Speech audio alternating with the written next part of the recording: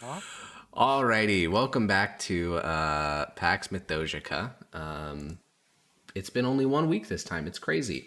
But where we left off, we were actually right before a big combat. So I'm going to give a slight amount of context before we dive in, just to remind us why this is happening. But other than that, we are just going to dive into it. So you guys were traveling through the I guess, thorned realm of like the thistle patch. There we go. That's what we've been calling it, the thistle patch. And in this thistle patch, you found the origin of its strange magics, coming from this singular chamber where there is a portal to the realm of Fae, as it were. Within this area, there is a large humanoid-looking-ish golem, and as this golem begins to animate, you also notice a number of glowing patches of flowers throughout the chamber. Each of both the golem, the portal, and these bunches of flowers seem to be glowing. They sort of all pulse with the exact same rhythm to them, sort of like a magical heartbeat. And technically, the golem should probably act first, considering its movement is what starts the combat, but because your initiatives are just so darn good, you are able to see the golem begin to move and act accordingly. So, is everything on the map that needs to be? Do you need a Het Hagal, Yogi? Yes. Alrighty. And I just want to clarify some of these health bars thing. I know we just went through the thorn thing, which is why I'm guessing most of your HPs are lower, but Permeus is at 60. Like, basically everyone but Maximus is around, like, 75% health. Is that accurate? Okay. Yeah. These positions are accurate as well, because Zednius and Corvus went through first, and then, Permeus... Sorry, they didn't go through first. They There was some temp teleported through. HP to some people. Yeah. Yeah, and then everyone is 16 temp HP. So, I think we're good. Well, assuming they didn't lose it to the thorns already. True. Yeah, I lost thorns. Alrighty. Wait, we got Well then. 16 temp HP? Yep. Though you may have lost it to the thorns. Though, but if you never recorded it on your sheet, then you did not lose it. Okay. Without any further ado, then, Yogi, Zednius Titus Fabricio Varusian. And I see that this thing is starting to move. I'm gonna. Yeah. What makes you act is you can see the large thorn golem animating, its arm lifting out of the ground, its body beginning to slide forward. I'm gonna back up 30 feet. Alrighty. And I'm going to Eldritch this strange creature. Alrighty. Give me 1 second. My character disappeared. Prometheus, you go next, by the way. Oh yeah, I was gonna say, last time Boom. and still this time, Boom. my, what is it? Boom. I was having trouble with my Shield of Faith, so I actually have 21 AC, not 19. Okay. So you have Shield of Faith cast right now? Or I guess on your turn you will. But No, it's been up. I cast well, it only it, lasts like, for 10 minutes. Do we... Was the last fight not like The last 10 fight minutes? against the Red Caps was much more than 10 minutes ago. Oh shit. It took me Zednius. 10 minutes to give us all temp HP anyway. Yeah, so the that's first fair. two hit Zednius. You watch as they make direct contact with the golem's central mass. As far as you can tell, though, they do no damage. Permeus. Okay. Does that mean I have to reignite my, what is it, Flame Tongue as well? Yep. Okay.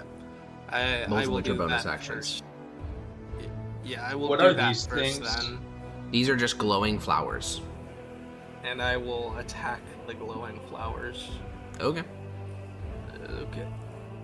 Wait, does he know they're like enemies yet?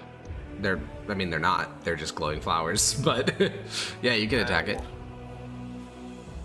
Well, I want to destroy them. So. Oh, okay. Does it look like it doesn't affect it because, like, these glowing rocks? Or... No. It just doesn't affect it. There's not any clear Okay. cause and effect for why it doesn't affect the golem. Yeah, those both hits a patch of flowers. Let's go. You Fire killed a damage. patch of flowers. Yeah, okay. The first one was more than sufficient. It's a patch of flowers. Let's go. Nice. Alrighty. Okay. Cool. the Thorn Golem acts. Immediately, the Thorn Golem is going to use its Thorn Construct. Can I get a D4 from Yogi? Oh. Alrighty, 16 CR 1/4 beasts. Alrighty, boom, Oh, that's boom. not so bad actually. Yeah. Depending on how they're grouped. Righty. We've got Well, it's some not so new bad ones until you together. actually see them on the map, because 16 is quite a large number. Yeah, it is. So let me quickly compare this. Almost. Alright. So you watch as pulling themselves out of the ground are a number of thorn-like creatures that resemble wolves. They appear all around you, pulling themselves up from the ground. And they are all going to act on a single initiative immediately after the Thorn Golem. It's a lot. It is quite a large number. And they will go on, technically would be like 19.9 because they act immediately after the Thorn Golem. Next, so that is one of the part of the Thorn Golem's action. As their movement, the Thorn Golem is going to slide across the earth. You notice that their feet never really lose contact with the ground. And then the Thorn Golem is going to make a Thorn Whip against probably Maximus. Well, actually, how far is Maximus? What the hell? 50 feet away. No, man, he's too far. Thorn Whip against Corvus, 29. Which hits Well hit, yeah. for 23 slashing damage. Oh my. And all my that's 10 that. HP gone. That's that. Alrighty. I think that'll be it for now. Yeah, that'll be it for now. Thorn constructs. So these are going to just descend from all sides now. These do have advantage because they are just wolves. They're just made out of thorns. So almost all these attacks are going to be at advantage. Tactics. Tactics, indeed. But they are just, CR 1/4 wolves, so. Alrighty, let me roll through some of these attacks real quick. All 4 of these are against Corvus. I think that's 3 hits, right? My AC is, what, 0? Why What? my AC just go to 0? I don't know. What? Why would it do that? 16. 6. 0. Okay. So all of them hit. Well, the last Oh, one no, is wait. we don't do Beat on. ties, Yeah, but yeah. Alrighty. That is Okay. 22 piercing damage and 3 strength saving throws. I'm gonna start rolling attacks on Primius while you deal with that. Primius. Alright, you are hit by the 23, 9 piercing and a strength saving throw. And then, alright, Primius is knocked prone. It doesn't actually That change was too me. much. that Sorry, was Corvus is knocked prone, yeah. And then Zednius, you are getting 3 attacks as well. I think one of those hits on you. Yeah. Zednius, you take 6 piercing and have to make a strength saving throw. And then we have 3 against Grania and 3 against Maximus. 3 against Grania. Rip. Hit, and then 3 against Maximus. Miss. Rania is in range of my aura, I believe. Okay. So Grania, you are hit for 15 piercing damage and 2 strength saving throws. Pass. And pass. Alrighty. That is all the Thorn constructs. Grania, what would you like to do?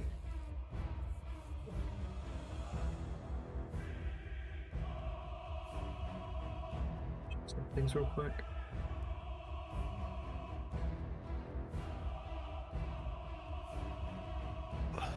Creatures.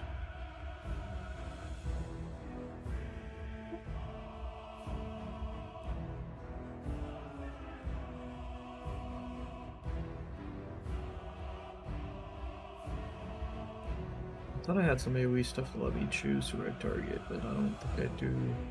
Well, luckily Corvus is going next, and he does. Okay. He's using it on the 4 wolves around him. So do we think I can actually damage this thing? Is it worth using a spell, or wait until we deal with these flowery bushes if we think that's the trigger I for it? mean, feel like Alex made it pretty clear that straight up nothing happened to it, even though he put health bars right below them. What spell is it? Blight, which works better on light creatures. Oh, but that is a 4th level. Well, it doesn't matter with levels. I just have 2 spell slots, basically. Yeah, feel so like it's gonna be that'd upcast better- to 7 as well. I feel like that'd be better if you can include the main guy in that too. Blight So- is Well, that's what I was using it on the main guy. Yeah, Blight's a single target. yeah, Blight so- is not an Oh, AoE. really? yeah. Okay. We could try it. Well, he's not currently in range of Blight. Blight's only 30 feet. Oh yeah, Mm. that's true. See.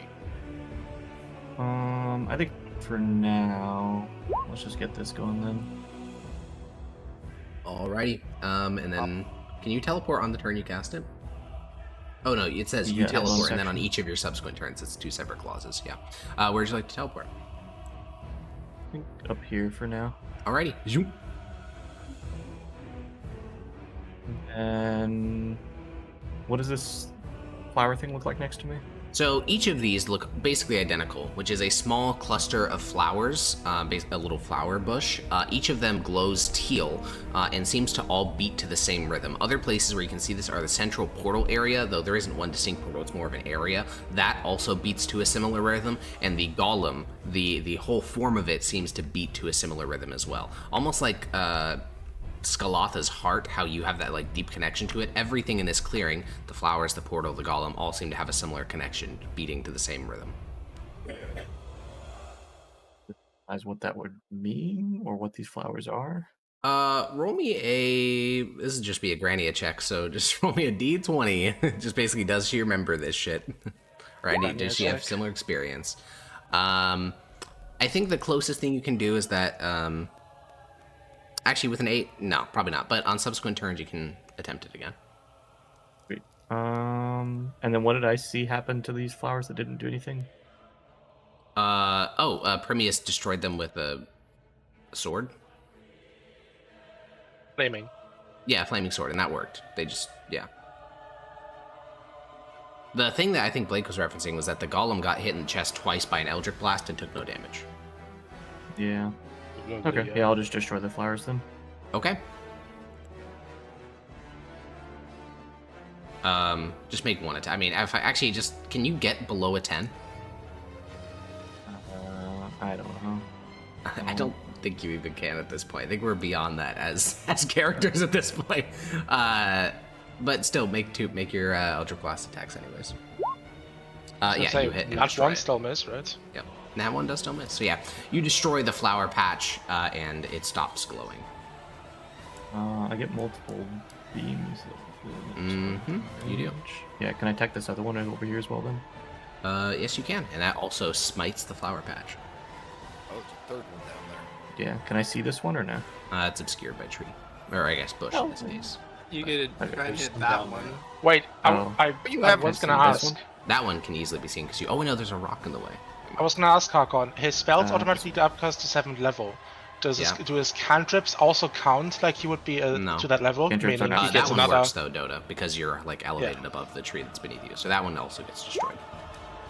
Wait, you have 3 Eldritch Blasts already? Yeah, he's level 11. Yep, double 11. All right, 11. We get that. Yeah, you're right. Alrighty. That's the end of me turn. You just firing from your hand, you destroy the 3 flowers, and notably, there is no immediate impact on the golem. It doesn't look like the golem's taking damage like that. There's not some connection there. But what you do notice is the clearing and your connection to Skalatha does feel a little bit further away. Like your heart, that second heartbeat joining with yours feels further. Gotcha. Okay. Corvus. Right. I can also move a little bit. If I recall correctly, circles we're handling as squares, Yeah. right? Yeah, I'm gonna cast the fireball then. Alrighty. Let me get I'm gonna you stand up your first, but I'm gonna cast the fireball. 2, 3, 4. All right, there's your 20-foot radius fireball. Where would you like it to be? 2 squares down. 2 squares No. down, like there. I'd advise the first one. I'm pretty confident I'll be okay. Okay, yeah, 1 to the left, 2 up. Alrighty. And it is 20 feet, right? I'm not like cooking your spell. Yes, it's Okay. it's All 20. right, there you go. That is a And, 20-foot radius spell. I'm excluding. Well, this is awkward. I can't you exclude can't Hedagal exclude because I'm not even Hedagal, aware yeah. of them. Correct. But And if I recall yeah. correctly, he's at half HP already from going into the Fade Realm, right? Yeah, I want to fuck. Correct, yes. I don't want to fuck Xerneas, but like, Corvus doesn't know about Hedagal, so. Yeah, you literally don't have the choice in this instance because he's Oh invisible. yeah, I'm also upcasting this to 4th level, but it doesn't make difference for arranged damage. Yeah. That'd be insane, dude. If you could increase the range of Fireball. The radius. Right, the Sorcerer's radius, yeah, can. that would be insane.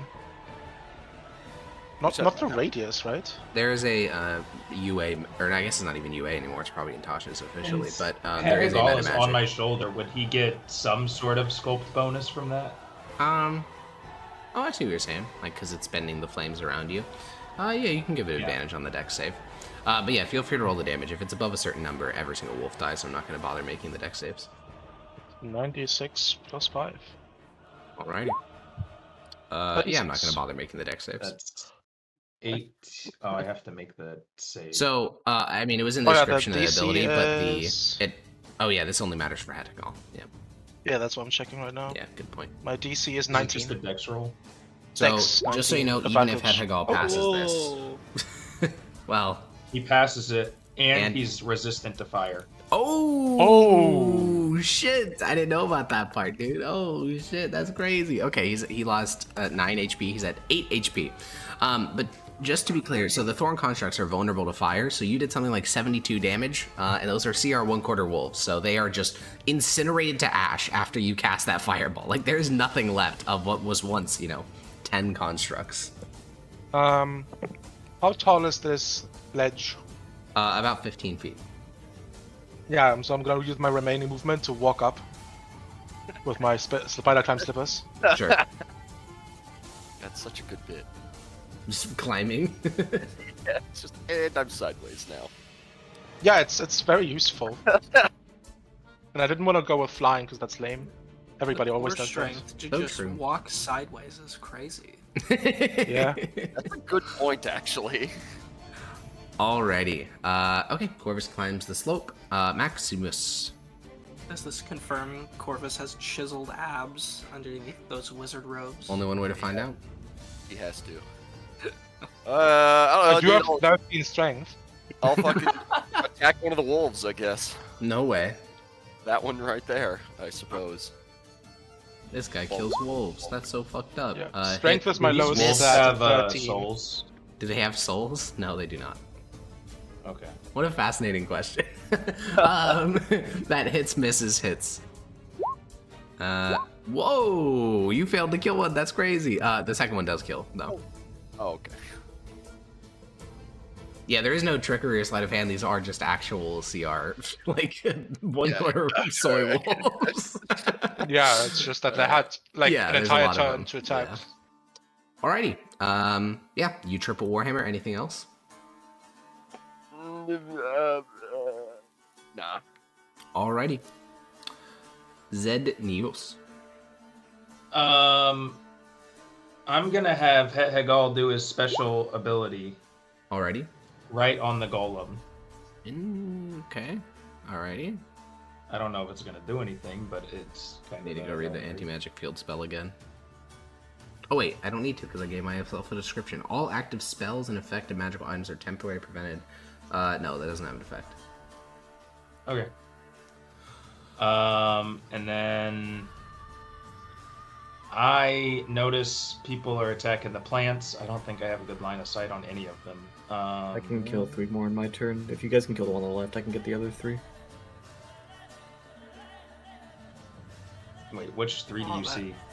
This, and I didn't this. scroll up as far. Someone has to Yeah, get this one. These 3 are the ones I was going to Someone get. has to get this one. Okay, I can't. Or, see that. or since I can blink pretty far, I can go up to this here and start taking out these. It's up to you guys. I think it'd be a good idea to just walk up here and attack that one. Can I It would get have a up? cover He bonus. said it was like 15 feet, and it's Yeah. really. If you don't have like a scramble, like if you don't have like a magical item or a teleport, then yeah, it's gonna be difficult. It's probably your whole turn. To climb up that 15 feet? Well, yeah, so it'd cost all your Oh. movement to climb it and then a strength check. Specifically. All my movement, but not my action. Yeah. Okay, then I'm gonna try it. Okay, make a athletics check. Oh wait, you had to stand up from being knocked prone, so it would cost so I don't have action it. dash, yeah. That's true. So I won't do that. I think I'll just. I can't see that through the golem. Would I? I would just help with the have- wolves on Maximus probably then. I wouldn't see even a little bit of that. I'm good. No, it's like 30 feet above you. Okay.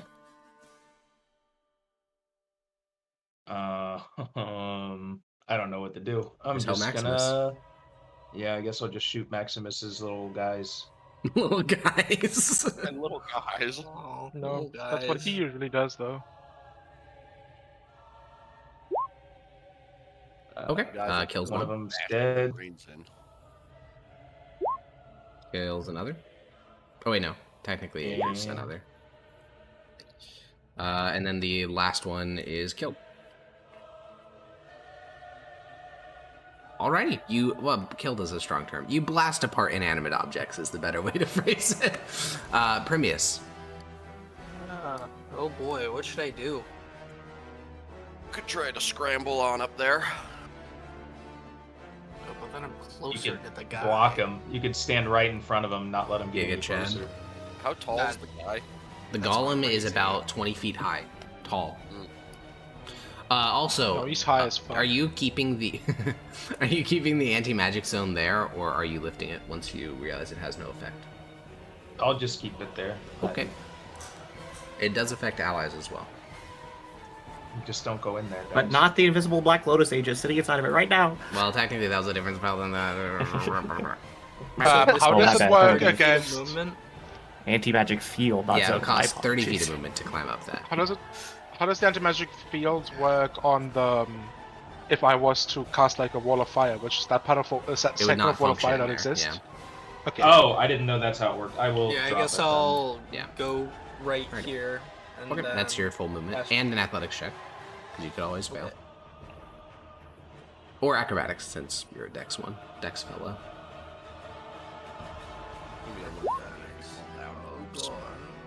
Okay, dear. you slide down the slope and get back to your starting position. No, not the slippery slope. I was No. warned of this one. 0. Technically, you'd have like 10 feet of movement left because you didn't actually get all the way up, but you don't have enough movement to climb back up there. Yeah, what is it? Yeah, I'll use Shield of Faith and dash Okay. to try and get back up. Alrighty, acrobatics or athletics? Yippee! You scramble up the slope. Alrighty, Thorn Golem. I think it's going to start by doing Sapping Vines. So everyone needs to make a Constitution saving throw. Oh Corvus, Jesus! are you within? No. But Everyone Zednius including me? is... Well, a squared plus b squared, he's technically not within 10 feet. Well, sorry. That's Your how. range is what? 10 feet? 15? That's 10 feet. Yeah. Oh, it's 10. Yeah. Okay. Yeah. I'm definitely Oh not. god, DC 18 Please. is crazy. It's Inshallah. very high. Yeah. Yeah. Alright. I know. I'm Okay. I'm gonna indomitable that. Based, reroll it. Let's see. Well, first level of exhaustion isn't too bad. Yeah, I would recommend if you don't already have it, everyone adding an exhaustion tracker to your sheet because that's going to keep happening. Yay. No, Around actually. that. It's not gonna keep happening. Smart. Alrighty, so for those of you who passed, which is Zednius and Maximus, you both take 6 poison damage. Oh, I see. And for those of you who failed, so Grania, Primius, and Corvus, you all gain Half 1 movement level of speed. exhaustion. We What'd also you say, take the Dodo? poison damage. No, no, Is you it just don't half take movement poison. speed at level 1? I think so. It should No, say, it's- also say it on the No. exhaustion tracker. No, it's disadvantage on ability checks. Let me add the exhaustion. So it doesn't really affect Really? combat all that much. That doesn't Yeah, seem ability. right. I did use exhaustion a lot on Lars, and I don't remember. doing It's disadvantage on ability checks at level 1, yeah. It's level 2? I think you were Level constantly 2 level is- 2. Yeah, level 2 is what does Oh, okay. movement, I believe. Oh Yep. god. Yep. I think speed Lars was halved just at level perma 2. fucking tired. Alrighty, we got exhaustion tracker on Corvus. I'm just gonna double check Blake real quick. I will add exhaustion tracker to sheet. Oh, you can. Yeah, there you go.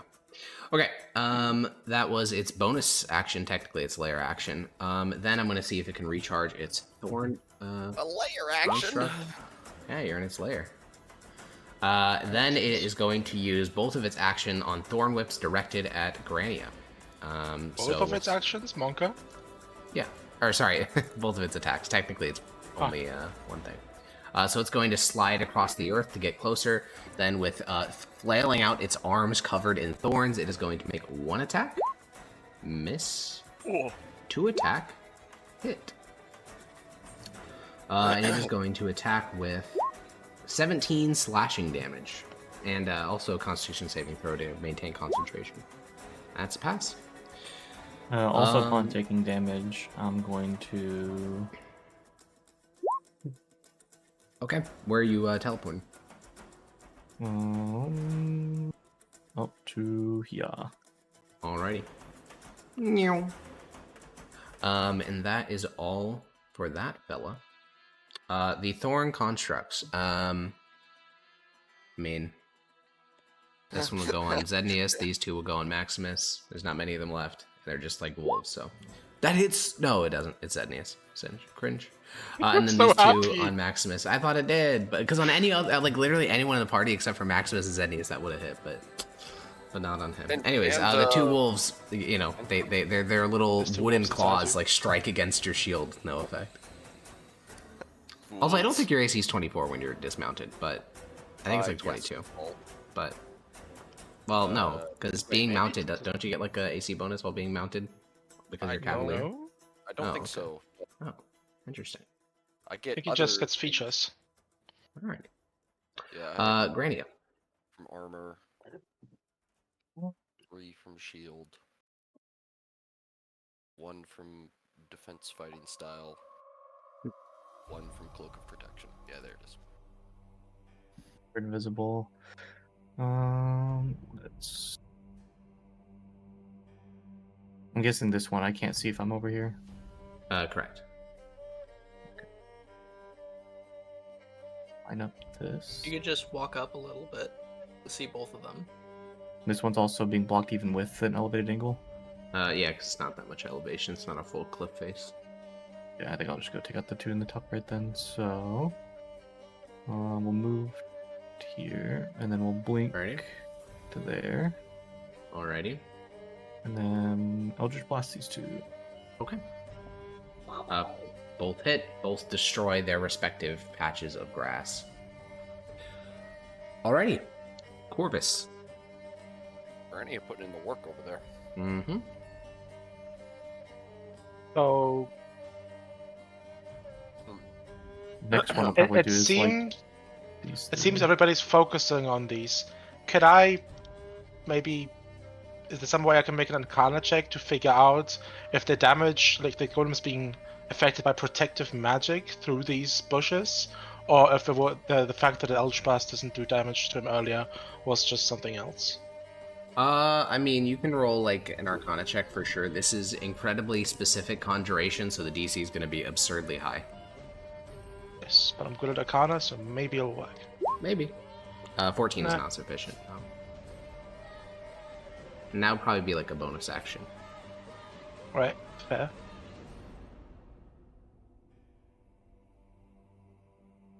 I think for my action, I'm gonna mirror image.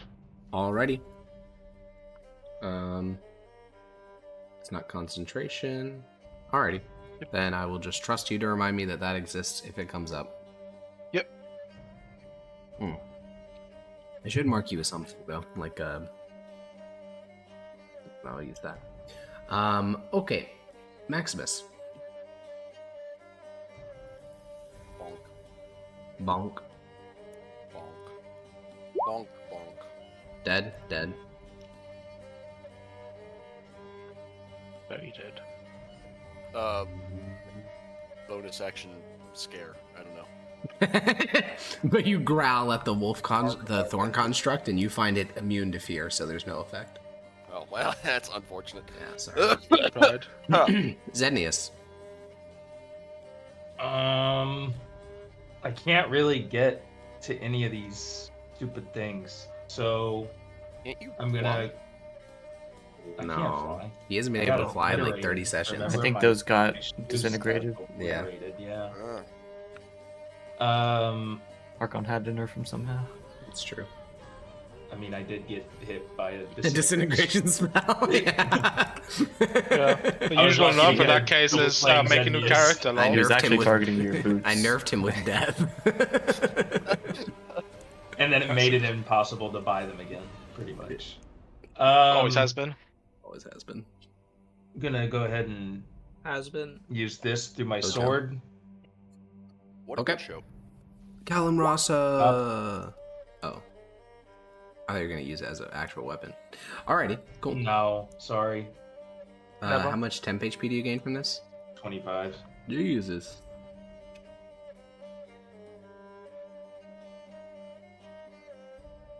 And then, hold on. Do I have that thing still? Can I still? Damn. I don't have that. No, I don't have the one where I can make Hegel attack. So that's my turn. Alrighty. Unless it's a bonus action. I think it's a whole This wolf action. might just hit Yeah. you and kill itself. That'd be so sick. Yeah, probably. Permius. What do I do here? Oh, I don't God. know. You guys have only attacked the golem with one ability and have no idea of its resistances and have dedicated everything else to attacking flowers, so you don't have much information to act on. Grania did Right. tell Zednius and Maximus about trying to use fire and acid. I do recall that, yeah. Well, it wasn't acid, it was necrotic. No, I specifically said acid. Oh, you said acid? Oh, interesting. Yeah. I'm Because just Grania has the impression that only fire maybe, but Okay. she threw an acid because she thought it may help. I'm just gonna use bonk. Based. Classic Jeez, solution. man. Hey, when everything's a nail, it pays off to be a hammer. Yeah. It sure does. I mean, unless, well, I suppose No, everything's a nail. nail in this particular Yeah. scenario. What are you doing, Blake? I'm not sure. Can I see this?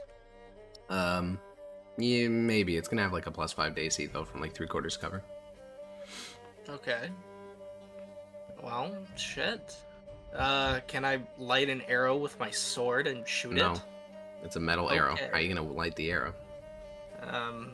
The wooden part. The copium. That's not the part that is on the tip of the arrow. That's like the shaft. Yeah, but it looks cool. Also, it's not that flammable, or it'd be a bad arrow. Like to get flaming arrows requires lots of preparation and rags, and they still burn like very shallowly. So that's not a thing that could be ad-libbed in the middle of combat. Like the Okay. Pigeon fire based. Go buy some explosive arrows. I'm not sure. What do you guys think I should do?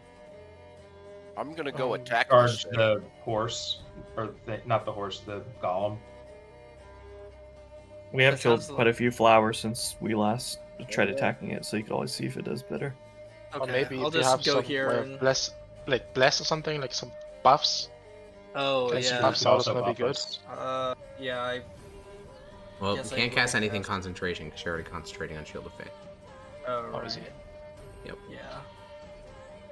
Is bless constant? Yeah, it is. Those spells Yes. are. So yeah, I will go there. Oh, Harkin, can I dismiss Hegel? I'll go right there. You and dismissed shoot yourself, three. bro. You're back though. What was your Let's just initiative? read. Oh, it's 22. That's what it was. 23. No, 23. Oh dang. boy. Where are I'm these assuming longbow Maybe shots 20. going? I don't know. It was The just above guy. Permius. This is a non-magical longbow, correct? Yes. It's just absorbed in the. Each arrow hits its mark and then is absorbed within the Wait. column. Did he not take Severus' magic arrows? No, you guys would throw a fit if didn't- I did. Hold on, you had magic. I don't remember that being on your sheet. Yeah, I had mithril arrows. Oh, that's not magic, but What? No, they are. They were +1. Oh, I also. specifically remember using them like that. But No, not they are buying +1 them for that arrows. Yeah, purpose. yeah, they are because of +1. the material. Yeah. It's just Um, if I tried, everyone would be like, "No, you can't do that." Well, who knows? 15, 14, 15. I was incorrect. I thought they hit. They do not hit. So instead, they are like deflected by the little limbs of the golem. Alrighty. Cool, cool, cool. Make sure to remove 3 arrows from your sheet. Thorn Golem on its turn. Okay, so Granny is no longer invisible. He is out of vision. Well, it doesn't have eyes, so technically invisibility didn't matter in the first place. But it's going to use Twisted Advance, and it's going to move 30 feet in this direction. And then it is going to move to here. Uh-oh. And then as its action, it's going to use life-draining vines. So Zednius, Maximus, Corvus, all 3, you need to make dexterity saving throws. Oh! This wolf is dead. I'm not even going to bother doing anything with that. It's just going to die. My weakness. Not even really, though. Thorn Golem casts domain expansion.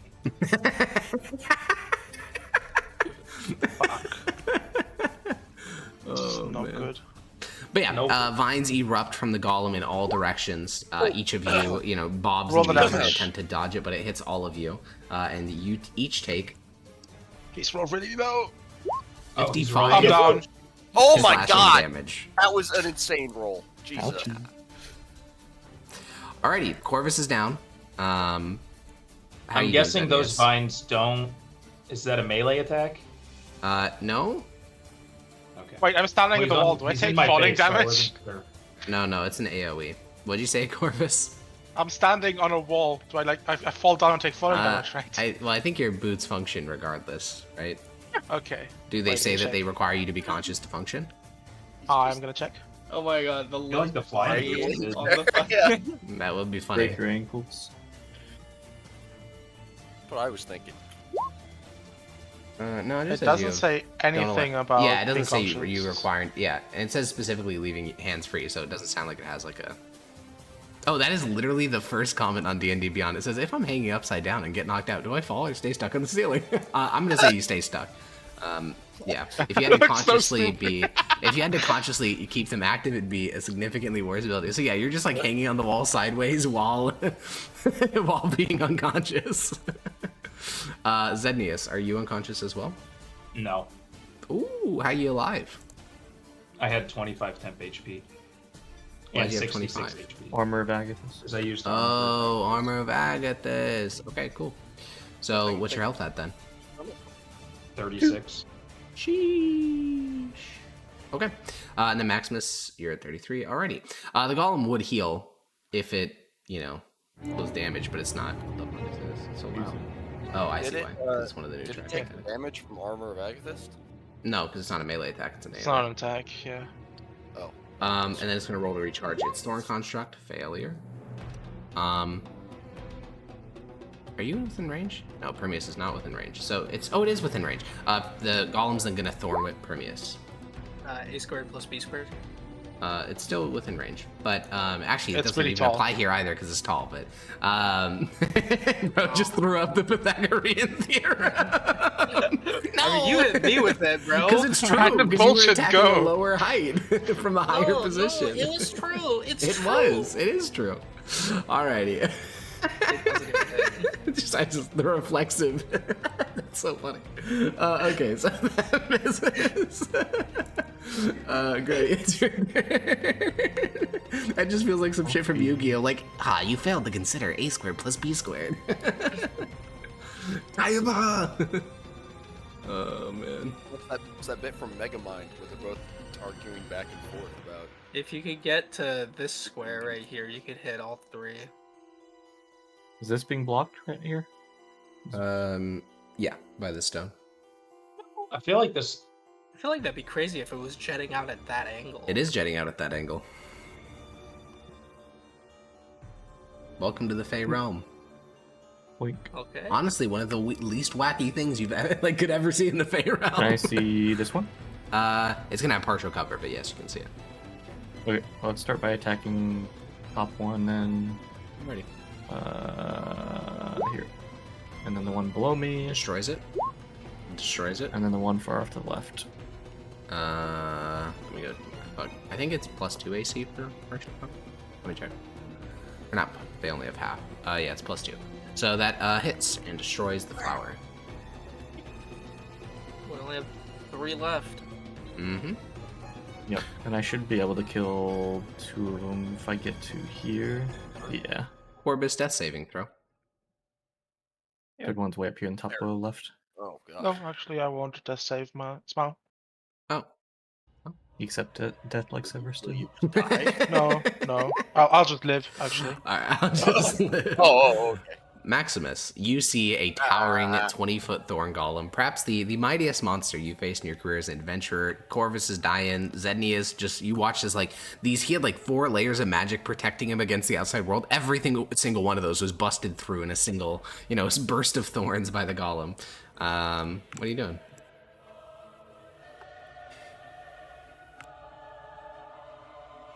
Do what he Maybe always does. May the Almighty protect. Rarga Blarga. I can't get to when you're gone for a month, I'll just have to remember Yarga Blarga as your battle cry. I can practically hear Maximus in the distance. Yeah. Alrighty. Alright, and then the classic bonk. Yeah. Hit. No damage. Shucks. So, from your perspective, you slam your warhammer, you break a thorn. Like, an entire vine is just broken by the strength of your strike. And you strike, and yet with each vine of this golem that you break, you watch as more emerge from the earth, joining with the central mass of the golem, adding to its, bulkitude. That's no good. Yarp. Zenius. I want to. Very accurate. Is equipping an item a free item interaction? Yeah. Okay, I want to put on the unknown magic ring that we got from the vault. It explodes. Okay, let me go Your hand falls off. 1 second. You're How you motherfuckers do this, man? just identify your You're shit, now please. circumcised. But I couldn't. Corvus was contested with it. The curse on the ring show cast. people shit you stole. Just do Oh, that. I know Right what out it in front is. of him, so Okay, smart, your actually. constitution changes to 18. Okay. That is the only effect of the ring. Minus Is that 2 affecting con. health right now, or no? Fuck, I actually have no idea. That's a great question. It should. Hero, here I know Hero's Feast. There's some spell that changes all your ability scores. I'm trying to remember what it is, because then I can just look up how that one functions. If Princess my Transformation? constitution increases, do I gain? Oh, I feel like you probably do. I don't know what the advantage. Yeah, it does increase your Definitely health. gain max health. The question is, do you gain current health? Yeah, that's the real question. Are you allowing him to armlet toggle? Oh wait, you're right. No, I'm not doing that. Fuck that. Yeah, it's good. Max health increases though, so I don't know how you want to mark this, because actually, I guess you're just gonna keep wearing this ring, right? I don't know why you Yeah. take it off. Okay, then you can just adjust your max health by 2 plus 11, because it'd be over the course of every level, so 22 additional max HP. Is Every there turn you're gonna attunement? take it off, put it back on. No, there's no attunement for it. So your max HP would be 110. 110. Yeah. Jesus. Um, 3 more health than I do. Yeah. There's more help. What is this? Wait, no, it'd be 100, because it's 88 plus 22. Yeah, so that's 110. That's What? 110. Wait, am I dumb? 88 plus 22 is 100, not 110, right? No, it's 110. Are you trolling? Classic game. Classic. You're Yeah, trolling. yeah, I am trolling. It was a joke, guys. Anyways. Believe me, please. Anyway. Alex It's Van only is gonna have to- pretending to be stupid. Guys, I was just testing you just to make sure that you knew math. Yeah, you passed. And then I'm gonna cast Enervation. So it's a DC 19 Dex save. Why is the damage so low? What's going on? Is it AoE? Is that why 48, it's and so I roll low? like shit, man. I roll Is it bad. is it I don't know what AoE to though? tell Because that you. would make more sense. No, it's single target. Why the fuck is a 5th level? has- There has to be something else to this spell. I'm gonna read this. It stays if he fails to save. I stay. Okay, that makes so much more. I'm like, this is the worst spell you've ever cast. Okay, that makes so much more sense. Okay, that makes so much more sense. Maybe ever. Alrighty, so I will make a dex save for our golem friend. We all love him. We love this golem guy. That's a fail. Okay, so he takes the full 13, and I gain. He does indeed take the full 7? 13, which is pretty notable. Okay. He does indeed And then take. I He gain watches 7. vines wither and die on its body and are not replaced by additional vines. The reason why this is, by the way, good. I'm shouting because- necrotic to everybody. Necrotic! Is because he heals for half the damage he does. That's pretty good, yeah. This is constant. Oh, it's like Witch Bolt, but necrotic. Yes. That's actually quite good. Yes, exactly. Okay, that makes so much more sense, dude. I was so confused on why it did so little. You damage. thought I just cast a 48 with Yeah. one of my spells? Yeah, a 5th level spell that did 48 damage with no This like sucks, anything what else. the Yeah, fuck? exactly. That was why I reacted like that. I was like, damn. Okay, Primius. Can I drag Corvus? Can I move his body first of all if it's just like stuck there? Or It's not stuck. It's just that he isn't like gonna slide either. The boots overcome gravity, but you can always just like slide him along the surface or like pick him up or, yeah.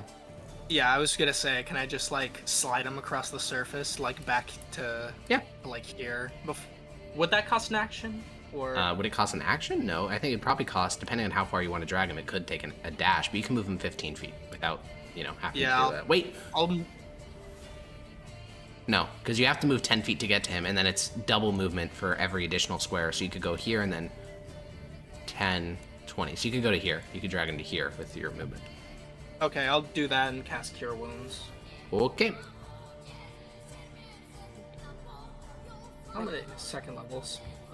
Oh god, I'm running out of spell slots. First level for you.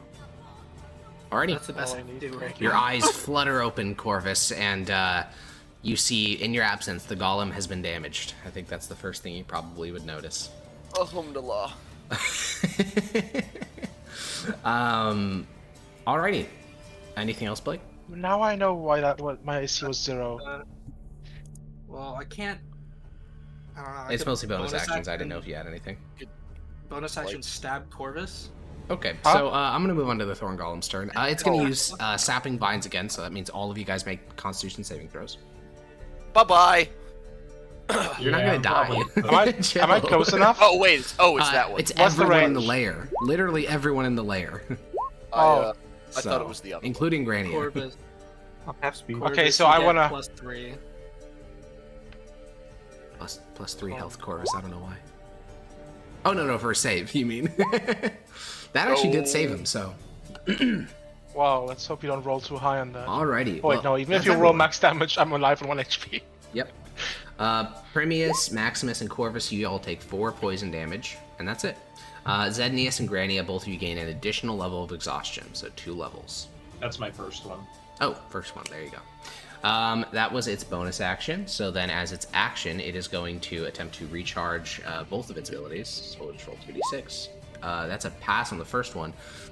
Let's fucking go! That other ability is scary. Well, that's the one that recharged. That it's not the thorn construct; it's the life training vine. Oh! God. Luckily for you, it also can't use it this particular turn because it's. Yeah, Don't worry so about it. we'll do a But bunch next turn, Oh, yeah, next turn worthless you die. damage, Yeah, and then it'll yeah. Exactly. Yeah, you understand. Okay, then it's going to Thorn Whip Permeus twice. 1 hit. Alrighty. Constitution saving throw is 20 Premius, slashing come damage. crit smite him. Alright, Asp, you are still concentrating. Gwenia. I will blink to the first spot and then move to the second spot. Dude, she's so mobile. is. Archfey moment. Blast these 2. Alrighty. Is it doing That's the anything? last 2, right? Are we noticing No. anything? That was Wait, one. no, that's Top 1 left. left. With, the hell up I there. don't think that any of you are noticing very much, but Granny is noticing with each flower she destroys, the beat, the heartbeat of Skalatha, her patron, is getting weaker and weaker. Basically, the assume I can't connection see him. between Athalorn and this plane is getting weaker and weaker. She can see that one, can't she? Yeah, but it's He's not so very tall. tall. enough. Yeah. Oh, You can shit, see it it. is. Oh no, sorry, wait, that's a hill. No, yeah, it's never mind. It's super out of range. Is he tall enough that I can see him? You should be able to. Yeah. Well, no. You would except for the bush that's right next to you, because it's a 15-foot incline, and then there's that giant bush right next to you. So no, you cannot. Okay. Then that's the end of my turn. Alrighty, Corbus. Right. I'm getting up. Oh my God, he's And getting up. since I do I see that the golem has taken damage? Yes, there are black Okay. rotting vines hanging from its shoulder. Yeah, there's like a black orb or string going from him to me. I think. Orb. It's wizard time, motherfucker! Fireball! Moving back here, Yeah. and I'm gonna cast Immolation on it. What the fuck is that? That sounds like a Xanathar spell, man. What is That's that crazy. spell? Flame wreath, what? one creature you can see within range. Oh, it's just burn you alive in particular. Yes, and every turn it takes damage over and over. Oh my god. Okay. Oh, well, it's enervation but fire. yeah, it's enervation but fire. Jesus Christ. I don't have to use my action. That's a pass. So roll 8d6. Wait, no, it's not. It's not Why? because You just spell save because DC. that's not my actual spell save DC. It keeps not displaying it. Myself- Okay. Yeah, my spell save DC is 19 because of my +2 spell focus. Grimoire. Yeah. Yes. All right. Cool. It fails then. So roll 8d6. Slash roll 8d6 +5. Oh, that is a big old number, because all of that damage goes through. So you watch as this golem, which has been a monster, this unstoppable juggernaut of a creature, its entire body ignites in fire, and you don't hear screams, but you do hear the popping of the vines as, like, you know, they get hot, the water inside expands, vines burst on the body of the golem. It is literally like falling apart. That was a lot of. It's not vulnerable, but it is vulnerable in the sense it can take damage. So Yeah, we gotta count our blessings here. And That now is it's pretty Now it's bad. gonna shed big light. Cool. Well, the room was already fully lit, so that's changes nothing. But that's okay. blind means at this. Okay. I'm Alrighty, surprised the lesson whole learned. thing is on fire with my fireball, like the whole place. No. It's just just a clearing. Maximus. I'm gonna engage in the noble art of running away. Bonk. Oh. The noble art of bonk. The opposite, in fact. I don't like Yeah. being here. Do you want to anymore. jump I'm into the gonna- portal? It's right there. You can just do it. No one can stop you. That's true. Oh Well, my there- god. There is one trapped thing him in that the stops me, which is my lack of movement. No, you Grenade can can put action it at dash. the board for you. You'll be fine. Yeah. I'm gonna action disengage instead of doing that, I think, and Alrighty. run up there. I'm gonna go try and kill them. Does it even have a melee attack? You We have haven't not seen it one try. yet. Oh yeah, doesn't that? Oh yeah, that thing has Really, like. that means it doesn't have one. Well, it might just have a gigantic reach. Well, that would mean that we could still, like, if its reaches 30, isn't the AOE range we have to leave the 30 feet? Yes. Yeah. I don't really want to find out. Base. Exactly. Yeah, he baits it. It hits him for 45 damage. He fucking dies. Well, now we know. Dead go. Who's got high AC? See if I have It would miss anything them. Sure. I do have high AC. So are you disengaging Okay, or you know not? what? No, I'll action dash. Alrighty, where are you going? Fucking nope. Or like, you know. No. You want to nuke all the way? Alrighty, when you cross And slash the the tusk? 30-foot boundary, he's going to attack you with a whip attack, which, weirdly enough, whips are considered melee attacks. So, Yeah. as you cross the Ooh, that 30-foot is. boundary, he hits you with the 28 for 24 slashing And damage. holy shit, what a let's fucking see if roll. he does. I'm actually gonna warding maneuver Dude, that. yeah, that was almost like the perfect roll. It was an 18 into like an almost max damage roll. That's beautiful. I'm gonna warding maneuver that. Can you Morty maneuver when you don't have a horse? I believe so. Okay. I mean, let's see. I don't even know. I'm just asking. Yeah, if Yeah. you are a creature you can see within Alrighty, 5 feet. sounds good. Fine. Crucial step one is All right. get Maximus off his horse. Kind Oh! of, yeah. It doesn't hit. He's 23. Oh, it's 24. Nice. Yeah. Okay, great. You as you insane feel AC. like you hear like the crumpling of like a burning limb flying towards you. You just hear like the popping of the vines. You spin around last minute, raise your shield. This entire thorny limb of the golem slams into the shield, throwing you backwards out of its reach, and then you scramble away. Ah, Bebnius. I'm just gonna continue the innervation. Alrighty. From your current I position. think he's already. He can't.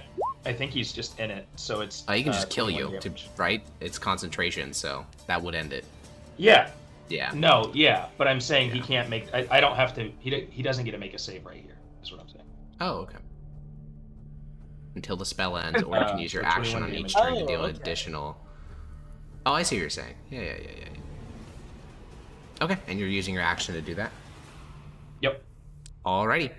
It takes 21 necrotic damage, no reduction, no nothing fancy. It just takes it. Premius.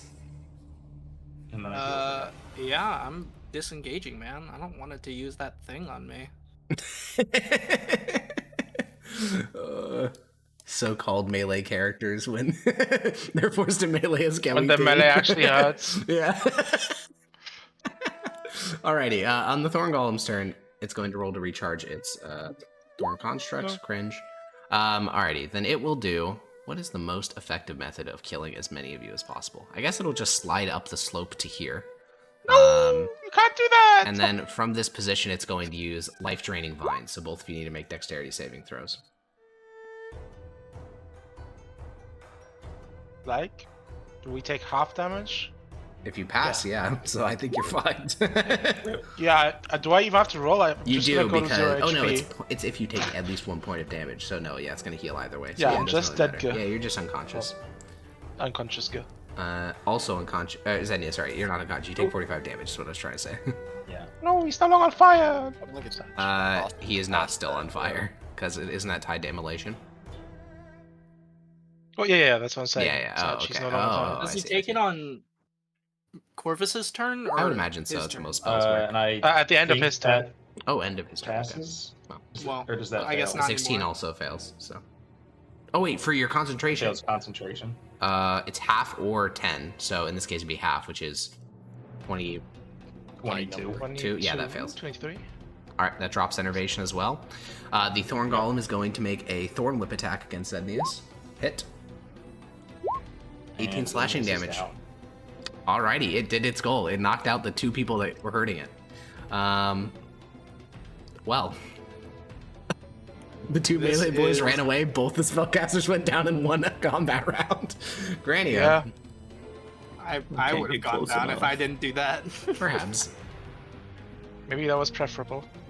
I was able to get close enough before, but I can't For anymore. a third person to go so- down in addition to you two? The question is, No. can you guys do any damage to this thing? Can. I'm sure Grania can. When, yeah, we I only have She's one. cooking, all she's our cooking. hopes on Let her you for no cook. reason. I only have 1 spell slot, and I'm saving it for a 7th level blight. So Well, we know that stuff does damage now. So you can Yeah. just do that. Yeah, can try say it. Battle Blight right now. I already did all the math. I can't get in range. Ah, I see. He's done all the equations. Yeah, I'd come up here towards the top of the Wait, map. and You you're can't? somewhat- Can't you literally blink 60 feet, move 30 feet, and that's it?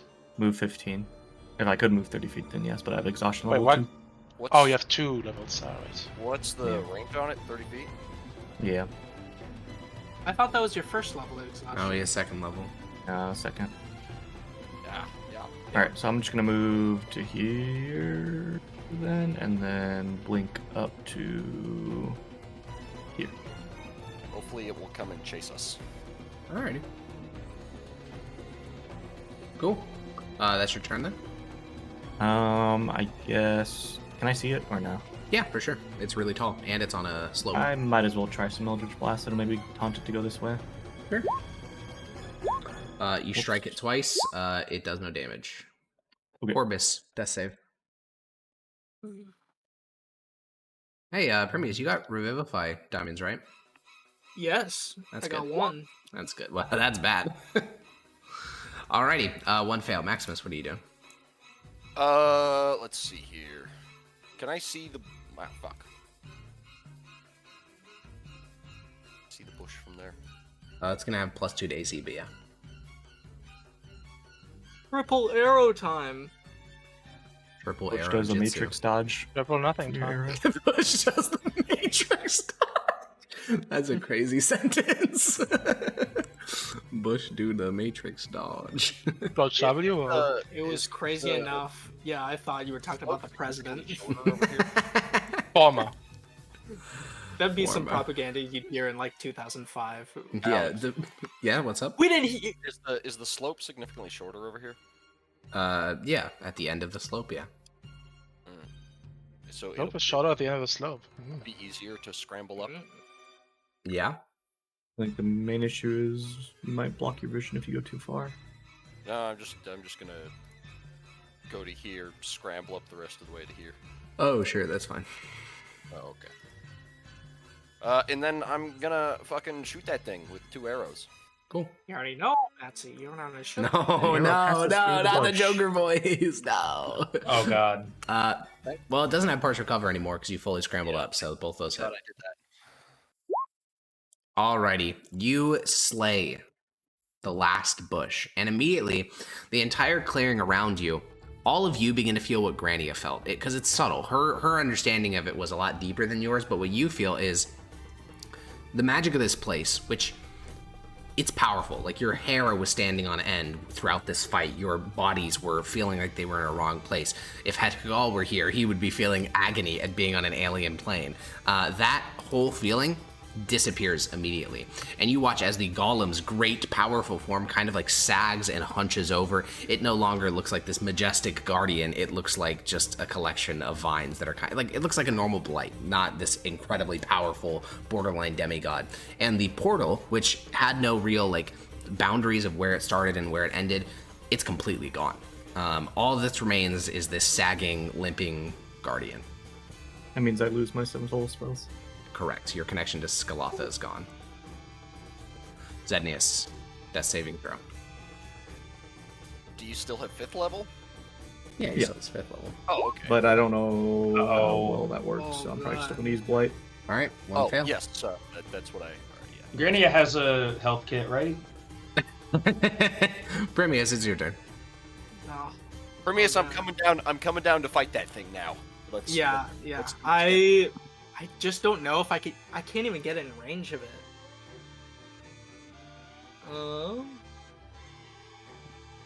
Shoot it with something. I don't know. So violent. Show us something. You could also Military moment. heal You Corvus could or get Zednius. Corvus. Yeah. You could bring back Corvus, yeah. True. For But the golem does act next, so. I don't think you can get to me unless you dash. Or if he has bonus action healing, what the fuck? He's running away, actually. He's Based. just gonna run away. Yeah. Yeah. Or based. What the fuck? That's crazy. Everyone was measuring lines on how to like most effectively save his teammates, and he just ran the opposite direction. Most useful paladin moment. Holy shit, Dude, I don't have any That's slots crazy. left. You have lay on hands. Lay on hands. Oh, I could do that one more time. One more. No, you can split it into 1 HP. You It's only have true. one. 5 is only for curing Oh, lay on like, hands? diseases. Yeah. Oh no, I have 0 lay on hands left. Oh. Yeah, he used Oh. all of that after the red caps on me and himself. Grania, teleport, please. I mean, yeah, I could use all of my action to give Corvus 6 hit points left. For him to go down on the golem next turn. Yeah. But I feel like, and then I'm right next to it, and then it's gonna, like... It's gonna get you no matter Absolutely what. I don't think you destroy can just me. run away from this guy. Hopefully, it isn't. It looks significantly less powerful, right, Alex? Yeah. Hopefully, it lost some of its nutty abilities. Okay, I just feel like we'd be in a better position if I go down near Maximus and Grania, because then at least they could try and do something. That's Neither true. of them it'll have probably healing, I don't move believe. closer. Oh, I guess Grania has her healer's kit, but that doesn't really matter because she can teleport around the battlefield like a little Nightcrawler type individual. I'd say just come back. We have to tank whatever this thing's next turn is. Well, we know that it doesn't have the life draining thing, which is its big AoE that's been doing so Well, much. So. I'll just I'll shoot probably just die. 2 arrows at it. Alrighty. Unfortunately, those are non-magical arrows, so they still do nothing. Oh, well, all right. Yeah. Oh, whole time piercing damage, no! Alright, I'm backing up. +1. Alrighty. +1. That's insane, dude. Three crits out of 4 rolls. Yeah, it's pretty rare. Alrighty. Golem. Golem. Sprouts 20 more flowers. Me when I No, find that'd be a sick ring. though if it could do that. No, it's going to. Sick, I don't think. I mean, it's gonna kill Golem that Corvus. makes I'm the just trying to button. think of the most efficient way to kill Corvus. Oh, is it actually? Yeah, no shit. What do you mean? Of course it is. I'm just trying to think about how to do this in a way where it can. This could have been prevented. Let it be known. Fuck, I think it I don't just think so. like the problem is to kill Corvus takes 2 attacks, which is its whole turn. But fuck me. Those attack Zednius and Corvus once each. No, that's stupid. That's stupid. It's not that stupid. I guess it'll go here and it'll attack Corvus twice at advantage because it's within 5 feet, and it will kill Corvus. He's deado. Yeah. And then it will bonus action sapping, use its final sapping vines, Constitution saving throw on the 3 of you. Well, it's technically all creatures, so Zednius, you should roll as well. Is it 10 feet or 15 feet to get? I mean, don't I just auto fail? No, believe I it's don't think 10 so. feet, but I'll put it in chat. I don't think you auto fail saving throws while unconscious. I don't think that's the case. I think you auto fail Well, I dex would want, saves. can't I auto fail on purpose? If you want to gain I the would level rather of get the exhaustion. exhaustion. Oh, then Yeah, I 2D. would rather do Oh, that then than fail a get death save. than get it. That's, Yeah. yeah, you can choose to fail if you want. Yeah. Okay. Alrighty, then you gain a level of exhaustion, Urania gains a level of exhaustion, Pribius gains a level of exhaustion, and Maximus, you take a crippling 6 poison damage. That's a significant portion of my remaining health. I know, that's why I said crippling. Urania, it's your turn. Okay. Am I all inning? Well, Corvus is dead, and Zenius is next, so.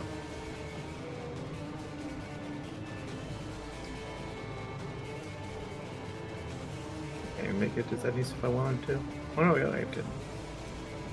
But I would use my action to do so I can't heal I you. feel like all ending this thing is really the. How would you use your action? I Wouldn't think you you just gotta blight it. Am I saying action bonus dash to action, you? walk 30, and then heal? Well, he can't walk 30 because Bonus he has action, exhaustion. walk 30? That's fucking crazy. He thinks I'm a rogue. no, he meant I bonus thought action, the teleport, and then was a walk bonus 30. action. It is a Oh, bonus I action, can't walk yeah. 30. Yeah, you just can't walk 30 because exhaustion. Oh, because you're tired. Granny, I think you You're just gotta. I'm EP. based. Wait, so I don't know. The issue is if Blight doesn't kill it, then we're kind of in the same spot. Well, Well, I mean, I still have the flame tongue. It's just I can't get close to it. Well, and also can Maximus polymorph has one of you magical guys. weapons. But yeah, like we can still attack it. That, and if we're attacking it, it's not going to be trying to kill Zednius. hey, don't disrespect it like that. It would kill Zednius. Thank you very much. Oh, if we're actively fucking. No. You said try to kill Zednius. I'm saying if you leave it alone, it will kill Zednius. There's no question about that. It's very talented. Okay. Yeah, okay. Zednius whatever. will be a corpse. He's very good at what he does. He is. Me polymorph you guys doesn't help since there's no magical stuff I can polymorph you into anyway, so we'll just do this. That's true. Alrighty. Post Scalatha Blight feels bad, man. What do I do? Cast it at 5th level. So it's 98. That is a pass, but it still takes half that damage at full because it doesn't have. It gets disadvantage. Does Oh. meeting it's pass still? Meeting it does still pass as long as 18 is your actual Oh. DC. It's not. I don't know if it is anymore. because Okay, this well shit's been fun. we can calculate it very easily Well, yeah. because it's 10 What's your dex? plus your spellcasting modifier plus your proficiency bonus. So No, it's 8 plus all of that. oh, it's 8. Okay, so it's 8 plus 4, which is 12, and then whatever your charisma is. So 5, and then it's going to be plus your spellcasting focus, which is This is Branch a of plus one, Scalatha, plus which is one. plus 1. So yeah, it is 18. Oh, okay. Alright, so that passes. So it takes half of 37. So it takes 19 necrotic damage. And that, I believe... Says the spell still deals maximum damage though. Oh! Yeah, because it's a plant. Plant. Yeah. So, yeah, max damage 98, reduced by whatever that half. is. So it'd be 8d8 8 times 8. 98 actually. Yeah, I know. It's 8 times 8 plus 8. I don't know why I broke it down like that. And then it's half of that, so it's 36 necrotic damage. So it does basically what you rolled. And that is going to bloody the golem, though, you know, the condition, not actually bleeding. But a whole heap of vines rot and die on the golem. I'll move back 15. Okay. Nope. Maximus. Fuck. I can't. I just get came back. close Why, enough. why do I not? Oh, am I All right. dead? You were dead. You're dead. Oh, sorry, very cool. sorry. The golem attacked you twice at advantage because the Brimius Yeah. retreated and Womp everyone womp. else left him alone. Is this a good line, Alex? You can walk that, yeah, as long as you... wait, how many levels of exhaustion do you have? None. Holy! Yeah, that works fine. All right, I'm going in, and I have to action surge to do it. So hopefully, I get like 3 crits. Good luck, Real buddy. sad. Good I luck, hope you get soldier. 15. Good luck, soldier. Sad. Wham! Inshallah. I am a Mithosian soldier. Stop! I beg of you. This is my hammer. Yeah. What is it? Don't do that to me. No, He's Alex. gonna get PTSD. Alex did something way worse. Yeah, he's gonna get PTSD from the Soldier's Creed. But this one is mine. Alright, take your 3 attacks. Hopefully this does something. Well, no crits. Also, I will like to say Chowder's reaction to Corvus's death was Kato's gonna be pissed, not, you know, rip Corvus. It's like, no, Kato's gonna be so sad. Okay, 27, 21, and 22 all hit. Now the question is, do they do damage? What do you think, Ethan? Do you think they'll do damage? I hope so, because all the Mythical things... Warhammer, they have to do damage. And Dota's Copium is correct this time. It does indeed do damage, and it does full damage as well, because it is a magical weapon for purposes of resistance, which is all that matters here. So you do 30 bludgeoning damage. The vines, which previously were getting replaced by new, you know, sinewy things replacing it in its body, now they just die. So with each strike, you kill a whole handful as you use, through raw strength, you're just breaking through vines with a hammer, which is perhaps one of the worst tools you could use to try to cut vines, but you're doing it. Zenius, death saving throw. Oh no. It'd be really awkward to roll a 1 here. Yeah, but I rolled a 2 last time. It's 15. unlikely. Unlikely. I'm so based. I love gambler's fallacy. Permeus. Yeah, I'm gonna try and run in. And that's me running in, so... Oh yeah, 2 levels of exhaustion. Hell. Yeah, no ranged attacks. That's, You have I'll get there spiritual next weapon as turn, a man. spell? All right, I appreciate it. Hopefully I Wait, can survive wait. this. no Wait. ranged spells. Wait, I just realized You don't have something that spiritual could be weapon? potentially Isn't that huge. What Okay. is it? Isn't No, that's a cleric. You ignored my mirror images when you no, attacked. but you're a conquest. You have Your mirror spiritual images. Ooh, wait, that's Don't end when I die. I don't That see it. Oh, Maybe is I a just didn't very- take weapon. You need to have it comes with conquest because I played conquest. it. You have Uno. Sorry, we have 2 different. Yeah, we are. Okay. No, Blake's talking about an Oath of Conquest spell that he should have had on his sheet that he doesn't currently have. I think it's spiritual weapon. And then Echo brought up the good point, which is mirror image does not end when you go unconscious, so he would have had a mirror image on him. So he attacked you I'm gonna roll a twice. d20. Yeah, so what you Well, would do in this first one? case is, yeah, your Oh, wait, duplicate's so- AC is the same. I totally would have spiritual. It's not about the Right. AC. It's whether it's to roll whether he attacks No, me I or know, image of I know. myself. Well, there's Wait, 2 parts unless to it. It's both AC and as the creatures thing. unaffected by the spell, if it can't see or if it relies Oh. on sense other than Well. sight. Yeah, Okay. yeah, it doesn't have But, eyes. It has blind sight, so Fuck. But Yeah. what's the range on spiritual weapon? 30 feet. Would you let me 60. cast it, Alex? Is it on your sheet? I thought it was 60 to cast. Not Not very right probably. now. Figure it out Oh, next time. Next long rest. I mean, you couldn't Well, it's one of the base conquest spells. That Yeah, you so don't, he should add you it don't to have his that sheet, prep. and he can do it next time. Yeah. Plus, it he probably though? wants to save his spells to do a little bit of revivify. So, Good point. alrighty. Well, Revivify is a level fire. 3 spell. Oh well, is what it is. Add it next time. it's, Yeah, Thorn it's a Golem. second level spell. It's an oath spell, so you always have it prepared. You're right. Or Thorn Golem's gonna go now. It will. Sheesh, man. You can't use the sapping vines. You can't get those 2 anymore. It will use its lined up thorn spear. And it'll Unfortunately, it God. doesn't have that ability. Lightning. That'd be sick if it did, though. God, it'd be so sick. I mean, I guess it has to just attack Maximus. It's got it. Unless... Cannonballs. I forgot on about. Wait, no. Tuesdays. Fuck, this doesn't apply because the portal disappeared. God damn it. I'm crying right now. This is such a great feature. It just never came up until the thing had already fallen. Okay, it's gonna use Twisted Advance to move up here. Boom, up here, and then it is going to move its body to here, and then it is going to take. Oh god. What's the? Okay, it's gonna take a Thorn Whip attack against Grania. No. Actually, we'll see if that kills. 16 slashing damage. Alright, and we'll take a second one against Grania. For 17 slashing damage. Is that the sound of you going down? Yippee! Oh no. Oh god. Alright, death saving throw. Well, I did say we have to wrap it up for the chapter, huh?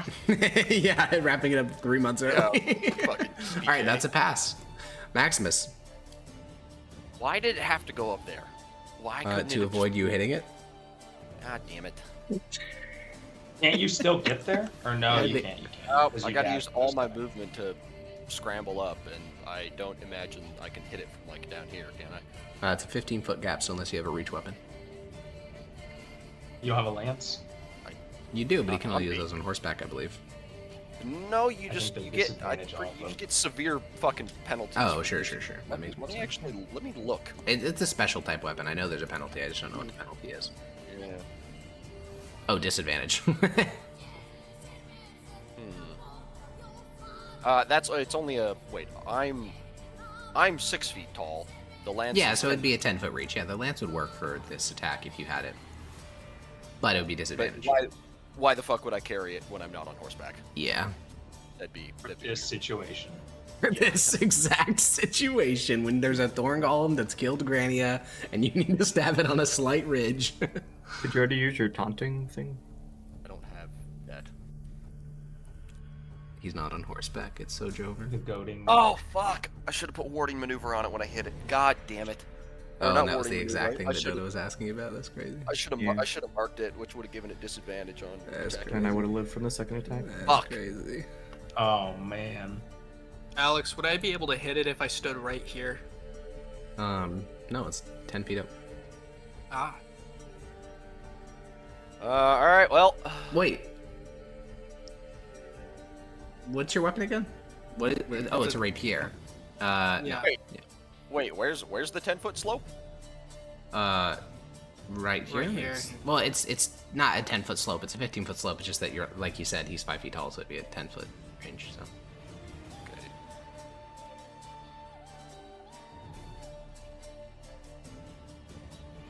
And it's all my movement to scramble up that. Yeah, athletics check, and then all your movement. So if you fail it, then all your movement's gone. I'm gonna action dash. Okay. See Athletics if I check. can- Good luck. Athletics, I'm pretty good at that. 23. All right, and then I'm gonna run over here Okay. and just. He's gonna push you off. He's just gonna use this movement thing without opportunity attacks to get I'm away. gonna run over here. Okay. Death saving throw, Zenius. Let's go 20. Natural 20, please. That'd be sick. Would be nice. I would like it. I clicked it. Oh, that's passed though. Primius. Should I just cast Fine Steed? Huh? What? Second. Why? So I could actually What are run you- up to it. I'm at 15 feet. Why would Oh, the Fine casting Steed time is do 10 Maybe minutes. Yeah, I was maybe gonna heal say- Grania. Maybe. Why Yeah, would let's just Fine cast Steed summon do spell. that? I thought it was an action, so I could just run up to Oh, it. you just summon a Also, you might want to horse. save your spell slots for like healing and revivifying. Holy beast! Summon a Um, horse. Holy fuck, that's funny. Based. Yeah, so I can run right Can I here, ritual right? cast real quick? Yeah, for action dash. Yeah. Could I also, if I ran right here, would that give Maximus advantage on his attacks? No, Okay. because you can't attack So- it from there. Doesn't the slope get smaller up here? It does, yeah. So like matter. from there, maybe you'd be able to attack it, but not from there, because if you look at it, it's about the same height as Yeah, the All right. he doesn't have movement to do that anyway. Bonus action. Jeez, man. You can bonus action hit it, can't you? Yeah, but it's not a magical weapon. Oh. Also, can't you only bonus action attack if you've attacked with the extra action for dual wielding? I actually don't know No, if that's the case. it's just.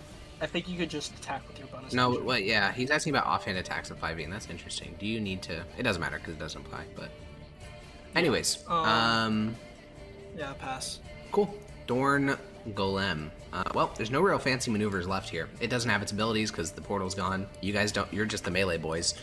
So all that's left is to just beat you to death. So it's going to take 2 Thorn Whip attacks against Maximus. These are not an advantage, so both of them miss. Those miss! Grania. Oh!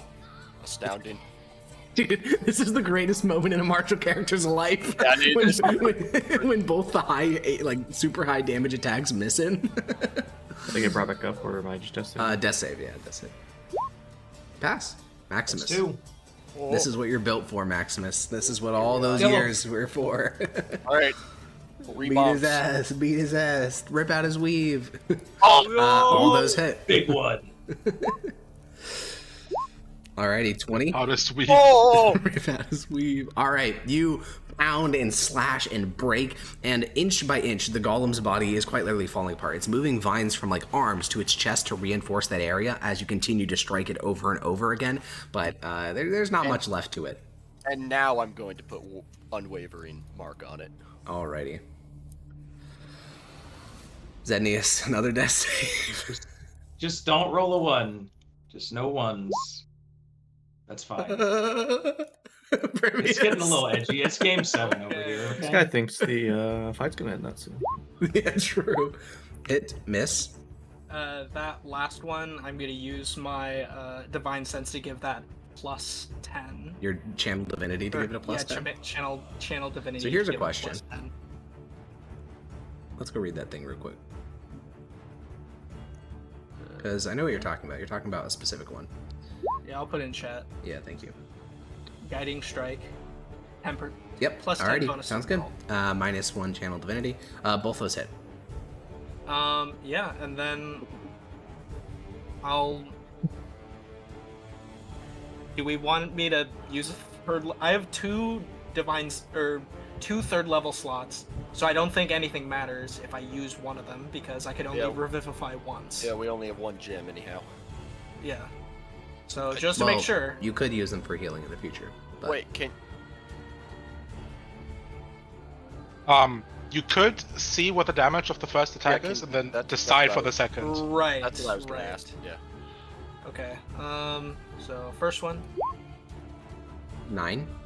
So previously, your fire would have damaged this thing. You never actually did it while it was empowered by the portal, but as you discovered via Corvus, you could have damaged it the whole time. Now, though, it is vulnerable, so you deal 12 damage with this attack. Big. With the first one. I kind of just want to make sure, guys. Is there any... Can you heal with that 3rd level spell slot? I could, Yes, but I no also have a wounds. 1st and 2nd level spell slot, and I have a Revivify, meaning if I'm fast enough, I could just get everyone to fine. You won't Well, be fast enough. You're also not... I have to make my death save. You can't get to me. I have to make it. Yeah. Yeah, so you can only heal... You might as You well... could get spend- Grania. Yeah, I can heal Granny and revivify me. So as long as you have And spell then slots for rip that, Zednius. you could shoot. Yep. Yeah. Well, not truly Rip Zednius. As long as his corpse makes it back to civilization and Tullius isn't dead, you'll be fine. Probably. But, Or a second time. Piety. Yeah. Or roll, Yeah, I'm sure the or roll a good god intervention roll. Yeah. I was gonna say, do I roll for piety, but I don't think I don't even need to roll that one. Yeah. Alright, just finish it. Okay. Yeah, I'll just... Are you smiting on this? No. Okay. Add back your 2nd, 3rd level spell then. So you strike the creature for 14 plus 12, so 26 damage. There is no heart to the golem. Unfortunately, there is no cool gem for you to crack. Instead, you simply strike, and whatever animating force was keeping it together simply cannot hold up against it anymore. Vines burn, the whole thing withers, and what was once this 20-foot tall, massive, bulky creature, by the end of it is just a couple of vines held together, and then they just completely collapse, and a pile of vines deanimates before you. Oh, Right. I'm gonna real Jesus quickly fuck. run over to Grania, Well, cure wounds. we're gonna stay in the Grania's initiative. got to make one more Oh, save. God. Yeah. So, Grania, make a death saving throw. No one. Just don't Please, roll a. just well, don't she roll can a roll a one. 1 and be fine, I think. Stabilized. Maximus, there's nothing you can do here, right? Other than like, wait, you're stabilized? Yeah, that was my third one. Oh yeah, it was. Are And you at 18 and 16. Oh yeah, you're right. Is there any way you can get to Zednius? Because that's all that really matters at this point. Yeah, Zednius, are you at 2 and 2? I am at 2 and 2. It all comes down Alright, to this. there's You have healing word, maybe? Well, it's No, I Maximus, don't. not Premius, so it doesn't matter. I, the fighter, have healing word. Yeah, based. All right, Zednius, just let's see. Oh, I was asking. I can. No. I'm gonna run towards Comes him down to anyway. this. I'm gonna Sure. scrabble down both of these slopes. I'm waiting for the. Okay. But, yeah, because I wouldn't actually know what he's at. Drum roll, please.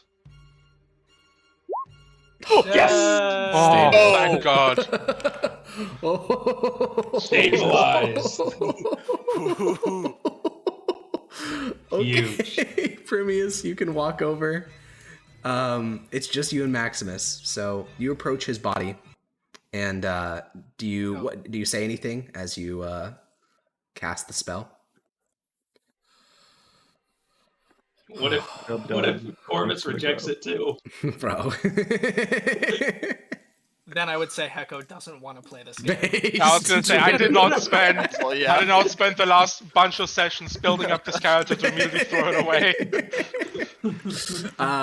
So Premius, describe the ritual as you use Revivify. I would say I would start by, I guess, drawing a circle around his corpse in flame with my flame tongue, just to start bringing back Generating the body. Aurelia's presence to him.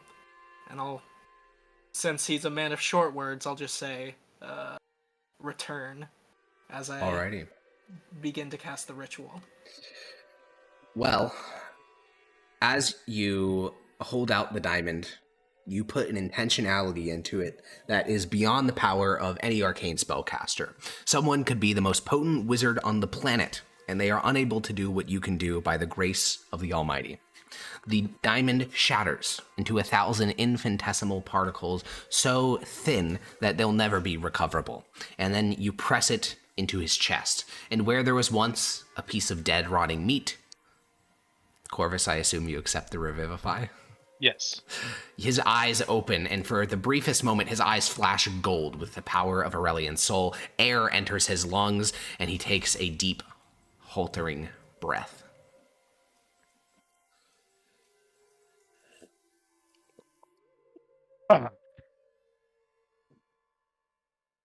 Do I remember anything from the other side?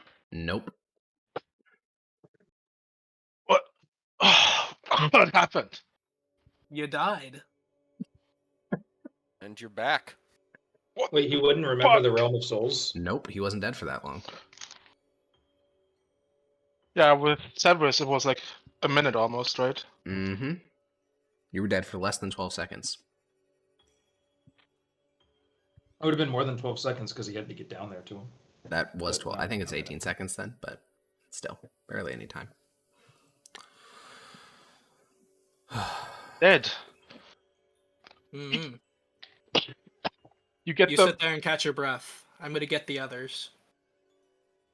Oh, and- wait! Before he leaves, I'm gonna just grab his hand and look him in the eye and say, "Thank you." Don't mention it. Premius, Oh man, is Corvus still gonna butcher him? as you and Maximus When the time comes? stand up to go recover the two unconscious compatriots, you begin to smell something. It smells like rotting. And I think that immediately concerns you, Premius, because you're like, wait a minute, which one of my companions is rotting? And then as you look around, you see above you, it's getting brighter in this room because the vines which previously formed the roof to this chamber have already begun to withdraw. And it's as if the entire thistle patch around you that you can see, the walls, the thorny orifice through which you entered this chamber, the ceiling, all of it is starting to rot in rapid speed, almost like decades are passing with each passing second. Vines are withering and rotting. It's withdrawing, and you can get the sense that within the span of maybe a couple of minutes, you'll be in an open clearing once again. Nice. That I seems think- to have done yeah. the trick. I'll use my last first and second level spell slots on Grania and Zenius. Alrighty, how much do they get? Zenius gets... And this one is for Grania. We'll go one at a time. So, Zenius, your eyes close and you feel. Sorry, Yeah. I was just gonna say I found a red potion a while ago on the heist with Zednis. Yes. I'm gonna pull that out and start identifying it. Alrighty. Zenius, as you feel a thorn whip slam in... Wait, it was the vines. So as you feel half a dozen vines penetrate into your body, you feel a familiarity with a horrifying event from your life. Your actual death. Not like a baby death, like a real months-long permadeath. And when you wake up with, Prometheus's hand glowing on your chest, that panic, that dread and that unreality that waged through you for months after your death, it returns, and you feel your heart is pounding in your chest. Yeah, I'm gonna. I'm assuming. No, as soon as I wake up and I see it's Primeus's glowing eyes, I'm going to reach up and try to hug him. Don't do that. I'm not gonna. Well, what's your reaction? He's going for it. Probably just to push him down and be like, I'm not done yet. Thank you. Don't move. Thank you. I disapprove of your methods, but that is not something that is my concern under the eyes of the judge. Well, I don't know if that makes sense, but it doesn't matter. Thank you. I'll nod. You make your way over to Grania, and Grania, when your eyes open up, that second heartbeat along yours, and that brief hope that maybe, just maybe, you'd be able to return to your home and rejoin the Mother of Groves, or even speak to her, those hopes are gone. Your body is in pain. Your connection to the Fluttering One, you can tell that from his position, he is terrified because he saw what happened to you. He saw two massive trunks of thorns rip your body to shreds. The front of your garments and your chest are just lacerated, and they're going to scab over. It's going to be a nasty healing process. And yeah, I'd say overall, Grania, you feel pretty bad.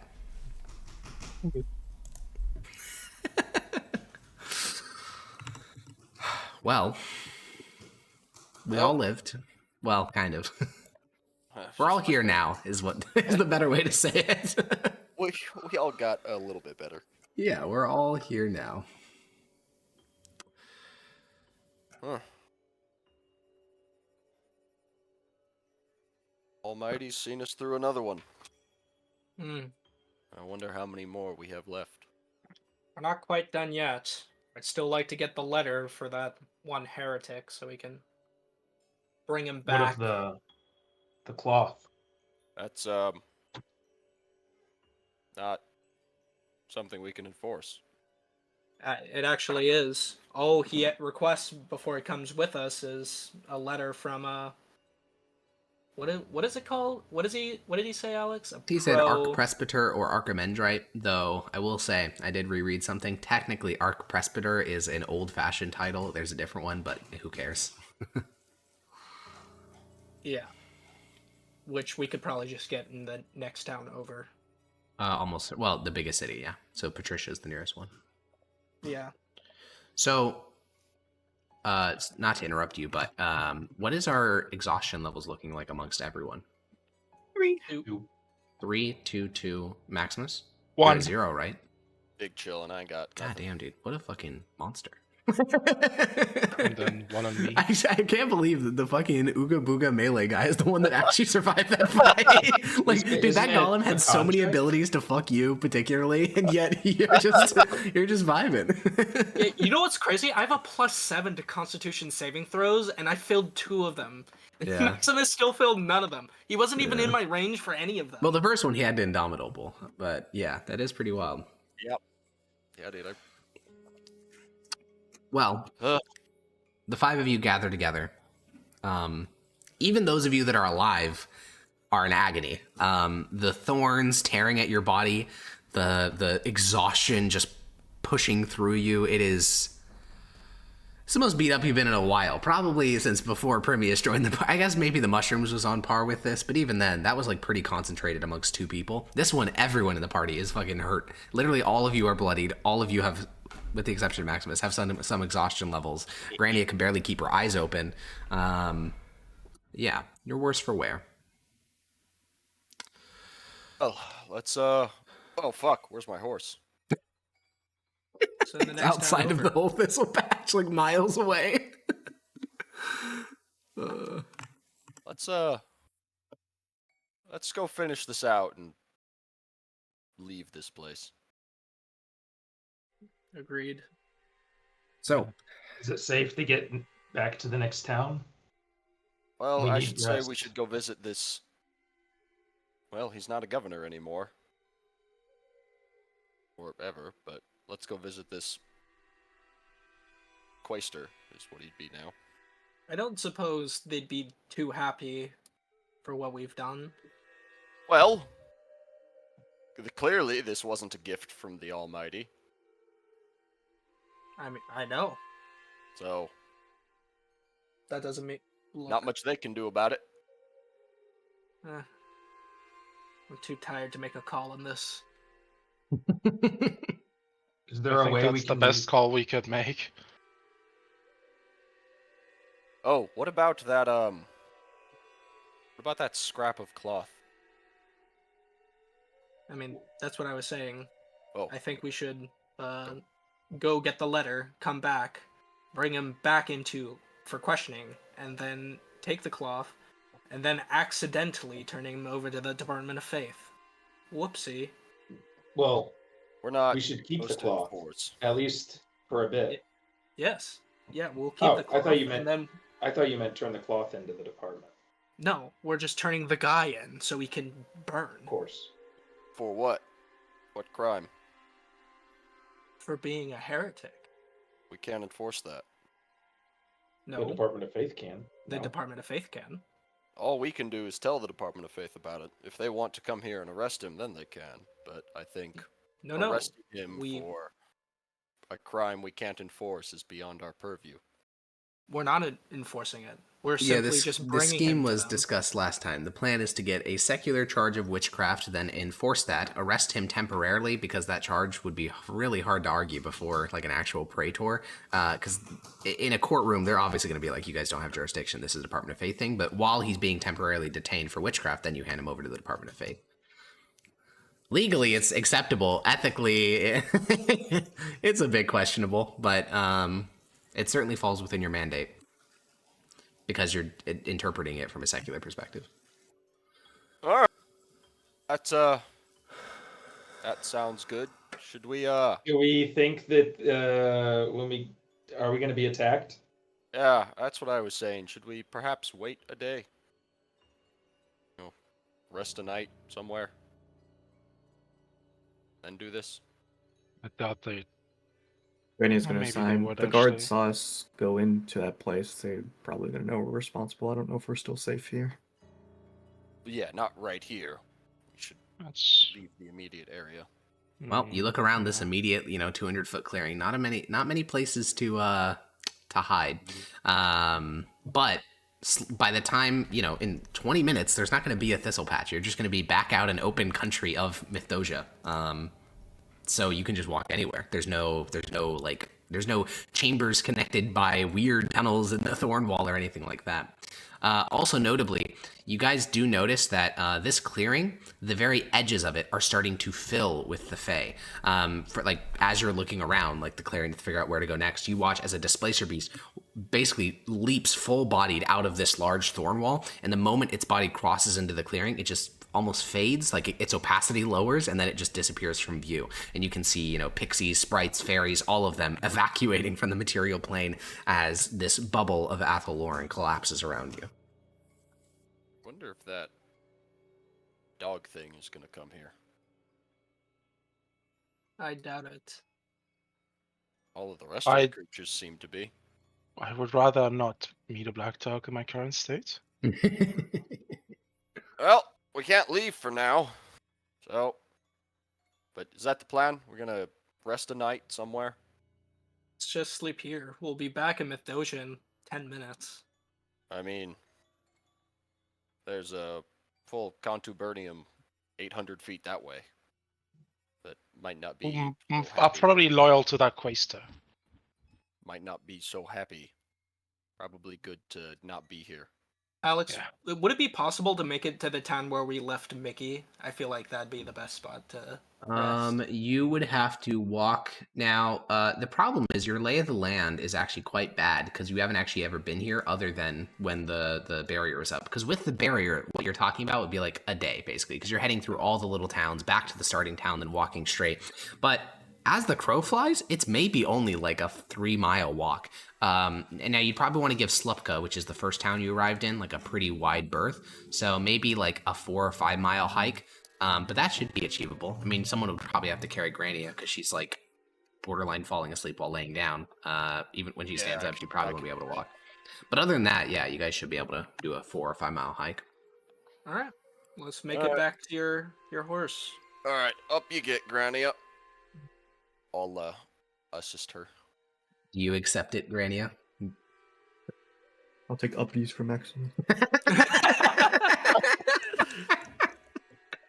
All right. So as you guys walk to the edge of this thorn, using basically just Maximus's vibes as to what is northwest, the smell becomes kind of sickening. Yeah. What did that potion turn out to be? Oh, it is a potion of. Let me pull it up. It's red, so it's. Well, I there's was actually a lot hoping of for red healing. options. Yeah, I know. Let me go check. This was on one of the bodyguards, right? The like head bodyguard. I'm not quite sure, to be honest. Which one I got it from? It's one of 2. I just can't remember which of the 2 it is. So I'm gonna check my notes. I know that one of them broke. Yeah.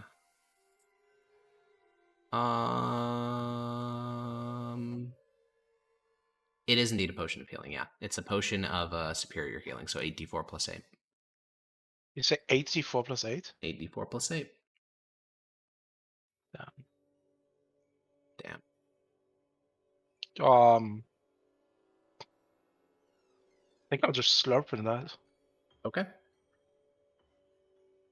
You slurp on the potion. He's slurping on the perp potion, guys. Jesus. I gotta get rid of the evidence. Yep. Alrighty. Also, I'm feeling real bad, and now I'm feeling a lot better. Yep. Well, you continue forward with Grania on Maximus's back, and as this great rotting heap of thorns dies around you, the smell is quite miserable. It's the smell of rotting plant matter. It suffuses the area. Soon enough, you're able to just walk forward, the vines constrict and you just start pushing them to the side with your arms as like rotting vines rest on the ground and begin to writhe as they die. It almost looks like, millions of snakes like rolling around on the ground as they die. And now that you're on open terrain, you're able to use, basic things. You're walking in wood lines. You're staying away from ridges, which would silhouette you to people watching. You stay in like deep gulches, which are plentiful throughout this area of Mythdosia. Even before the thorn wall, this area had quite advantageous terrain. So it's pretty easy to conceal yourselves, especially if you're giving, miles of distance between you and some of the areas here. It's quite rural. So we don't really need any checks. The only check we do need is your navigation, not really stealth related. So it's going to be a simple survival check from Maximus. Ready? Good luck. An 11 is sufficient because we're not doing any crazy shit. We don't need supernatural checks here. This is basic land navigation.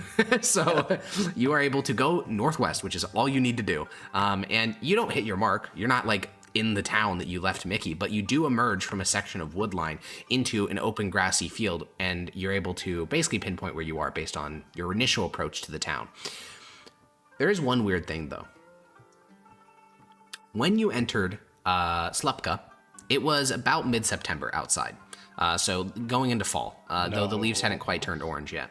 But when you went into Slupka, it was like summer. It was hot everything was like growing, and they were telling you how there was this like 12-day growing cycle. It was incredibly fertile, incredibly like advantageous, and from what you can tell, the outside world is completely the same. Not only that, it was like there was a light drizzle when you guys arrived in Slupka, and it's still lightly drizzling. Now, does that mean it's the same day? I mean, that seems unlikely. You were in there for so long. But man, it does seem, it almost even seems like the same sort of gray, overcast afternoon, as if no time had passed at all. But since you missed your mark, it's another 2 miles of walking, but eventually you arrive at the small, literally nameless, like it doesn't have a name, nor do you know its name, village where you left Mickey with the Quaestor.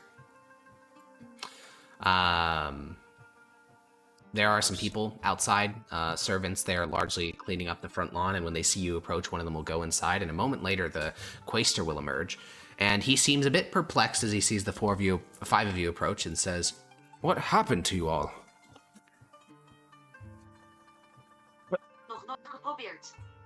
Things. Sorry, just the Dutch, the Dutch language in the background. But yeah, he'll look at the 5 of you. Bad things. You're only gone for, I don't even know, no more than an hour. Interesting. Very interesting. Well, we think that it had a Fey influence, which would have affected the time, perhaps. Oh. Yeah. It's been dealt with. Your horses are still in tip-top shape. Good. We spend the night here. Of course, yes.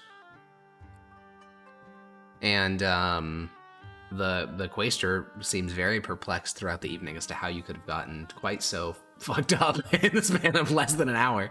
But yeah, it's been only an hour, so Mickey's fine. All the horses are fine. You guys will be furnished with that evening's dinner. And he wasn't planning to have this many guests, so it's just a basic cold stew. And he doesn't have separate rooms for you all. The Quaestor's house only has 3 bedrooms, one of which is a guest room. So, Grania gets the bed because she's, borderline dead. And Zendius, gets like the foot of the bed, and then the rest of y'all are sleeping on the floor.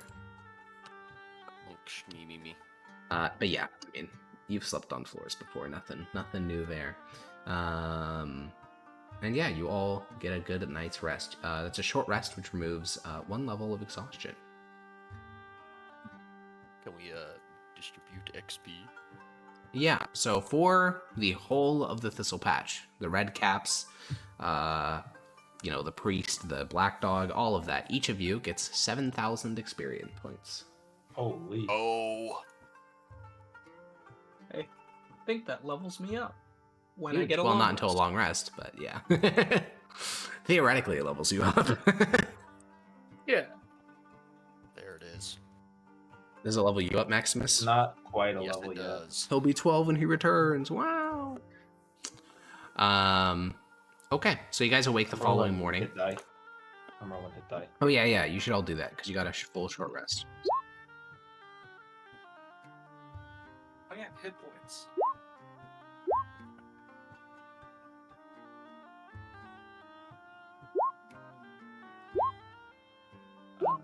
That's 32.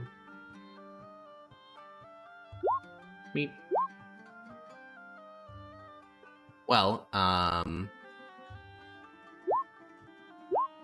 while you're rolling that, the following morning,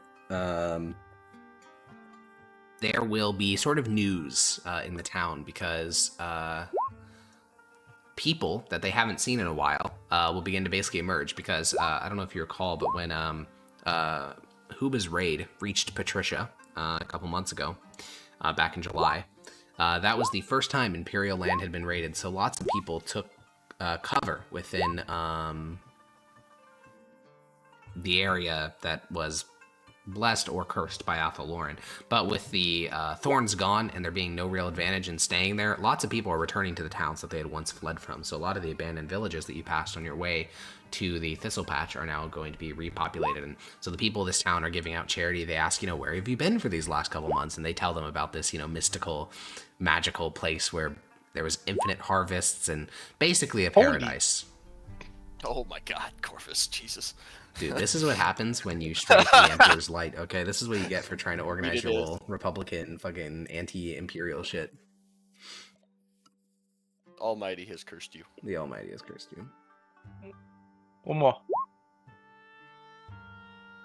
That's still so bad. Yeah. Further evidence of the Emperor's almighty power. He I even didn't roll cursed your anything seed above and a rolled 3. 20. Well, the Almighty loves me. I rolled 2 crits. Yeah, that makes sense. I mean, you're his strongest warrior. So did Gwenia. Yeah, also his mightiest warrior. So yeah, there's a couple refugees in the town who are moving back after months in the Thistle Patch. And what are we doing now, guys? We're still all exhausted. Rip bozos. Time to make our way to a Archimandrite. Well, the closest city is Patricia. That will, I don't believe, let me double check something. I don't think that, oh no, we'll have an Archimandrite, just won't have an Ecclesiarch. So yeah, you could go to Patricia. That's I think it's less than a day. Yeah, it's a half day ride away. Though in your current state, maybe make that a day ride. You don't have to, it's just, man, you're in pain. Yeah. I mean, I could get out there, come back with the guy in one day. Yeah, for sure. If you think that'll work. Or you can just bring everyone and just take it at a bit slower pace. Plus, you're going to have to recover all this exhaustion anyways. You can't really do much with it. Yeah, there'll be an Archimandrite in Patricia. So, you all begin the slow clopping journey from this nameless village in the direction of Patricia. You do learn that it actually does have a name as you're leaving it. The sign just got broken during the raids back in July, but you don't commit it to memory, so there's no reason to share it with you. And you go westward. As you get closer to the city of Patricia, the devastation of Huba's raid becomes more and more apparent. It seems as if most of his damage was focused around the city itself. Farms are scorched, trees are cut down for firewood, paddocks where once there was livestock are now empty, villages that were once inhabited are now abandoned. This is, the Tibrashan, well, it's not even just the Tibrashan way of war. This is just what the war in the plains is like. It is, total conflict, obliteration of everything in its path. And slowly, you get closer to the coastal city of Patricia. Patricia, maybe in like a slightly different timeline, could have been the biggest city in Transpontarcelaria. If it were any other province of the Empire, this would likely be a capital city of its own province, because it is large, it's coastal, its fortifications are powerful. When Huba's raid came, he never actually managed to breach the city's defenses. He only burned the surrounding countryside. The garrison of the city did its duty, and the city remained secure. You even see, on the walls, every perhaps 300 feet is a single cannon, which have not quite gotten onto the plains yet. These are quite unique. Cannons are typically made of wood, some are made of bronze if you're really fancy, and they're used as siege weapons, so to see them employed in this defensive capacity is quite unique. Additionally, you can see 3 different flags fluttering from different parts of the city, that of course, the Emperor and the Empire. Then there is the personal seal of the Governor of Transpontarcelaria, and then finally is a different flag that seems to be some sort of like a legionary flag, but it's not one that you guys recognize. And it is under full lockdown. It's been 3 months since the raid, but the city is still clearly like traumatized by it, because you can see at each of the gates that you could potentially enter from, there are like extensive security checks. They're going through every single cart. They're going through every single wagon.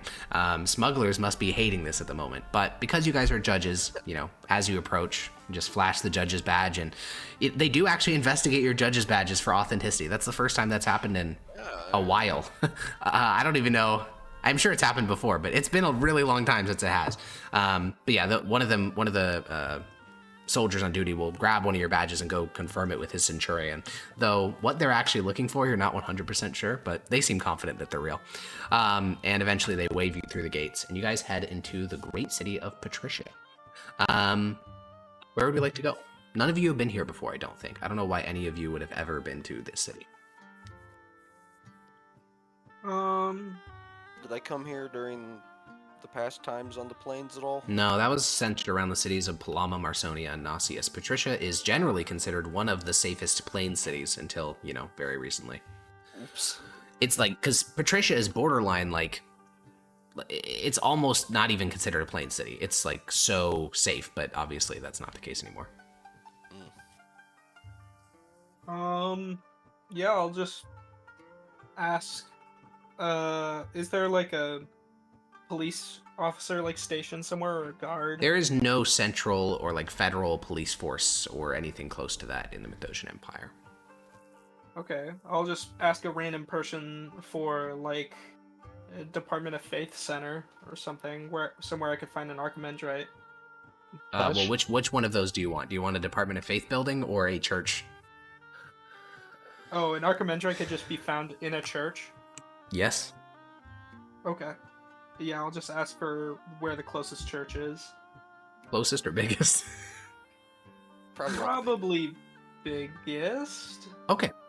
The largest church in the entire city seems to be appointed Pride, because the random guy that you ask, he's like a 50-year-old who's carrying some barrels alongside two younger men. You have no idea what their profession is, probably brewers or something like that. But when you ask him, he explains that, yes, it's the biggest church on the plains outside of Nausius. It was commissioned by the first emperor himself. You make your way down to the docks, then, you'll see the Great Dome. It's plated in silver, and there's a poorhouse that you're going to have to walk through to get to the main worship area. Quite packed these days after the raid. Very good information. Thank you, sir. Yes, Lord Judge. And you make your way down to the docks, and as he indicated, large imperial churches are hard to miss. It is taller than every surrounding building by about 2 stories, and it has a massive gleaming silver dome that even in today's like overcast, like slight rain, is reflecting beautifully against the sky. And as he indicated, there seems to be 2 distinct entrances to the church, that being a colossal, like, charity pub, essentially, for poor people, for people who have medical needs, things like that. And that line is packed with refugees and people who live in the city. The other line seems to be to an actual inner sanctum of the church, which is a lot less busy at this time of day, since you get here at around 1 in the afternoon, which is well between either of the standard morning or evening services. So what's the actual plan here? Still sort of behind on this. We know that he has the Green Rider cloak, so we need to also get that back from the city, right? Yes. Or what now? We want the fragment of the Green Cloak Rider. So the plan is we're going to use this letter to detain him and bring him to... where are we stationed again? Nausius? That's where technically your house is, yeah. Yeah, so we're gonna bring him back to Nausius under the guise of witchcraft. Then we will use that to confiscate the fabric that we believe to be from the Green Rider, and then because it's a stretch, it will become jurisdiction of the Department of Faith, in which he will be incinerated.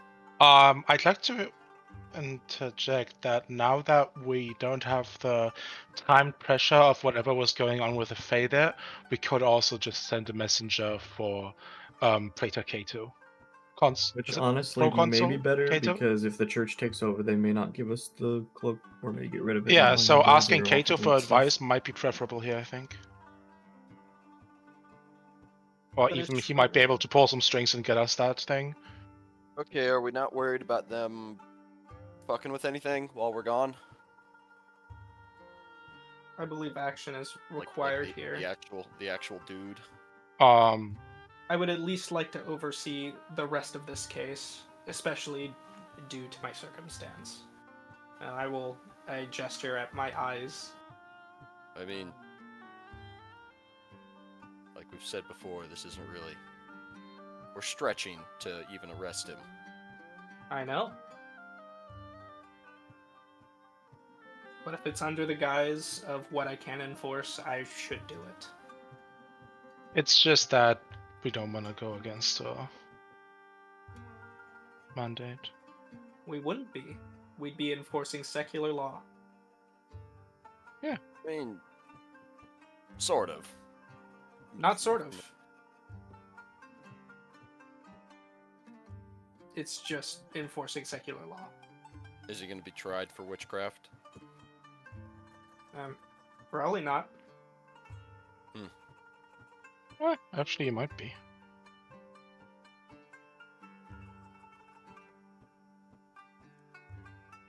But probably not.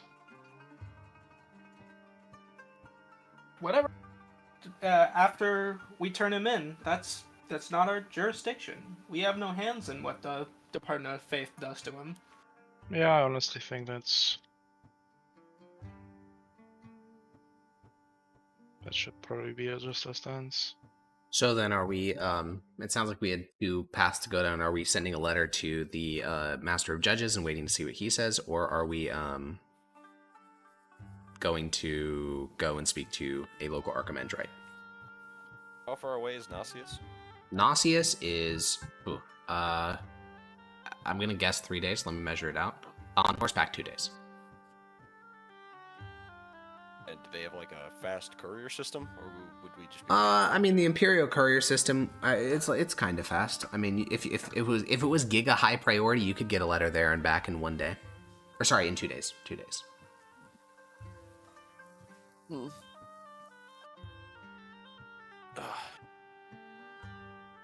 I mean, that's what I'd like to go for. Get some guidance on this.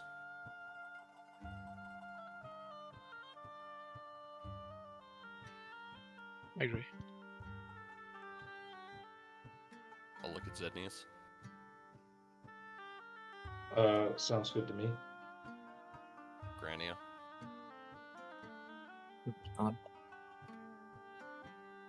Firmius. Fine.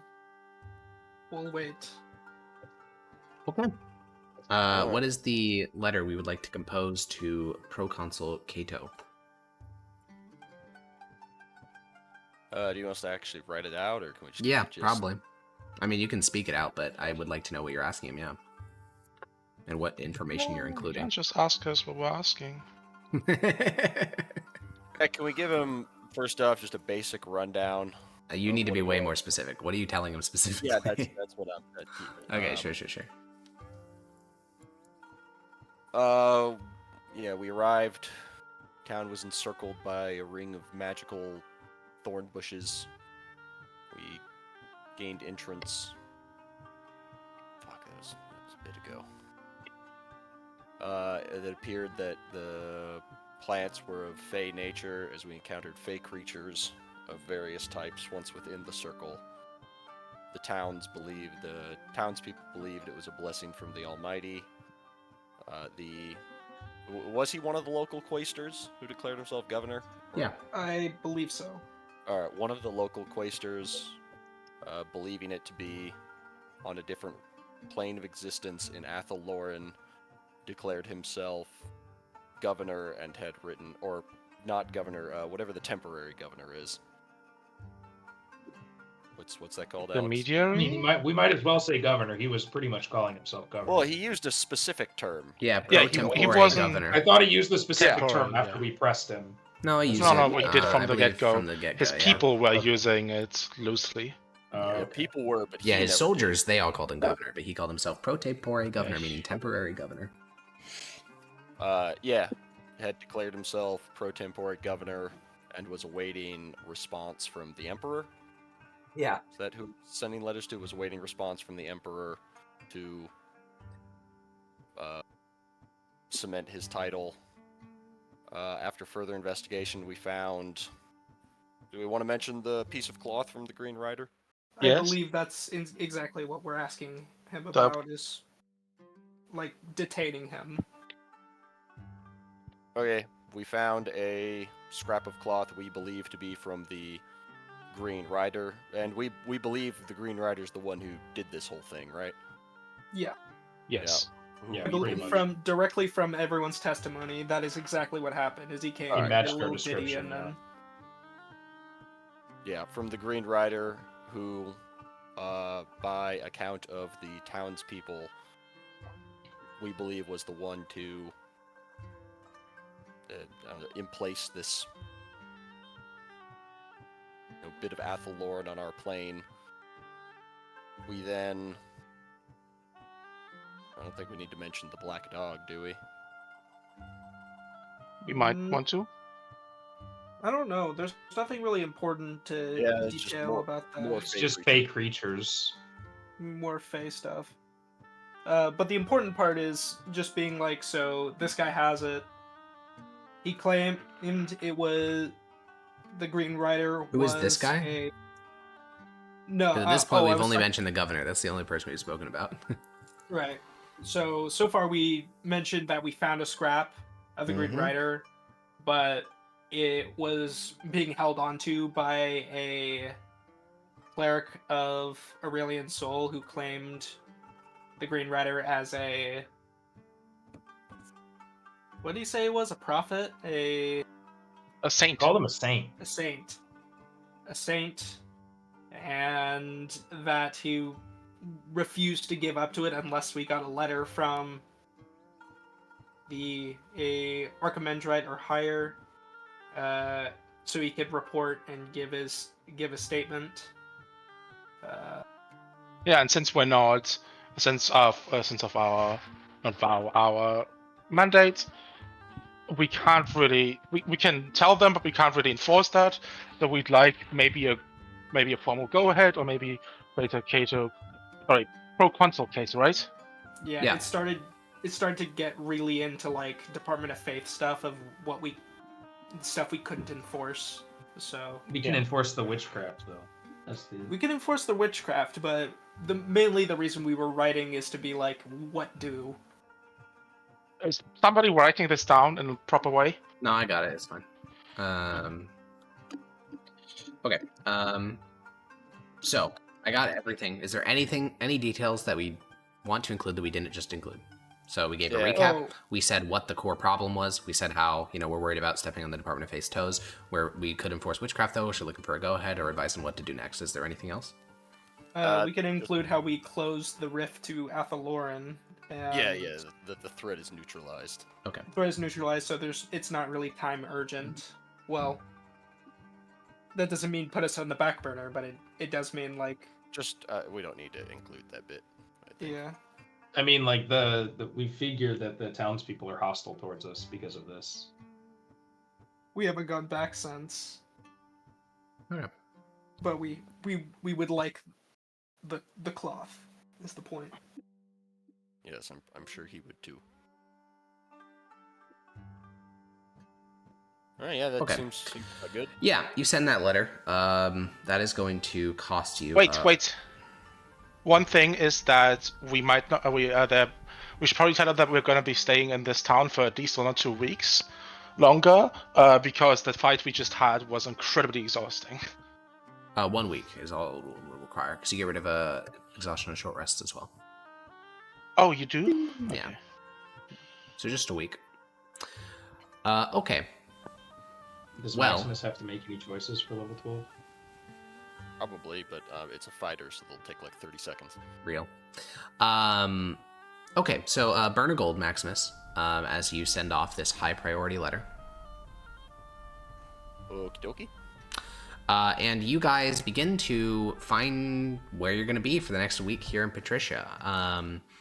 There are a number of different places here. How nice of an inn would we like to stay in? Well, I can't pay for myself, but luckily, because I'm what is it? Inquisitor, ex-Inquisitor, I could stay for free at the... Yeah, I mean, church. Anyone. Yeah, if you'd like to stay in the church. Oh, you used to be an Inquisitor? Holy. Yeah. But yeah, basically, I mean, as judges, anyone in the party could go stay in, like, public housing if they wish, meaning, like, benches, like, yeah. The church accommodations are not very comfortable, but... you can certainly sleep there. I'm all for a decently nice inn. I think. Alrighty. Well, that's going to cost 7 gold for the week. If you want to be at a really nice inn. Yeah, I can fork that over. Based. Hecko, where are you staying? What's the nice inn in town? A gold a night. Yeah, I'll stay on that. Wait, a golden night? What the fuck is this kind of inn? $1,000 a night. Yeah. That's Okay, like how a nice is this five-star inn? luxury. It's a very Yeah, nice. are It's they a gonna very give me a nice inn. footpath? They will not know, but it is. It's located in the high point of the city. Before this was an imperial city, that was where the local Kiage ruled from.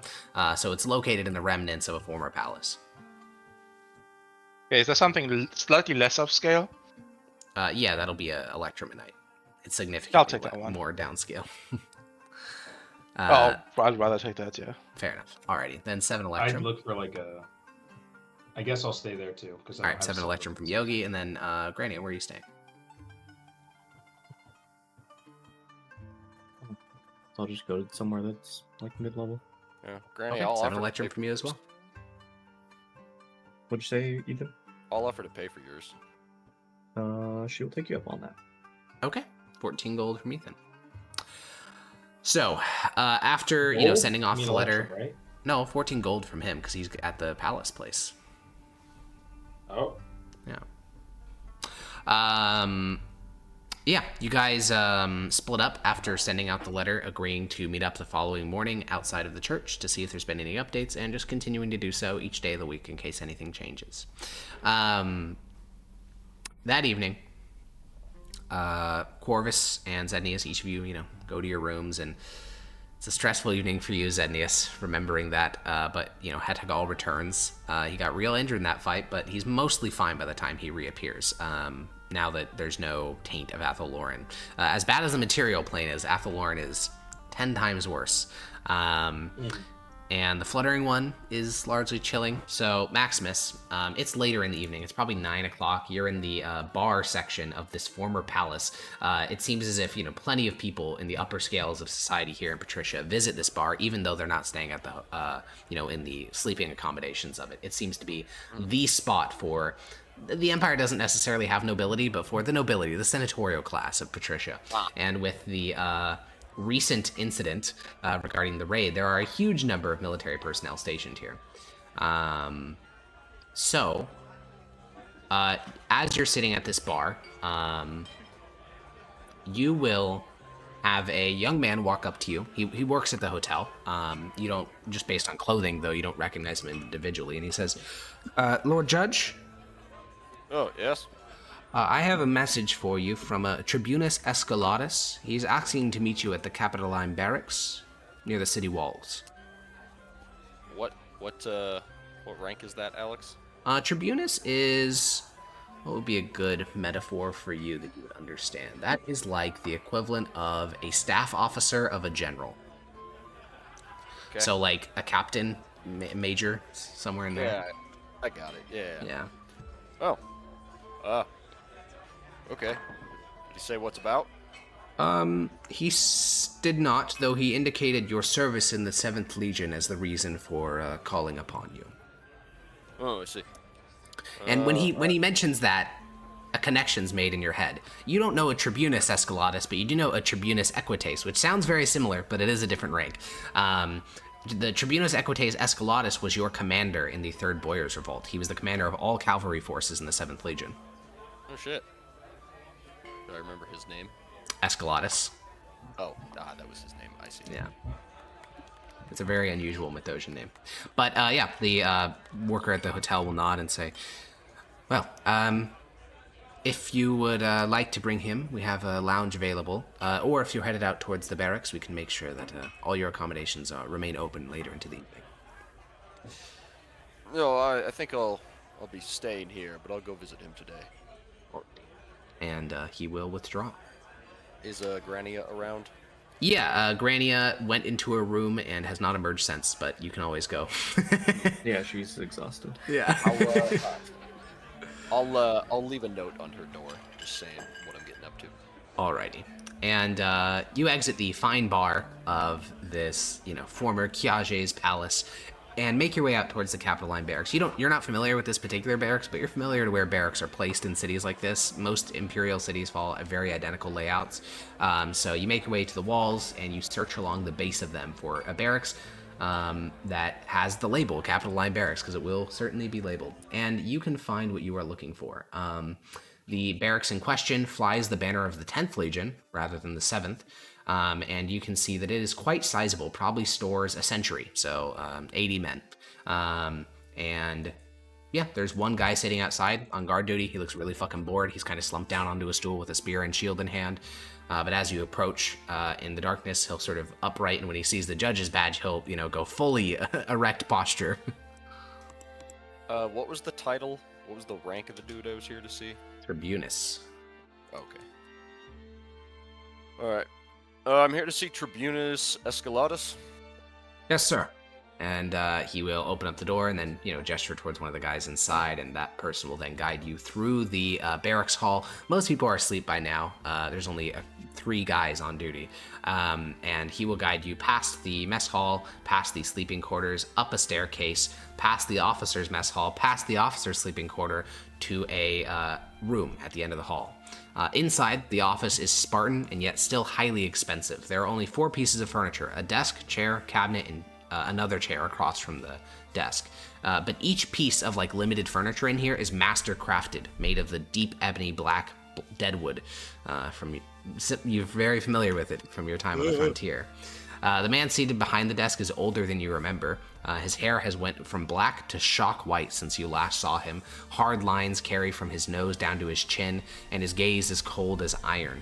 He has a red cloak with a golden cord connecting the two to mark his rank, and then he gives you a sly smile. Around the Legion, his nickname was Half Horse, because him and his horse, Bellona, were monsters on the battlefield. You've never known a rider that was so tied to their horse, other than perhaps you and Mickey. And Escalatus will stand up and say, "Well, it's been a while." Indeed it has. I see you've gotten wiser. It's a very kind way to put it.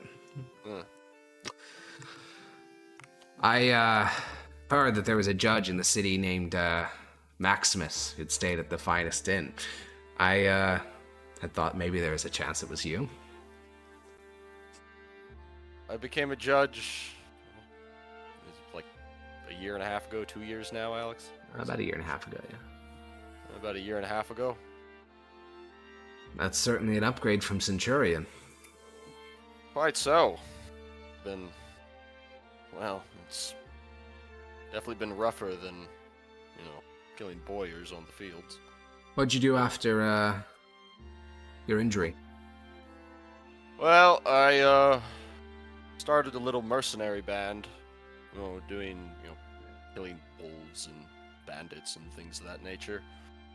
And then they all decided they wanted to become the bandits, so they bonked me on the back of the head and left off. And then I spent a while killing them, and that's when I became a judge. Dear God. Quite the exciting time.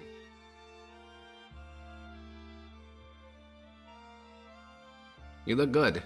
I had sort of thought you would, I don't know. Some men, when they have injuries like the one that you had, they more so lose the will to fight than the actual physical ability to do so, but your armor looks dented, looks like you're using it a lot, and if you're a judge, you must see plenty of action. You have no idea. I think I have a bit of an indication. There was reports that came from your time on Gela Isle. I'm sure that half of the people on the plains have heard about it at this point.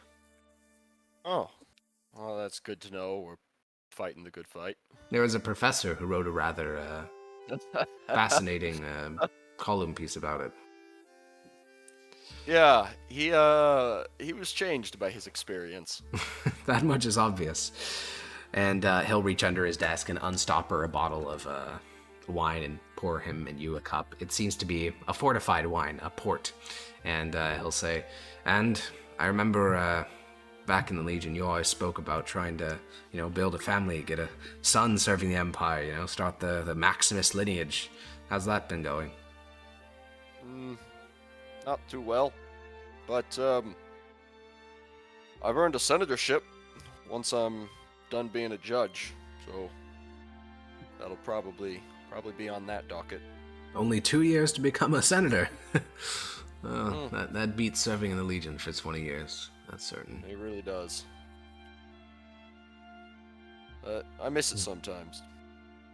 You know, the camaraderie and such. This new group can be a handful sometimes. Do you have leaders in the judges?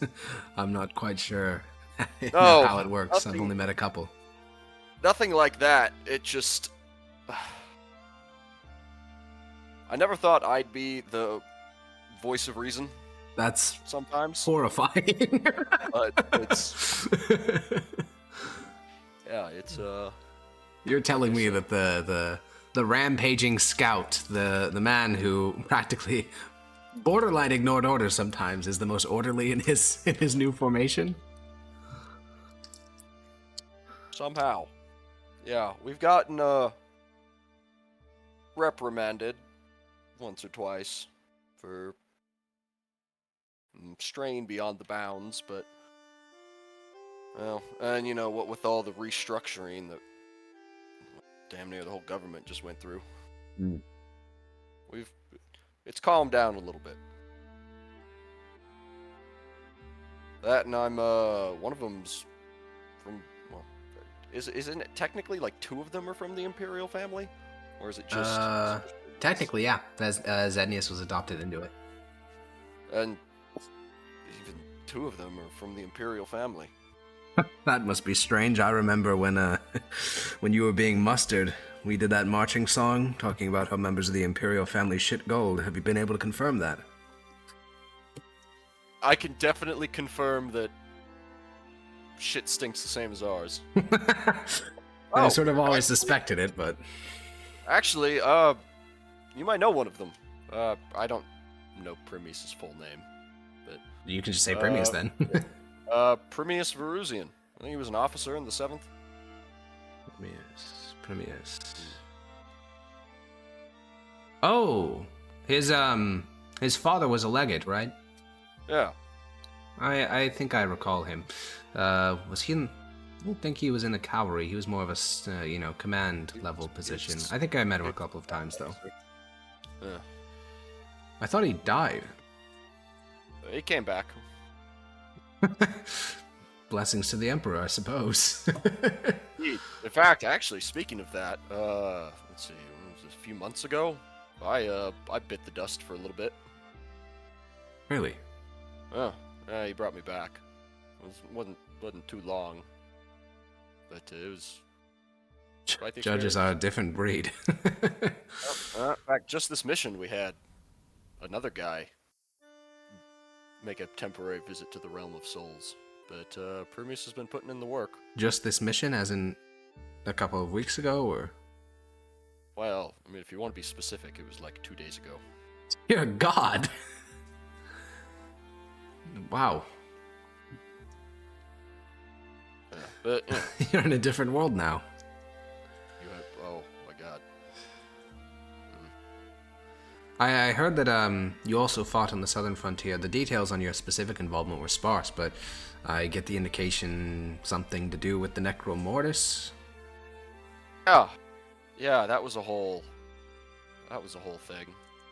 I'm very glad I didn't fight in the Galentine Wars. That was enough for me. Yes, at the time I tried to put in for a transfer to the Southern Legions, but they kept me for logistics in the 7th. And yeah, after I heard the reports, I'm quite glad as well. I can't imagine a worse feeling than watching one of your own men drop and then rise as a ghoul only to be slain by another one of your men. It was disturbing, to say the least. Well, as I'm sure you can tell, I'm not in the 7th anymore.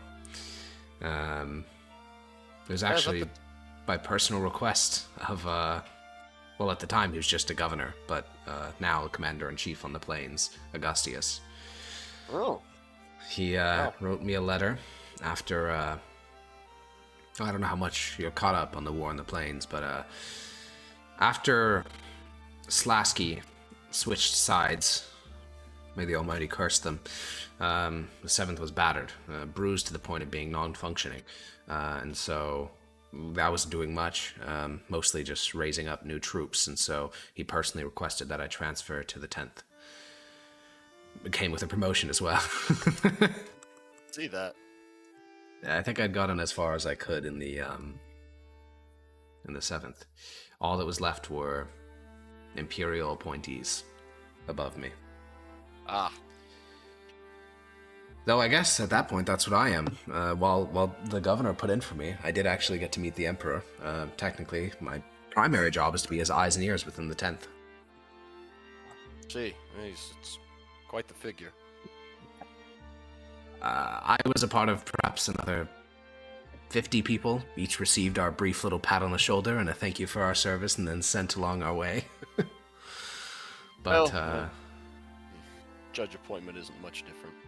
I'm sure the Department of Faith would think this is some sort of heresy, but considering that they're out of power, I'm not too worried about it. He was a bit underwhelming. I'd expected an angel with golden eyes and white wings and, I don't know, something like that. Well, that's reality. He's just a man. Well, I assume you're not busy tonight. Oh, no, not tonight. No, I think there's a lot of other people from the 7th have transferred to various legions and positions within the Department of War. Those that are here in the city, we meet up at a bar called the Broken Spear. I was going to go there until I'd heard that 4 or 5 judges arrived in the city. If you'd like to join me. Oh, I can't say no. Well, tonight I'll pay for it. Look around his office again. Yeah, how kind. Well, getting personally appointed by the Emperor comes with a slight pay increase. Yes, I'm sure. Slight. And as the two of you exit the Capitoline Barracks and begin to walk towards the Broken Spear, he'll update you on more personal stuff. His wife died. One of his sons is currently serving in the legions there at Kujva. He's tried to get him transferred again and again under his command, but his superior officer, the legate of the 10th, keeps saying, like, hey man, just leave him there. Like, I don't want to deal with the personal problems of you having to command your own son. Just stop applying for this. But he keeps doing it because he's terrified that the commanders are going to lose another battle, and then he's going to get a very unfortunate letter. Understandable. Yeah, he has very little faith in the legion stationed in Kujva. But eventually, he will bring you into this bar. It's very traditional, like Tabrashan style, more so a soldier's club than like an actual bar. Like, it's similar to those in Mythos, where at the entrance you have to like basically show a sign that you served in the 7th. For you can just show a judge's badge to get inside. And within the interior of the bar, there are the banners of all Imperial legions, both currently raised and former. So that's a total of 12, I believe.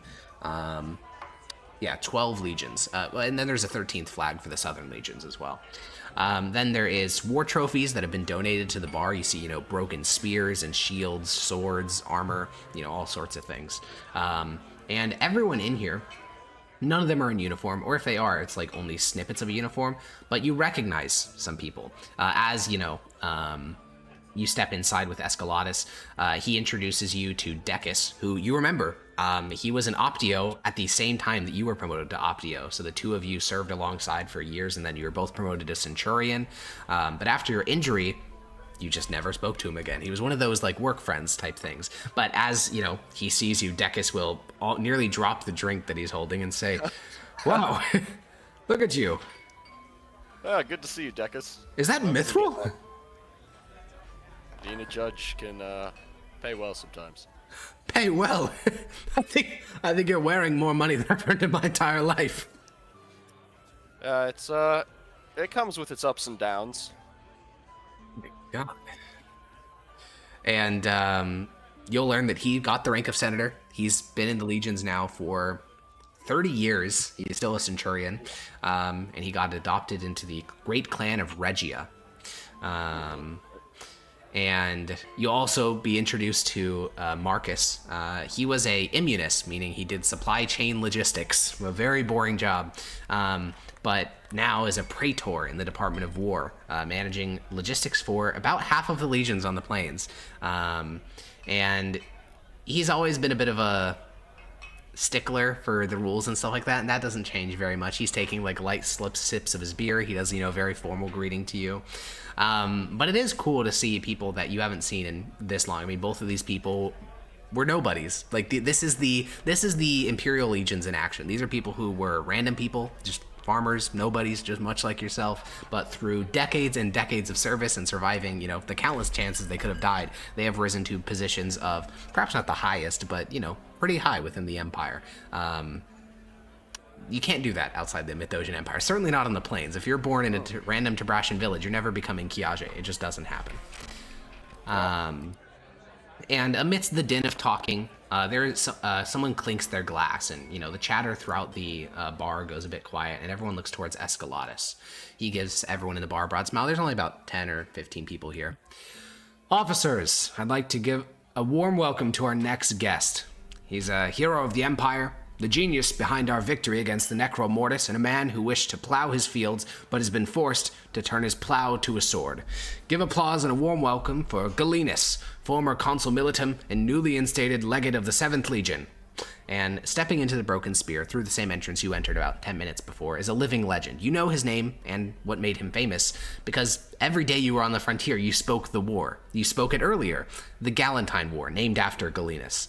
Father Rixion, Father Hyperion, Primius, Mother Dulcion, almost like every figure you've met throughout this campaign who's a judge or inquisitor or has some lineage fought underneath Galenus during the Galentine War.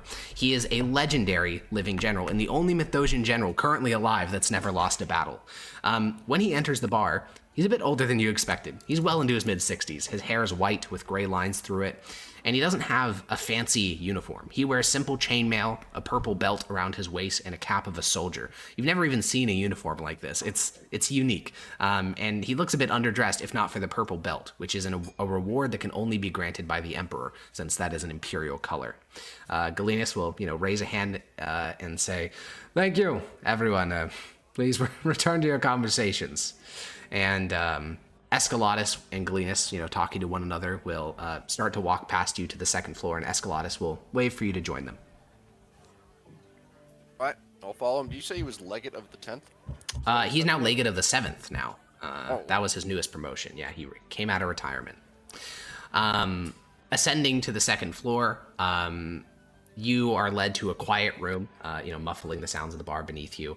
There's a man already seated in here, and as you sit down, Escalatus will say, "Well, Galenus, this is a former soldier of mine, now a judge of the Empire, Maximus Titus Gaius Ignia. Bologna, it is, right?" It's Ignia now. Ignia now, all right, Ignia. Then Maximus, this is Galenus. And the older man will extend a hand in your direction. I'll shake it. No introduction needed. Did you get a chance to fight in the Galentine War? No, but I spent some months down there as a judge about a year ago. Ah, my cousin was serving as consul militum at that time. Who was that, Alex? That was the consul militum who was arrested by Tullius, and you haven't heard about him since. I was gonna say, is that the guy we kind of backstabbed? Yeah, it is. Ugh. Ah, I see. That's quite unfortunate. He nods and doesn't say anything else. And Escalatus will say, and he points at the third man in the booth. This is Marcus Agrippa Aulus Bologna, legate of the 6th Legion, Ferrata. He was promoted rather recently. I don't know if you heard, but at the Second Battle of Slava, they lost most of their commanding staff when cavalry overran the command post. Mark's been doing great, and the man is he's about your age, a little bit older. This is where we get to the point where it's now we're new senators versus old senators. Technically, you have the same number of names as this guy, but the fact that he's a legate at your age means he must be born into the uppermost aristocracy of Bologna. Names are not enough to distinguish anymore. This is there is just a gap between you and him that you can't you just have to be born into it. Legate that early is insane. And he'll just give you a smile and say, Escalatus has not spoken of you particularly, but spoken about the exploits of judges in the West. I'm sure that we can thank you for keeping the Empire safe while we're busy here on the plains. Yeah. And Escalatus will speak up and say, well, not just that. He served on the frontier. He served in Gela Isle. What brings you here to the plains, Maximus? We've been put under a wrote it down somewhere. What's our the head of judges? Master of Judges? Yeah, that guy. Proconsul Cato. There it is. We're under Proconsul Cato now, working out of Nauseus. We've just been come to assist with the war effort mostly. Oh, so that means how many Tevrashans have you killed? Well, we got ambushed once. Guarding a money shipment. To where? One of the loyal, Tevrashan cities. The reaction of all three men. It's a little bit, the level of like, the strength of the reaction is a bit different. Like, Galenus just furrows his brow a bit. The other two look fucking annoyed. And Escalada says, ah yes, the so-called loyal principalities. I'm sure that they've performed wonderfully in battle, never retreated when guarding our flanks, always done great scout work, and now we're bribing them too. That's lovely to hear. That's lovely to hear. My God. Only the Department of Civility could give someone, do you know how much it was? Well, not really. We didn't see it. Only the Department of Civility could think that bribing someone is a way to keep them loyal to you, as if no one else could ever raise that much quantity of coin. Yeah, it's worked so well. Ugh. Well, it's good that you're out here, actually. How much do you know about what's been happening on the plains over the course of the war? Well, I know for the most part it's been going poorly. No. Poorly is an understatement. But there's, the war on the plains started at the Battle of Kaloi. That was now 4 years ago.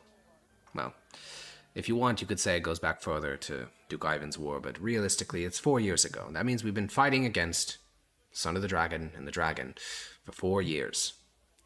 In that time, we have lost more men than the last 100 years before that combined. That includes the civil wars of the Light Wars, that includes Aurelian Domitus's march on Mythos, that includes some of the bloodiest conflicts in the history of our nation. We've lost almost every major battle. I know from your time in the Third Boyars War, you know what it's like when 1,000 men die, but I don't know if you ever experienced what it's like to see 35,000 dead on a battlefield. We've handled 2 of those a year for the last 4 years. The totals estimated by the statisticians in the Department of War, including all the civilian dead in Slasky, Lubelski, Kuzhvasko, and the recent raid on Patricia, as well as those in Donoslasky. If you add up all the civilian dead, all the military dead, the Empire's lost nearly 1 million souls. Can you imagine that? The number of bodies, the stink, the empty houses, the motherless children. It's not just bad, it's an unforgivable error by those who are in charge of things. I see. Escalatus kind of looks a bit nervous and scratches his neck and says, well, I don't want to overstate the problem. There are some in charge who've done their absolute best. I mean, Galenus is the shining example of that. His war conducted against the Necromortis is nothing short of an exemplar of Mithdosian tactics. He defeated the entire undead horde of the High Necromancer Dominus in 3 battles. And Galenus seems to nod. He's heard this type of praise before. He says, 3 battles. Do you know how many we fought against the dragon and his son? Probably a couple dozen. Major battles, roughly 9. Skirmishes, minor battles, it's, at this point, numbering in the high hundreds. This includes, minor actions for forts, sieges, counter-sieges. It's getting too much for any single chronicler to know the full extent of it. Our army, at the Battle of Slapatosk, when we marched eastwards from Kuzhva, numbered 100,000. That's the biggest legion that has ever been raised in Imperial history. And we lost.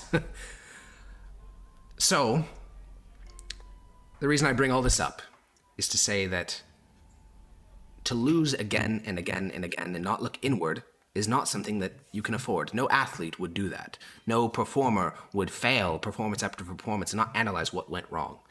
And that is actually why I pulled together this group of people over the last couple months. The name I chose was a bit perhaps dramatic, the Horatii. I'm not sure if you remember when you were a boy hearing the sound of the story of the founding of Mythos, the three brothers. It's a bit esoteric, but they were called the Horatii. Either way, well, how would you put it, Mark? And Legate Mark thinks for a moment. What's your reaction physically to most of this? Your facial expressions, body language, etc. I'm pretty neutral at the moment. I want to see where this goes before I make a judgment. But yeah. All he's been saying has been true. Yeah. Escalatus will sit back and Mark will lean forward and say, well, you were a cavalry officer, so I suppose I'll put this in terms that you'll understand. The enemy can outmaneuver us at every turn. I could give countless examples. I was served in the Battle of Slava, the First Battle of Slava, the Battle of Slapatosk recently, mostly in advisory positions until my promotion to Legate. But victory on the plains in current conditions is impossible. The Tabrashans are fanatics, not for a religious idea, but for loyalty to the dragon, who's now died a martyr, because, well, we failed to discredit his legacy before his death, and now his son is their messiah. Fanaticism, as I'm sure you understand as a judge, can only be faced with brutality. If we allow them to continue to build this legacy, but not even just them, our men believe that we can't win. The stories they told of the dragon, some of them said that he was unkillable, and when he died, for some reason this did not dampen their fervor, it only shifted it to his son. Now they say that boy is going to defeat the Empire, build a new one on the ashes, build a second Mizdagoth Empire spanning from the mountains all the way to the ocean. And I think that our men begin to believe it as well. There are people, such as, actually you may know them, Father Rixion and Father Hyperion. I've worked with both of them. Well, both of them have been assigned to remove this defeatist attitude from our legions. But our hands have been kept tied in this regard. I'm sure you scoff at how the Department of Civility restricts you, and for us it's no different. They insist that court-martials are not a proper way of implementing law, that we need to be reserved in how we carry out our prosecutions against people who are holding us back. And they give us instructions on how to conduct our war effort. The Department of Civility. And the Department of Faith holds us back as well. Though less so than before, but they still do. They speak of us of protecting the churches of those lands that we sack, speak of having clerics in positions of authority within our legions, that if we wish for medical attention for our soldiers who are fighting for the preservation of the Empire, that we must make kowtows to their demands, help fund their churches, help bribe their pockets.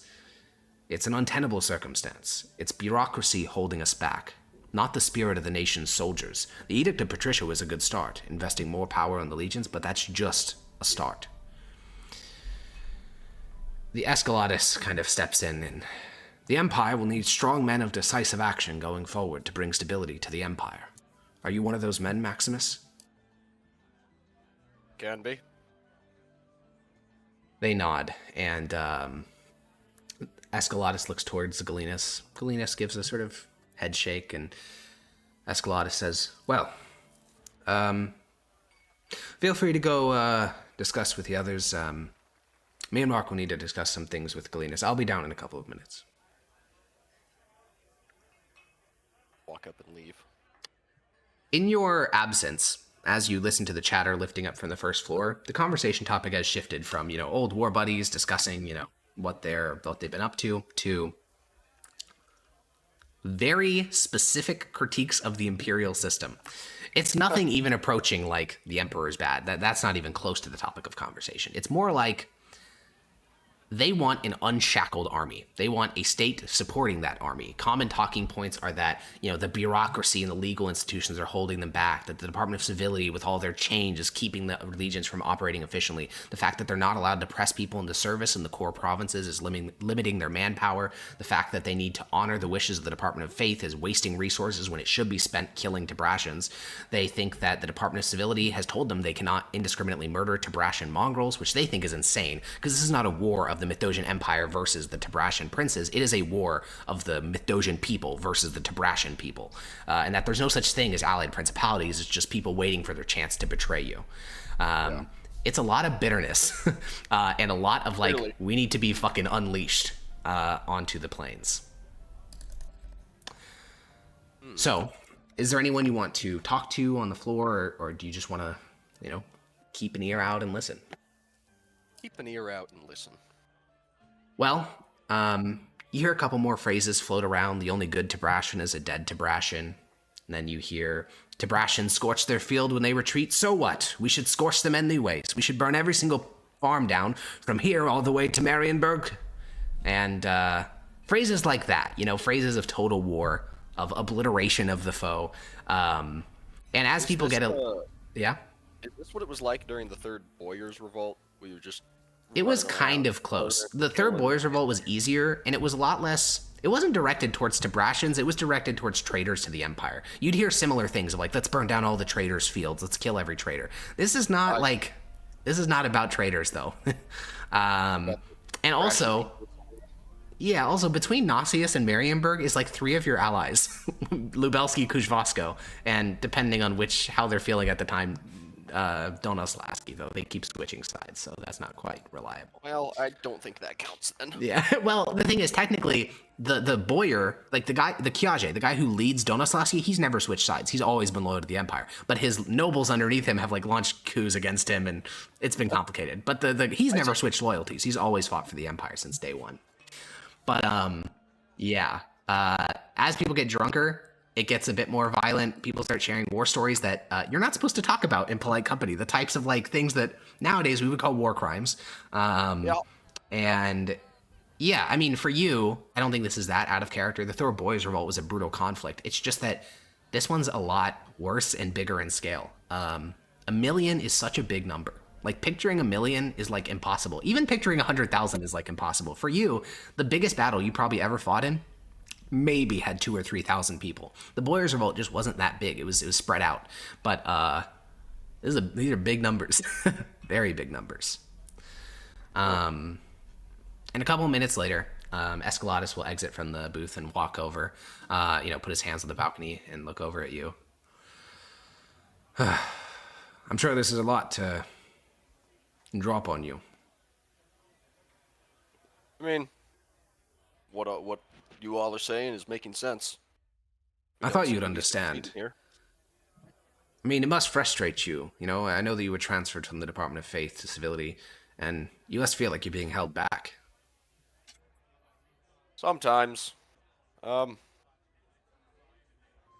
Yeah. The mission we just went on is a good example. We've been prevented from enforcing certain religious laws now that we're not under the Department of Faith, and so we have to ask literally, that's why I'm sitting here for so long. We had to send a letter to our Master of Judges to... This is the exact thing that I mean. Can you imagine? This is a real... I don't even have to give an example. I can just tell you something that actually happened. In the Principality of Slasky, there's a fort called Slava. It's, 4 years ago, it was actually a very good defensive position. It'd been used by the the Kiaje of Slasky for decades, and had been thoroughly reinforced, had modern defensive fortifications. However, it was seized by the dragon, and we fought the Battle of Slava. We lost, needless to say. But in 1278, we managed to retake the fort, put a garrison there. At the time, the legate of that legion said that Slava was indefensible, that after the first battle for the fort, its defenses had been critically undermined and it could no longer function as a defensive fortification. And he sent a letter to the Department of War and asked to withdraw from the fortification.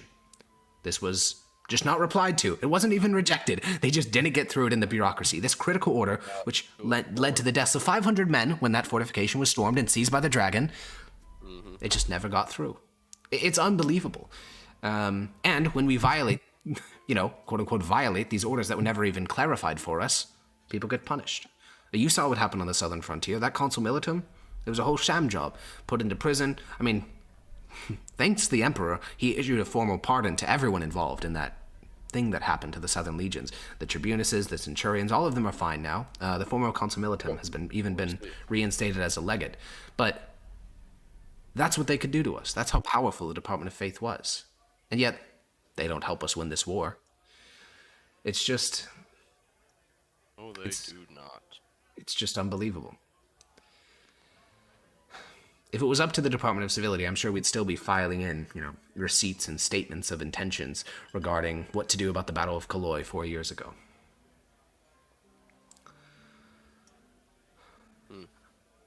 Either way, do you know how long you'll be in Patricia for? At least a week. Alrighty. Well, Mark in there, he's having some troubles in his legion trying to remove that defeatist spirit.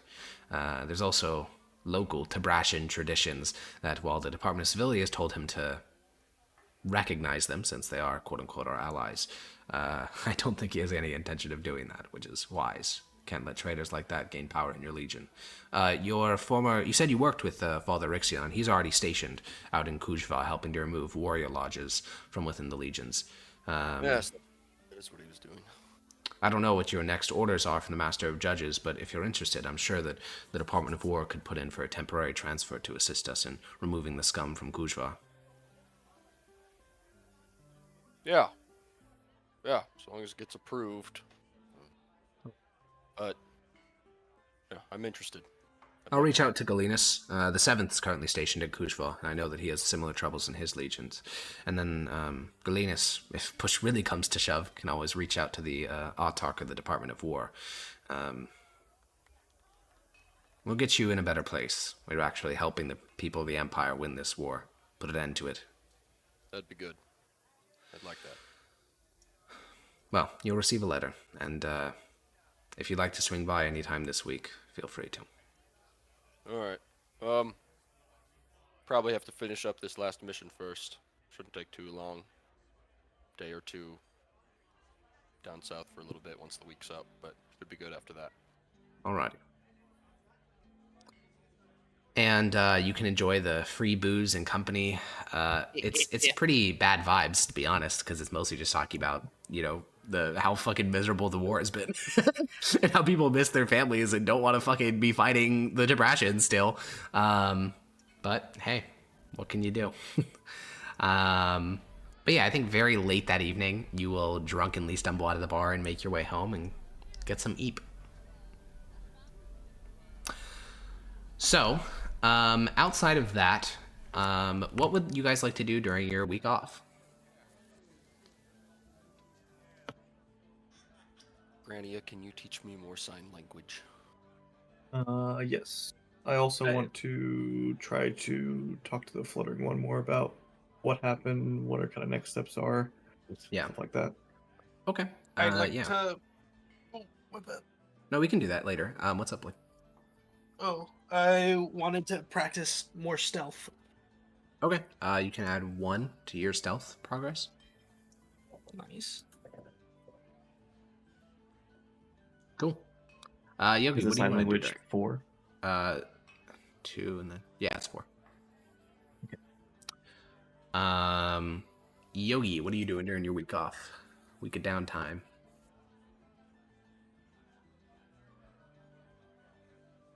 You say, like, be right back or something? Maybe, perhaps he is. Then...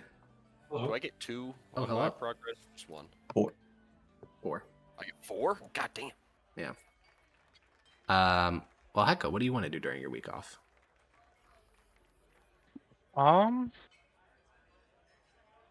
Good old Corvus. Well, no, honesty. Yeah, I mean, your Sons of the Republic stuff is on a bit of a cooldown because you did that big old job for them recently. Yeah. Is there anything interesting in this town? Yeah, I mean, so Patricia's role is primarily both defensive fortification. It's a merchant, like it's a port city. It's one of the most popular port cities for going along the eastern shore of Balaros. Like if you go from the city-state to Mythosia, you're probably going to stop by Patricia unless you try to hop the Gulf. So yeah, it has a big port, which means it has lots of like cosmopolitan stuff, so like foods from other areas, bars, entertainment. It has a dueling arena. There's also I mean, this isn't so much an attraction, but like a local story that a former king of the country of Westbar lives here, and so that's like sometimes you'll see like a former king just walking along the harbor, which is a neat little thing. It's Old Ethan character. Wow, we should talk to him. that's a bad idea. That is a bad idea. Least racist Ethan character. Oh God. Oh dear. I honestly don't think I have much specific to do. Maybe I'll just do some research on the Feywild. Anything I can find. Yeah, roll me just a basic int check, and I'll try to answer any questions you have about Athaloran. Okay.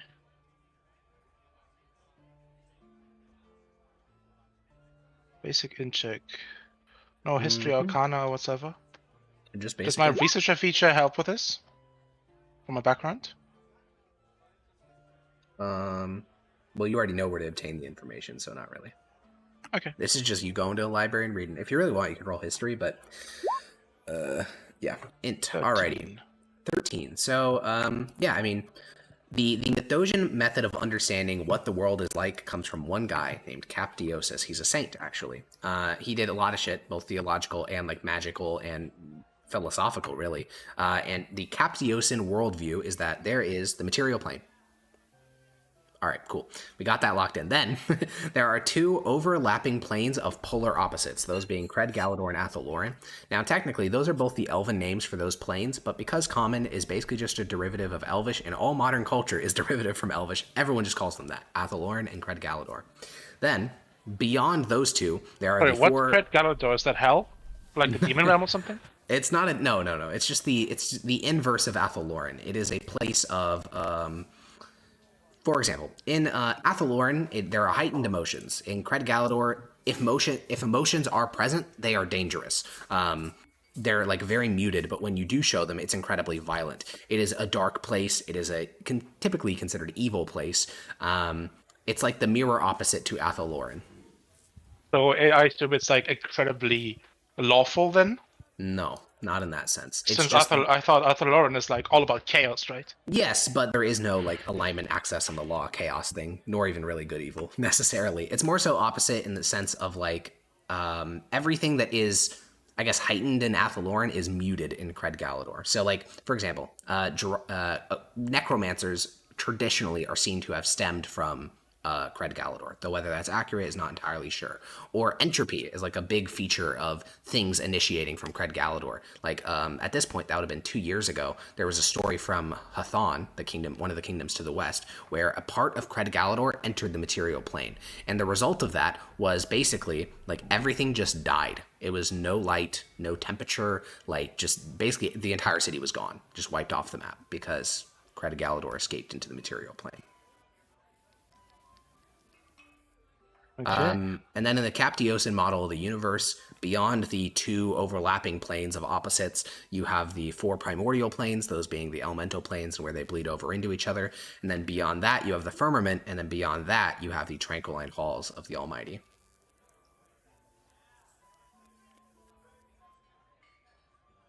And then the Realm of Souls encapsulates all of that. So the Realm of Souls is a layer beneath literally everything else. So theoretically, within the Captiosan model of the world, you could walk from, you could enter the Realm of Souls, and then you could just walk from wherever you are to the Tranquiline Halls. So goes the theory. Do you have any more specific questions about Athaloran? Yeah, about the hierarchy, Archfey, that type of stuff. Yeah, so knowledge. Basically, I want to find out what the fuck kind of, yeah, what the hell kind of thing we just fought against. Yeah, the knowledge is incredibly limited. There are snippets of different Archfey named. The problem is, you don't like.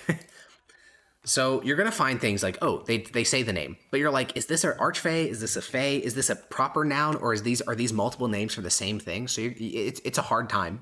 The list that you can get though is going to be King Advarn, That's mentioned in a lot of different sources. Then there's the Green Watcher, the Green Lady, the Green Woman. Then there is the Are White. these all three the same or like different? Well, that's things? I don't know. That's the issue. problem. Oh. Then there's Karetanoth. There is the ruler of the Ard Reach. There is, of course, the Bear King. And then there is finally King Duckenwald. So those are all names that are like well known. Like these are these exist in kid stories, in historical manuscripts, in arcane scripture. It really just depends on which of the names we're talking about here. But like, is that like 10 different archfey? Is that one archfey with like 10 different names? Who the fuck knows? Also, King Advarn was a real guy. Like that's a historical person who existed. Why is he on this list? Because there's a children's story associated with him. Does that mean he's a real archfey? The answer is no fucking idea. This is just not a well-researched aspect of Imperial magic. This reminds me, I did want to look on how rich the literature I can check out here is, but since this Green Rider seems to have been like a constant thing, I want to see if there's any reports of people that fit his vague description of like a traveling musician / bard, with powerful magic and potentially green cloak that fit him. And where are you getting these reports from? So you had the advantage at the Master of Judges that you have like this huge repository of hundreds, maybe even thousands of letters over the course of the last 6 months. People reaching out and saying, hey, this is a weird thing that happened. What is an alternate way that you could acquire that since you're not in Nauseous? It's a good question, actually. Is there like a local library? Yeah, for sure. I'm not looking for like in-person reports from like the last few weeks. I'm looking for like, is this person like a figure that like has been popping up for like a while now? Oh, you're saying is this like a folklore person? Like, are you going to be able to find references to them going back decades? Yes. Yeah, roll me an investigation check. Could you do that for me for a second in the kitchen? Yeah, for sure. Sorry. Bro's cooking. Bum bum bum bum bum. Corvus. Core sheet. Investigation. 17. Yeah. So the answer is no. Almost every Fae story that is mentioned, the Fae look like aliens. Not like little gray guys, but like just not from this plane of existence. And that matches your experience. Fae don't look like people. They just don't. Ever. They just don't look like people. Whereas the Green Rider is a guy, as far as you can tell. Unless there's additional details that you guys have that I don't remember giving you. But I think you just think he looks like a guy. I'm pretty sure that's the case. In which case, no. You have no reports of a Fae that looks like a human. That just doesn't exist anywhere. Not in... Yeah. Just don't exist. A couple of things as well that you probably would have picked up on is it seems like Grania understood whatever language the pixie that was leading us spoke, since he said something and then Grania still followed and was listening to him, but of course she couldn't respond.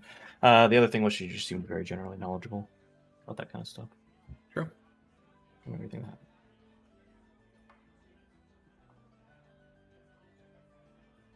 Yeah, I think I'll. Oh, yeah? I don't think I'll approach Grania about the subject.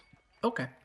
Well, probably on the third or fourth day of the long rest. Probably a second or third, because you're going to get the letter on the third day. So you make your way to the fancy palace atop a hill in Patricia. At this point, all of Grania's exhaustion is gone because it's 2 days, so she's gotten her short rests in. Grania, where would you be at like 10 in the morning? What you doing? Do they serve like breakfast here? They do all day. They have food at every hour of the day. Okay. She probably woke up a little later than and was eating. Okay. You walk. Of course, doesn't speak sign language, though, right? I don't think so. No. Luckily, you can both write. Corvus, you will ask a local, person who works here at the palace and indicate you'd like to meet with Lady Judge Grania, and you show your judge's badge, and they'll guide you down the hall. But before they lead you into the dining room, they go clarify. And Grania, the person who's basically been assigned to you, because it's the only one on the staff who speaks sign language, will walk over to your table, give you a bow, and say, "Lady Judge, a man is come here to speak with you, Lord Judge Corvus. Would you like to admit him into your dining chamber?" He'll seem a little bit hesitant at first and say, "I suppose so." Yes. And would you like for him to be served food as well? Hold on. Yes, of course. And he will back away, and a moment later, Corvus, the door opens, and you walk into what is a dining hall. Like, there's rooms for there's 10 tables in here, but only one person's currently eating, that being Grania. She's got a little plate of all sorts of little snacks, because they have a sort of buffet type setup, so she's sampling what Patricia has to offer. You can sit down across from her. It's not very professional either. She's just going yeah, using her hands to rip it apart.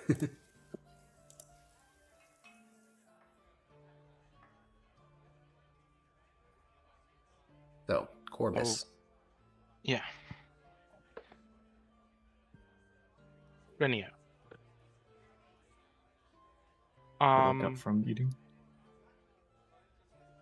You seem to have been knowledgeable on the Fae. Is there... You'll pretty easily be able to tell she starts to become more uncomfortable with the subject.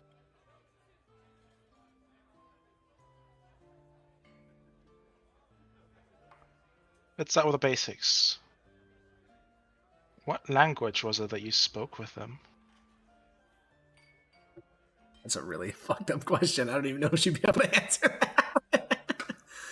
Oh, man. Is the interpreter staying here to translate, or No, he walked over to the edge of the room. You can call him over if you want, though. I don't know if you want him to be translating this, though. No, I would realize my silly mistake that, of course, she couldn't tell me because I don't understand hand signs. So I'll produce pen and ink. Sorry, pen, yeah, and paper, of course. Yeah, pen, ink, and paper. You'll write with who? Question mark. That Fae that we were following into the thicket.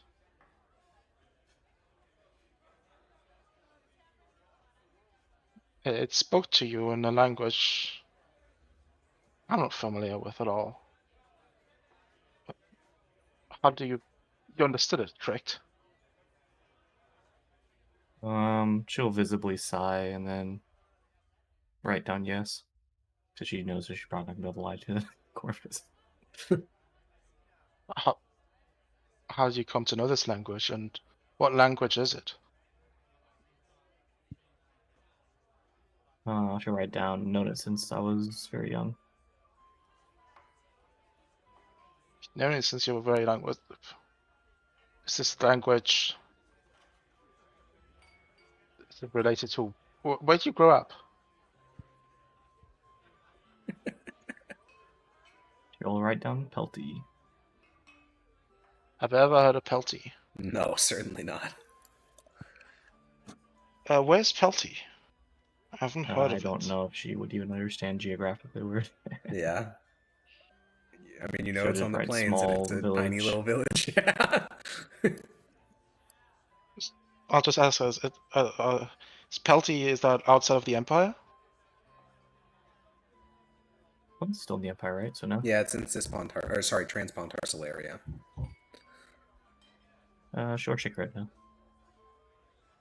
Is it... But it's... Is it on the plains? Sure, right down. I think so. Somewhere around there. Somewhere. So is it far from where we are right now?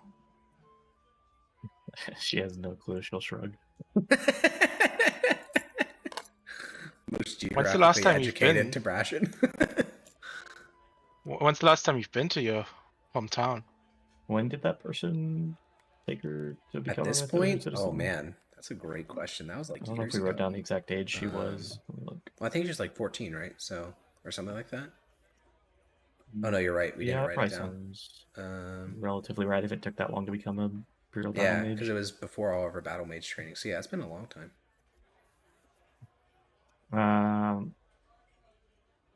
I'll write down quite a few years. For a few years. How old are you? 17, so what should I write down? 17. I guess she'd probably be 8. How long have we been doing stuff I together know when now? your birthday is. It hasn't happened yet. Okay.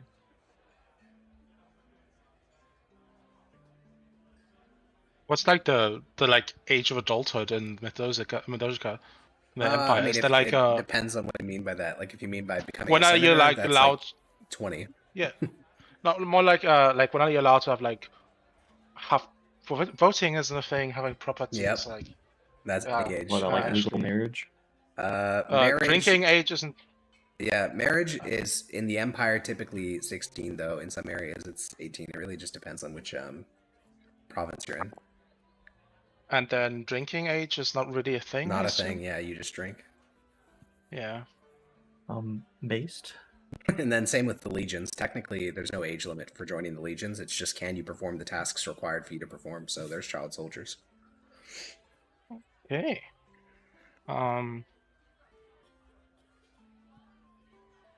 Okay, let's go by weird Corvus standards.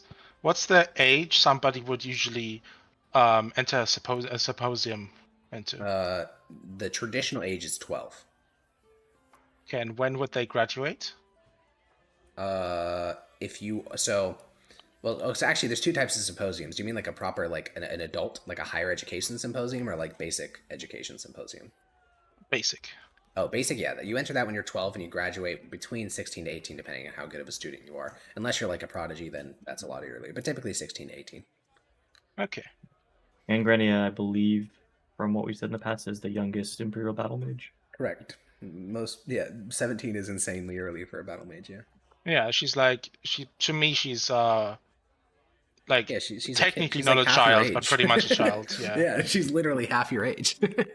Yeah. You are two grannies. I mean, for everything you see mentally, she definitely is a child. True.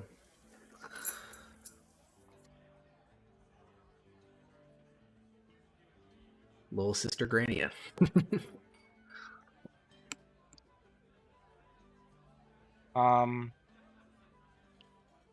So, how do you pick up this language? She'll shrug.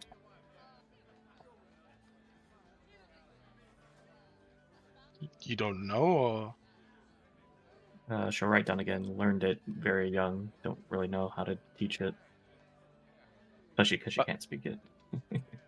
but how do you learn it?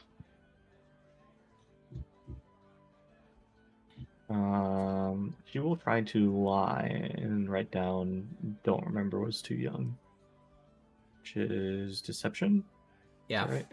The advantage, because trying to figure out if someone's lying based on them writing on a piece of paper sounds miserable. Yeah, I'm not actively trying to like look out for deception. Yeah, so I this is mean, my passive insight. Go. Figuring out if someone's lying based on them writing on a piece of paper seems crazy. That seems really hard. My passive insight would be 13. Yeah, I think it passes the sniff test. Yeah, just about.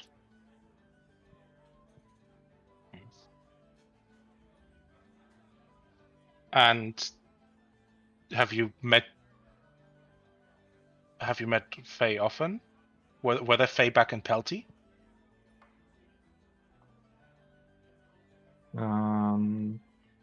She'll think about how to answer it and sigh and write. It's where I met my first one.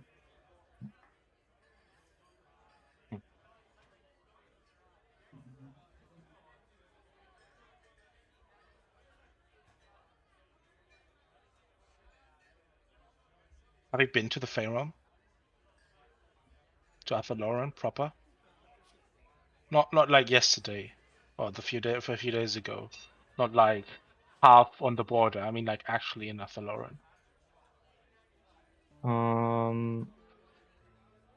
She's gonna probably climb up a little bit at that and just not answer it. Take that as a yes. I have to say that should have just right. I don't want to talk about that. Why not? Sure, we'll just write down personal.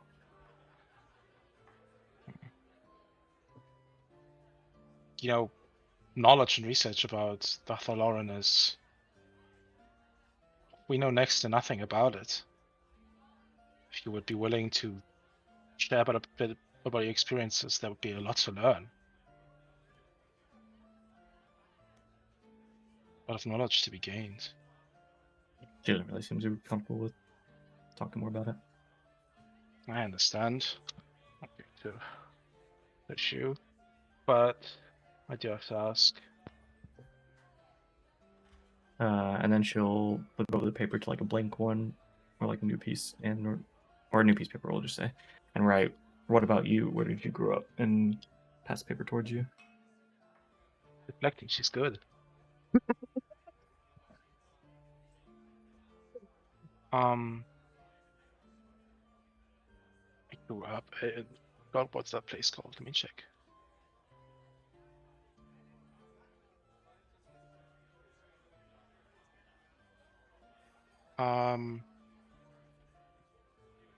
We ever write down the actual name of the place? Yeah, Regia.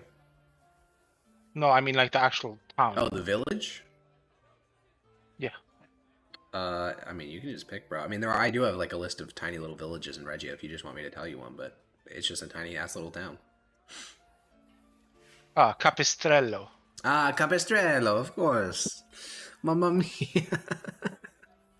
Now I remember. Yes. Yeah, it all comes back. A Dude, little you just see known Corvus get a place fucking called... blast from the past as he recalls, holy shit, the town. Yeah. You'll write down, is it also small? Small, yeah, but very imperial, waste and everything.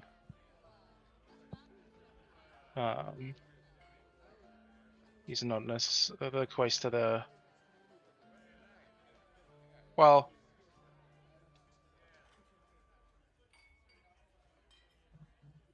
I grew up in a...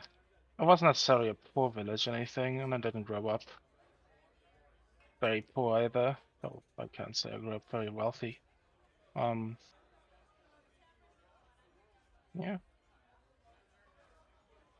We're probably gonna look down the amount of ink and paper that they've used and then write, "This would be easier if I taught you sign language."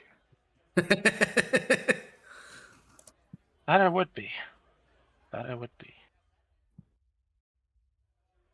She'll follow up and write, "Do you wish to learn?"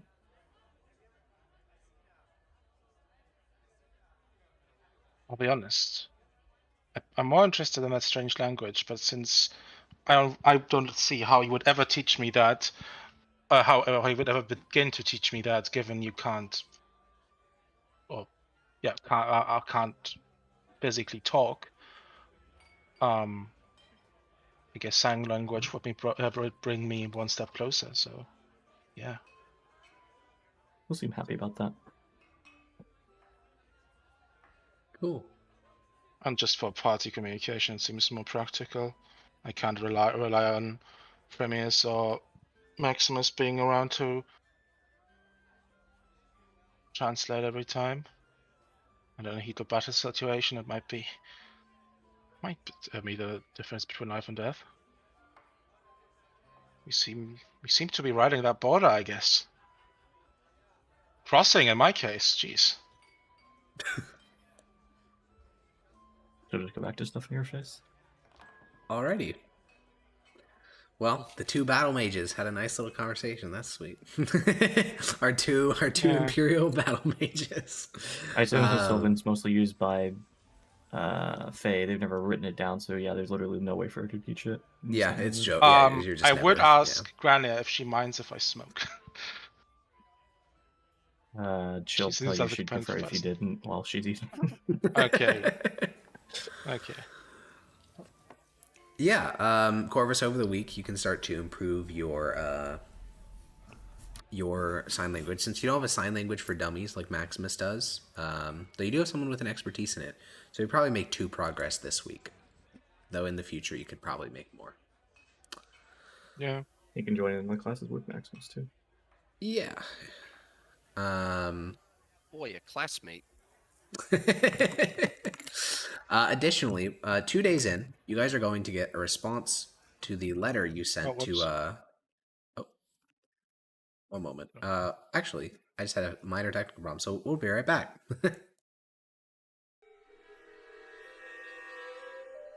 Alrighty, we're back. That is Corvus's long rest. Grania, I want to give you the opportunity to talk to the Fluttering One before we moved on, since I think other than that, I know what you're doing for your long rest. So, one of these evenings, you can lay down on your bed. The Fluttering One will emerge from your hair, lay down on your chest. He looks, and has been, feeling-wise, crestfallen ever since you left the portal behind.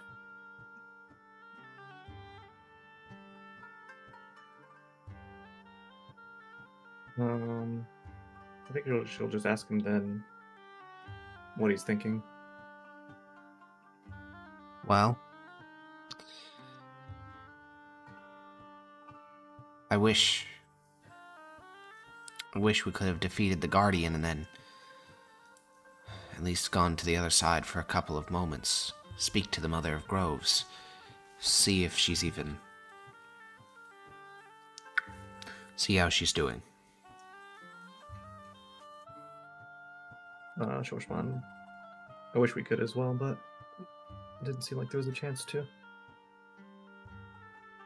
Gotten stronger, though. That was a powerful gate guardian. And you defeated it. Still not as strong as I was back then, though. No.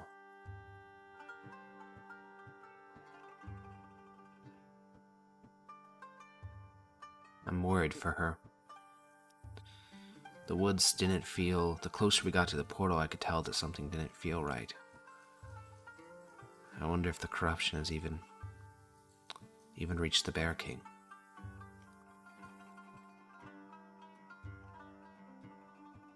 Best we can do right now is try to focus on getting stronger to go back and help her. If he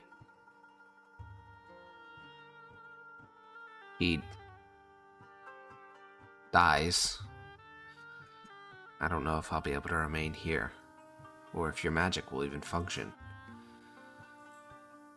And because of how time works there, I mean, we could have 100 years or a couple of minutes. I think we should focus on that stuff right now. Just feels too slow. Been here for so long.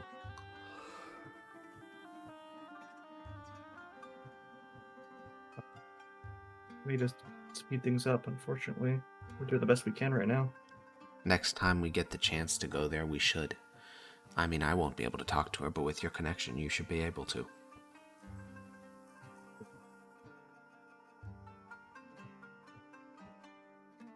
Perhaps that wizard. I know that some wizards are able to reach out and talk to Fae. I remember it happened to the Mother of Groves a couple times. A wizard, cast a line out in the void, reaching out for something, anything to reply, and she would answer. Perhaps the wizard could do that.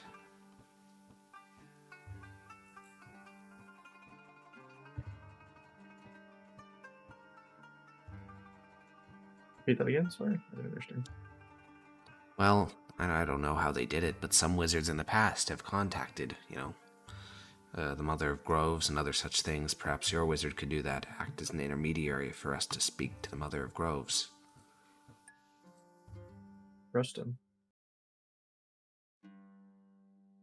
Well, I suppose not. None of them are trustworthy.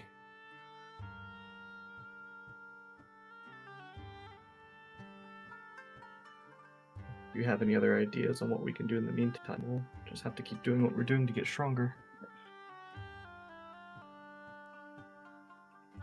Nice. I guess.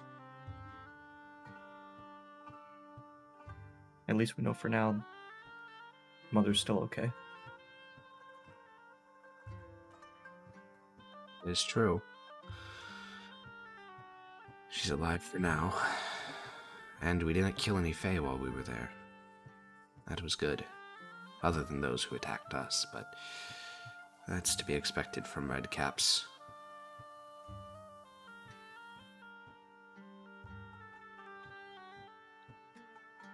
The Bear King will go now. Yeah. I just miss home.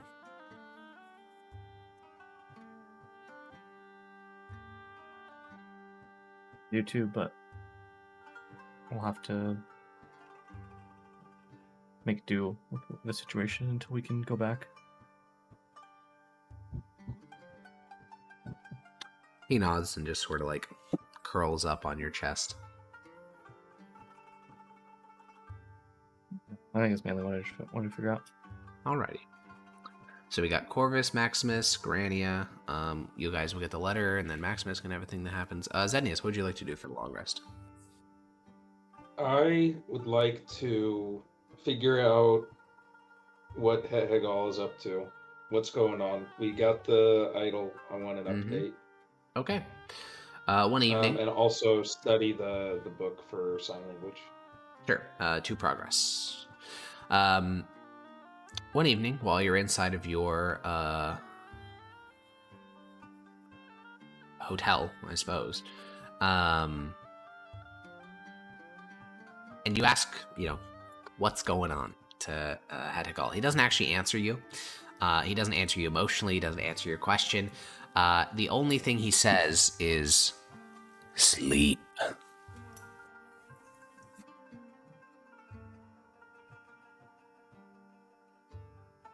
Okay.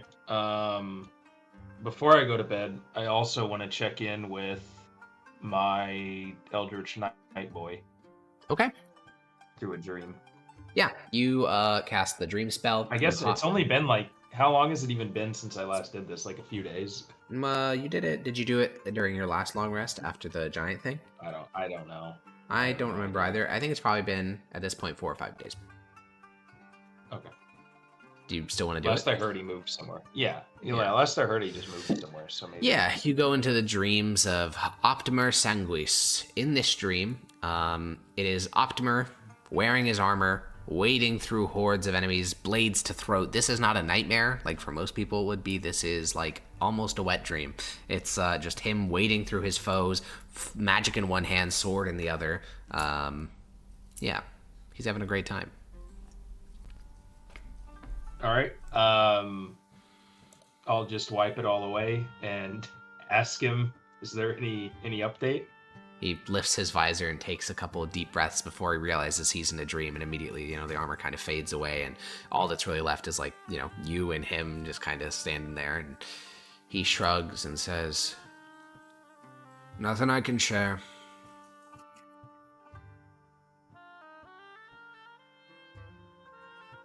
Do you know when? Do you have any kind of timetable? I get the indication that things are starting to come to a head. Perhaps another couple of weeks. Okay. I'll leave you to your rest, and I'll wipe back in the battlefield. Yeah. And then disappear. And then later, you yourself go to sleep. When you fall asleep, you awake in a forest. It's vast. It's perhaps the biggest forest you have ever been in. It's not like the Deadwood. The Deadwood is a forest, but it's a human forest with dead trees. This is immense. These trees are 50 feet in diameter, climbing hundreds of feet into the sky. This is an alien world. These trees don't occur in Valoros, at least not anymore. They haven't for a very long time.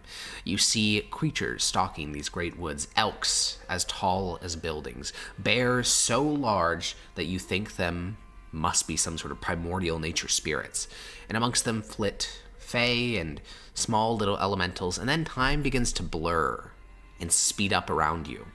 The forest becomes a city, not by trees being cut down, but instead the trees morph and shift. Trees turn to homes and huts, they form grand citadels and walls, they form thoroughfares and streets, as if the trees themselves are sculpted by magic into the shape of a city.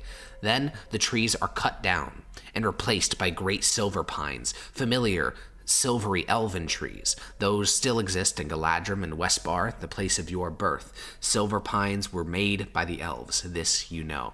And then these too are cut down as time continues to blur at a blisteringly fast speed. Black stone structures rise up from the earth, each of them reminding you of that city, Elvon Gardum, but also of ancient elven ruins. Great black stone, alien in its construction, unknown of how it entered this world. And at the heart of this city is an open square with a number of black monoliths, and as time continues to zoom forward, you watch as golden script begins to adorn these monoliths. The script is frequently modified, removed, or replaced. It's all familiar. Then one of these monoliths exists within that tower. These monoliths are familiar because you've researched them. They are lodestones, though their exact purpose you're unfamiliar with, and there must be 6 of them in this central square of this city. As time continues to blur, a great tumult consumes the city. Fire and flames, and the chopping down of what little silver pines remain. The black stone begins to fade into the earth. Temples are ruined and sacked. What was once a great city is reduced to ruin and rubble within what, for you, feels like the blink of an eye. As a forest grows up around the city, it continues to sink into the earth. Several settlements pop up and fade. Human, Dorvish, a variety of different cultures you don't even fully recognize. Time moves so swiftly now that centuries pass in moments. The trees grow smaller, and soon they are cut back and grassland replace them.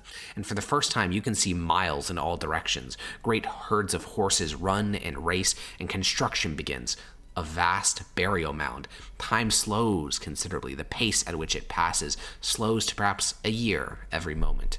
The grass grows shorter and lighter green. This is a familiar sight now that the burial mound has been constructed and left centuries for it to merge with the surrounding terrain. This is a burial mound somewhere on the Tabrashan plains, 100 meters wide with a narrow stone entrance that's collapsed inward. A golden pillar of light appears above the mound, and you hear voices in your head. Find Rake.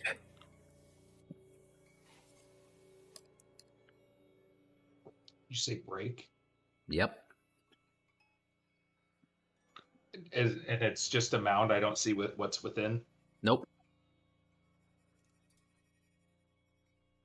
If I'm able to move, I'd try to see what's in there. Yeah, the dream is no longer passing by time. This is just normal speed. The grass, a light wind blows across the plains. You walk forward. Unfortunately, since the entrance of the mound is collapsed, you cannot enter it. I take in the surroundings. Yeah. Can I tell what kind of wildlife is here? What can I get anything from this? There is grass in all directions. There's a wild herd of horses in the distance. None of this is particularly helpful. This is just right. The Tabrashan Plains. As you look around, I think the only vague thing you get is that you hear the sound of a seagull in the distance, which means you must be somewhere along Mithraz, which is the lake. Yeah.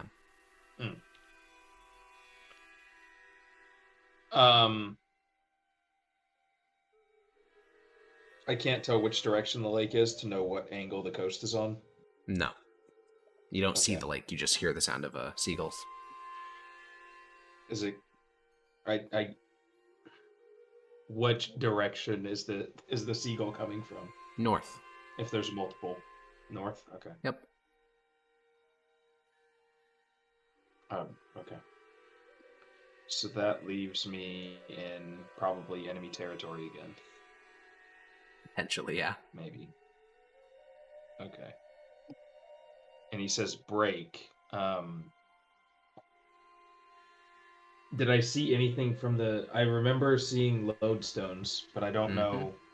Was there a particular thing that stood out that I need to break? No, you saw what you saw. Okay. I'm gonna have to rewatch.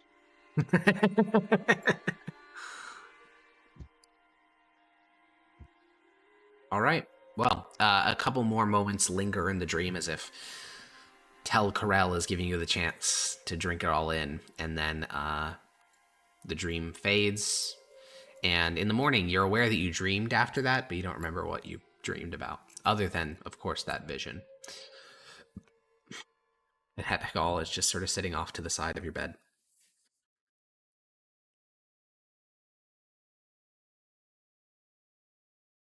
I've got an idea of what we need to do. Good.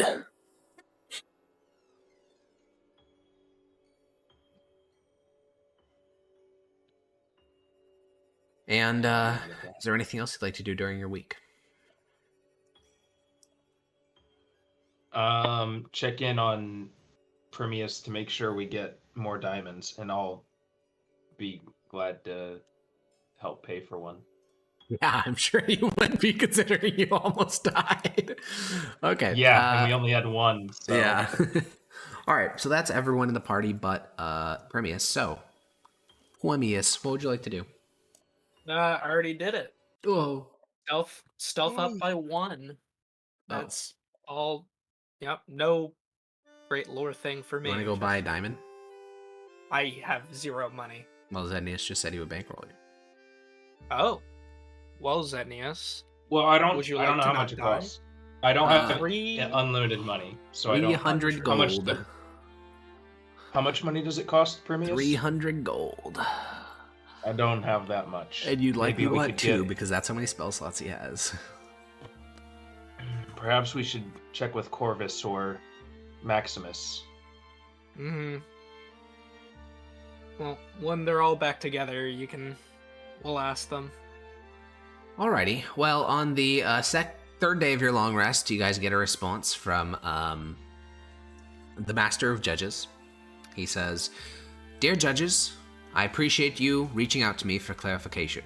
I agree that you acquiring the scrap of cloth from the Green Rider is of the utmost importance. However, as you correctly determined, this is well within the bounds of the Department of Faith. I recommend that you reach out to the church authorities in Patricia and cooperate with them and request that they grant you the cloth in exchange for airing out the crimes of this traitor."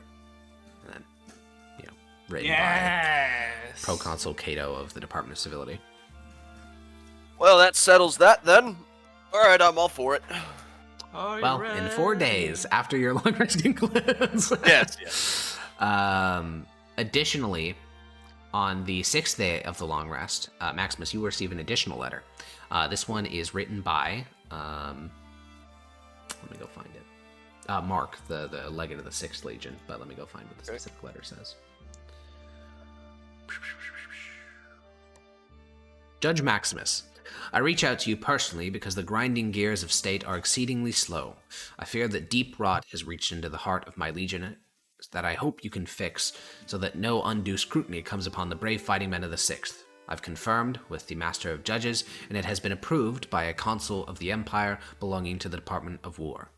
I await you at the muster location of the 6th at the city of Kujva. Consul Marcus Agrippa Aulus Bologna, legate of Legio 6 Ferrata. Sounds good. I'll find a time when everyone's gathered together. Yeah, morning of the last day of the long rest, so you still need to rest one more day in the city to get the benefit. All of you guys meet up outside the central temple. It's where you agree to meet each day, and it's where you have met each day for a brief small talk and some, chat and food. And today, you all come together. Corvus, he got a little fey book in the crook of his arm. Zednius is looking reinvigorated with purpose. And the 5 of you join together. Does that mean I can level up? No. We have one more day. Fuck. You Well, get, it's half like your Christmas. dice back on long rest. Yeah, rounding up since you're level 11. I'll look around to everyone. Well, have a bit of an announcement. I'll be leaving the group for an amount of time. I'm not exactly sure. Been dispatched to go help with some goings on in the 6th Legion. So once we finish this out, I'll be taking leave. Understood. You served us well, but I'll be sure to reiterate that when you actually take your leave. Yes, thank you. Granny will sign. Will you be okay? Yeah, I'll be all right. It's just some Oh, like I said, some Legion stuff. It'll be nice to be back into that little bit. As fun as you all are to be around. Is it going to be normal Legion stuff, or do you think we're Yeah, going should to be. see? Could be. Okay. They just wanted Probably safer than what they have us doing. honestly, I'll appreciate the bit of the break from the nonsensory we all get up to. Oh, Lord. But of course, I'll be here to. We'll finish this out, and then I'll head on out. You just mean with this cloth business, or the rest of this entire mission? No, just this cloth business.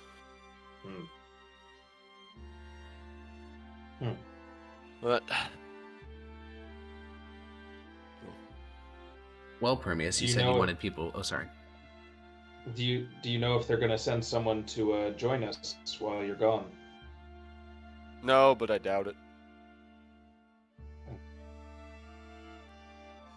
I'll look at the other two spellcasters and then Primius.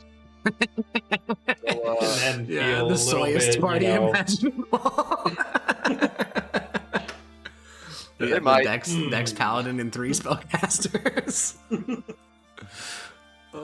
Try not to implode while I'm gone. Be ashamed to come back and you all have scattered to the winds.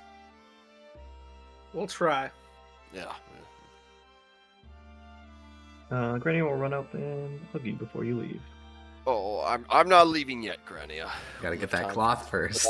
I'll hug her back, of course. Alrighty. Well, Primus, you did want to buy some diamonds, so now would be the opportunity. Mr. Warbucks is leaving, so you gotta milk him dry. Yeah. Well, should ask one more thing before you leave. We're still short a diamond.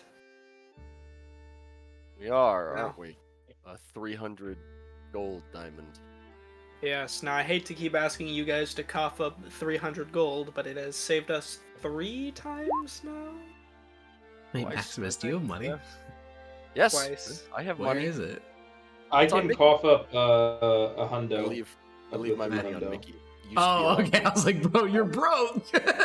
No. It's on Mickey. Okay. What month is it, Alex? September. Ooh. You're getting closer every day, man. It's on the calendar. Oh. Could be good. The infamous $24 million teleport scroll.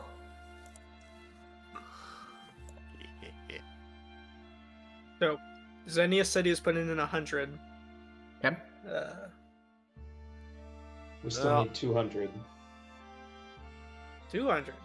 Yeah, it's 300 gold, man. You said it was a 300 Nice. cost diamond, right? Nice. Well, begs the question. I do have 2 spell slots. Yeah, I don't think you guys can afford 2 of them, to be honest. I looked at Ethan's money. I don't think that's happening. That's fair. I don't think that's going to be Huh? happening. You also haven't made money in like 20 Yeah. sessions. This is all just like leftover. Granny from will Ethan being contribute. rich. Like 80. 80. Ooh, okay, we got 120 left.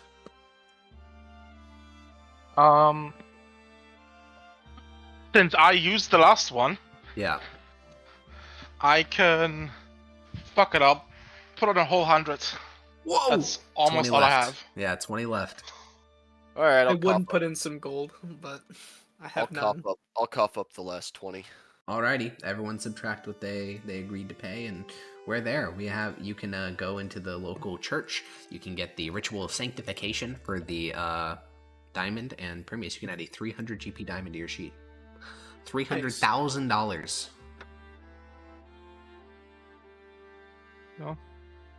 Also, don't forget to add your conquest spells to your sheet before we fight. That's a That's right. between session thing. But yeah, the I'm just long saying rest. it now because Yeah, I don't know the that's next fair. session date. We're just about wrapping up. So you finish your long rest, guys. So you can all do the respective things, leveling ups and such. But we're gonna do now. Probably you don't level up, because that's gonna take a bit longer. And we got one last little thing to do during the session, which is you guys need to go speak to someone in the Department of Faith. So where are we headed? I'll head back to the place the big cathedral I stayed at. Okay. Or, Are you going with well, the I guess party? Are we rolling up as a squad, or are you doing this solo? I would prefer the squad, but I understand if... Yeah, I'll go. Well, I mean, they're not doing Yeah. anything else, so your long rest is over. I'm not yeah. letting him do that on his own.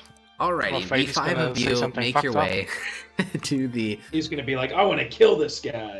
Yeah, exactly. You make your way to the Cathedral of Glorious Hope in Patricia, and there you speak to the presbyter who's on duty, father of the church, and he informs you that the Archimandrite would be happy to meet with you. He'll get you meeting pretty soon. And after a little bit, you guys find yourselves in a room with the Archimandrite of this church, the highest-ranking religious official here in Patricia. He is a older man, probably in his late 50s. He does not have golden glowing eyes. He's bald. He's clean shaven. He has robes of like a pale brownish coloration, with a golden necklace and a platinum holy symbol around his neck. And as Would you bow in this case, or in my specific case, or like give a gesture of some kind? I don't know. This shit gets really complicated because technically you are appointed directly by God to be a judge, but like I don't know. You can do whatever gesture you want is the answer because the interplay between secular and religious law in the Empire gets really complicated, and this is one of those because technically you are appointed by God to serve as a judge, but you're also only secular, which means you shouldn't show signs of like deference to religious officials, but also you're a cleric, or paladin, which means God chose to bring you back to life personally, which means maybe this guy should honor you because he's not a cleric. It's complicated, so do whatever you want. I'll nod as a sign of respect. Alrighty. Fully acknowledge him.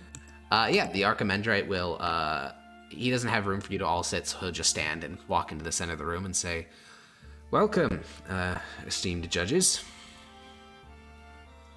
Greetings. We come bearing somewhat odd request. Alrighty. How should I put that? Well, we'll start by handing... Maximus, do you have the letter? Oh, Suppose... we shouldn't... Mm-mm. No? Right. Well... Right. Okay, then. Well... We to need... give you somewhat of a background, there is an individual over in what was that town called? There were 4 towns. I'm not sure which one you're asking about. The one one where the governor with the... Sloopka. Yeah, there you go. There was a cleric over in Sloopka. Oh, we're doing the cleric. Oh. Yes, he's the one that has the thing we need. That was not Sloopka. Oh, that was not Sloopka? That was Tudik. Over in Turek, I believe it's called. He has an item. Without going into specific detail, he has an item that we need to complete a greater mission of ours. Now, Alright. this is an item that he worships as a piece of a prophet.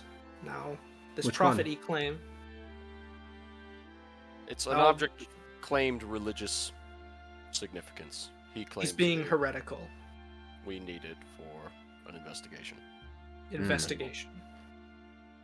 Now, You won't- I'll be blunt. We talked to our proconsul about this, and he proposed a simple deal. We take that item so we can continue our mission in the name of Aurelian Soul, and in exchange for you allowing us to take that item, we will disintegrate that individual for you. What do you need this heretical item for? Scribe to locate. I see. Well, as for the deal you proposed, that would be a no. There's an inquisitor in town. I'll have him go find the offending priest, bring him back so that he can undergo a proper religious tribunal. as judges, you are not qualified to make determinations as to who and who is not heretical. That must be done in an ecclesiastical court. As for the item, if you simply need to touch it and use it as a temporary scrying focus, I see no reason why that can't be accommodated. But if it is heretical, in the long term it will be melted down to slag, if that's possible, or if it is magical, it will be interned within the vaults of the great Department of Faith in Mythos. That is understandable. We would need it for the duration of our mission, but we'd be more than happy to turn it over once we're done. Well, that'll have to wait until a determination is made on how heretical it is. Corvus, how many times must you cast scrying? How many is just? Is just the one? Can we get away with just one? Well, this entirely depends on how it goes.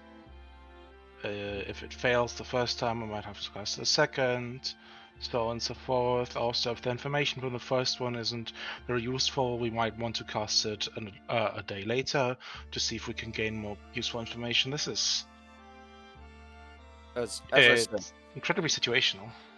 we need it for the duration of our mission. Is this like... This is a, like, out of character question. Is heretical in that sense, like, are we talking about something actually magical here, or... Not necessarily. It's just you guys did not give him a very good description of what this item is, and you're just saying there's a heretical priest. You gave him no details of why or any. So he's just like, what he's basically saying is, hey, we're just gonna figure out what's going on, and then we'll talk about this. We're gonna send our Inquisitor to go deal with this, and then we can discuss this. We should tell them what this item is at least, right? Yeah. Well, Well, can you? Can you mention that? Yeah, we can. Okay. Tell him, like, It's a details piece of of what cloth. we did. We can say it's a piece of cloth.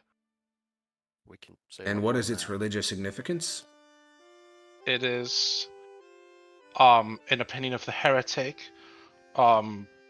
it's part of the garments of the person they consider to be a saint. Who is this person? we are not allowed to discuss that. What? Why not? Under our edict, we are not allowed to discuss a greater goal unless.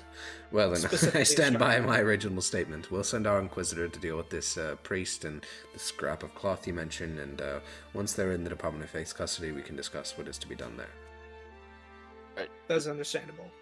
I mean, but you just heard. You just heard Corvus say it'll be situational. Essentially, a section of the Feywild descended upon this earth. The misguided people assumed it was a gift from Aurelian's soul. However, we were sent to investigate, discovered it was not, and we have since eradicated it from existence. However, the individual that summoned it here was viewed as a person of great religious significance by the people, and it's a scrap of his cloth. Well, I hate to disappoint you, Lord Judge, but as I said before, we will send our Inquisitor, have him make a determination as to everything you just said, and what this scrap of cloth is, and if it's not of interest of us in our ecclesiastical court, then I see no reason why it can't be given on temporary loan, but that'll have to wait until we've been able to make a determination. I see no problem with this. We wait. We watch. All right then. Sounds Out of our fine. hands completely, all within the realm of our edict. Great. Yeah. Well, you guys spend the next 2 days in Patricia. Oh Yeah. yeah, if that's the determination, then as we walk outside, We should talk. We should tell this person like our contract information, like where they can reach us. So when they have, It's not going to be very hard to find 5 Imperial judges. yeah, it's just like Yeah, for sure you can. So do they can that. let us Yeah, but as you guys are all leaving the temple, heading down the steps of the Great Sept, you were saying, Maximus. yeah, sorry, I was... depending on how long this takes, I may leave before, but I can stick around for a little bit. I'll nod. You do what's best for you. Alright, yeah, we'll see how time passes. no. Actually, do what's best for the Empire, smart. So, 2 days pass. We get to October 1st. Yippee! Yippee! Happy Halloween! Oh wait. Also, that doesn't work in like 3 levels. Yeah, I know. That's the joke. So, yeah, you guys have to pay for accommodations for an additional 2 days. So that's 4 gold from Maximus, 6 Electrum from, I don't know, Corvus. Wait, what? Well, it's technically I thought 2 it was one Electrum from Electrum a Premius, day. Zednius, and Corvus. It's 2 from each of you. I didn't know if you wanted to be generous and pay for them, though. No. Oh, okay. All right, 2 Electrum from No Zednius, smile? 2 Electrum from Corvus, and 4 gold from Maximus. Do we get paid as judges? You technically have access to a very minor stipend. How minor? I think it's like, I don't know, I'd have to go check my prep. I think it's like 10 gold a year or something. Okay. I'm moving to What? the Gold Palace. I don't have any Electrum. I'm just gonna start So you're just gonna, rather than go through the money changers, you go to a palace. Hey, dude, fuck the Holy money shit, change. that's so funny. Oh, All right, wait, no, remove 2 gold then. Wait, how many days No. have we been staying here total now? 9 total. Can I just pay them of gold total and say they can keep the rest? I don't give a shit. Sure. Okay. Because Alrighty. one gold is 10 Electrum, right? Yeah. Okay, just making sure. All right, on October 1st, you guys are invited back to meet with the Archimandrite. You guys find yourself in his office. There is a second person here now. He is a familiar build, though not a familiar face. All Inquisitors are very similar looking. They all have glowing eyes. They're all like, most of them are older men. There are a couple women Inquisitors, just not many. He wears, the golden robes of Aurelians, like golden highlights around a white robes, and he carries a vicious-looking mace in his left hand, and he looks fine. He looks completely unharmed. And the Inquisitor is seated next to the Archimandrite. And the Archimandrite welcomes you in and says, "Well, judges, yesterday, the priest in question, the presbyter, was taken into our custody, and over the course of today, we've made a determination as to what is to be done regarding your request. The presbyter is being sent to Nasius to have an ecclesiastical trial held against him. The scrap of cloth, you may use it once for whatever your purposes are, and then it is going to be burned." Maybe we inquire why it is so important to get rid of it this quickly. There's a magical stench which lingers on it from its origin point. We believe it to be from an extra planar place, and there's no reason for something like that to haunt the Empire. That is understandable. So, the Inquisitor... It wasn't an object of worship. Isn't that the whole issue? What was that, Dodo? Oh, never mind. I was Oh, just saying okay. I thought that the cloth was being burned because technically that's what they were worshipping, right? They didn't mention that. No. Inquisitor it's Lucion can okay. take you to where this cloth is held. Is there any other preparations you need to make prior to your audience with it? I'm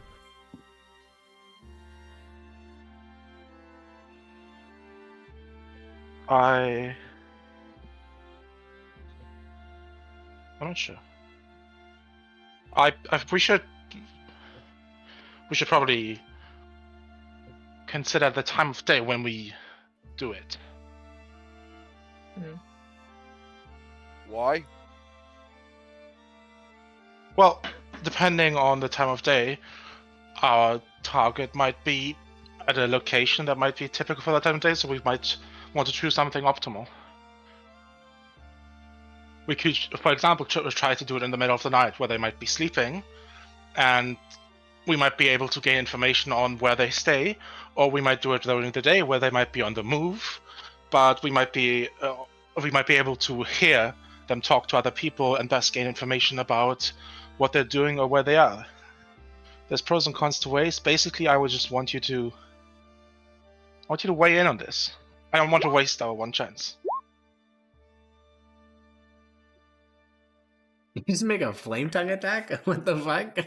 I'm just making sure my level. Oh, okay. I thought you were like, I killed Corvus. Oh, he does radiant damage on hit now? Holy. Yeah, improved Divine Smite. Alrighty. Well, yeah, what do you guys want to do? When do we want to scry? When do we think the Green Rider will be most accessible? If we think Seems he's like- within like an area close enough to us, we should do it on what around the time we think he goes to sleep, because then we could actually just go straight to wherever he is. It seems like But, every time he appears, does like he sleep midday. if he's some strange fey creature? We don't know. Does... Well, I guess I look towards Grania, and I ask you, do fey creatures sleep? She'll shrug. Some do, some don't. Okay. It seems like every time he appeared, it was midday. So I feel like I'll that's turn to most Corvus likely. and ask if his scrying has like a maximum range or an effective range.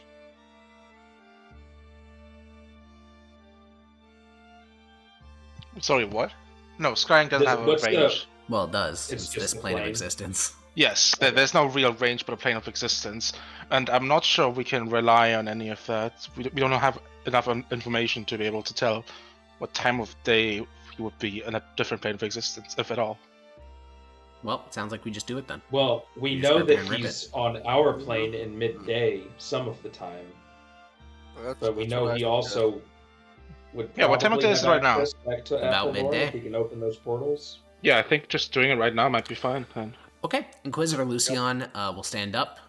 He just gives you all a grunting nod. It's actually kind of freaky how similar him and Father Rixion are. There must be like a dress code or like a mannerism school that all old Inquisitors go to, because goddamn, they're all just like grumpy and covered in scars and Emperor fans. But Father Lucian will, Inquisitor Lucian, will guide you from the office of the Archimandrite down into a cellar. You walk past two closed, like basically jail cell doors, and you can hear muffled screams exiting from one of them. He leads you down a hall, opens up a steel door. Inside, there is a secondary door, which he will mumble something into, and you watch as a series of holy glyphs appear. That is unique. You've never seen those before, Corvus. You can't create those. You're not even quite sure what those are, but you just watch like holy patterns of holy symbols and things like that lift off the steel, and then he opens up that door. And in the room beyond, there is sort of like jail cell, like metal jail cell type bars on either side of the room. And behind those bars, behind an additional steel lock, you can see a variety of artifacts. He goes over, unlocks one of the steel doors, walks over, grabs a little wooden box, walks back outside, relocks the door, opens up the wooden box, puts it on a table that is inside this central area you're in, and inside is a tiny little strip of green cloth.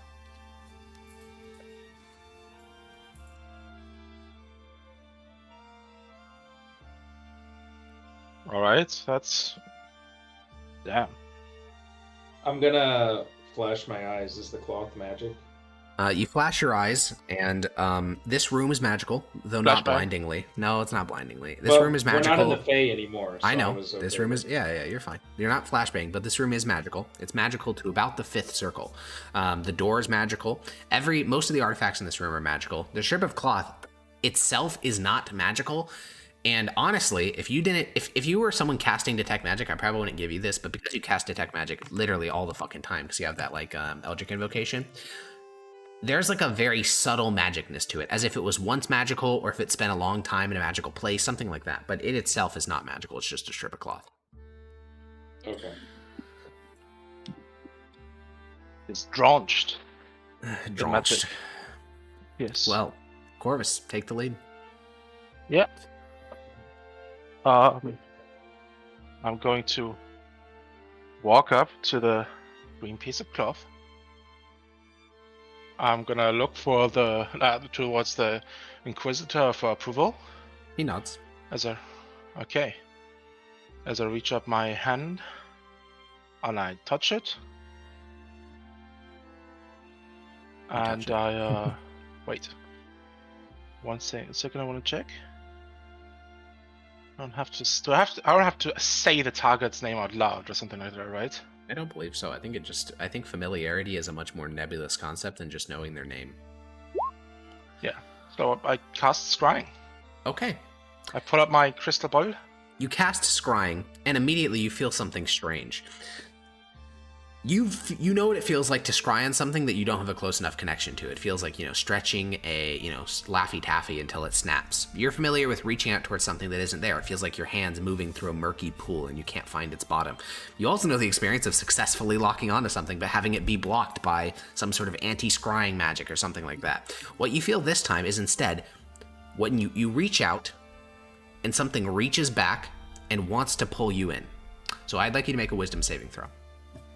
Oh, fuck. Uh-oh. You get +3. That is true. 23. All right, you pass. But you feel for a moment there something was going to pull you and show you something that you probably didn't want to see. That's just the gut instinct you feel. And immediately you let go of the cloth, you let go of the crystal ball, and a small little detail that I think you all just kind of forgot, but I will bring it up now.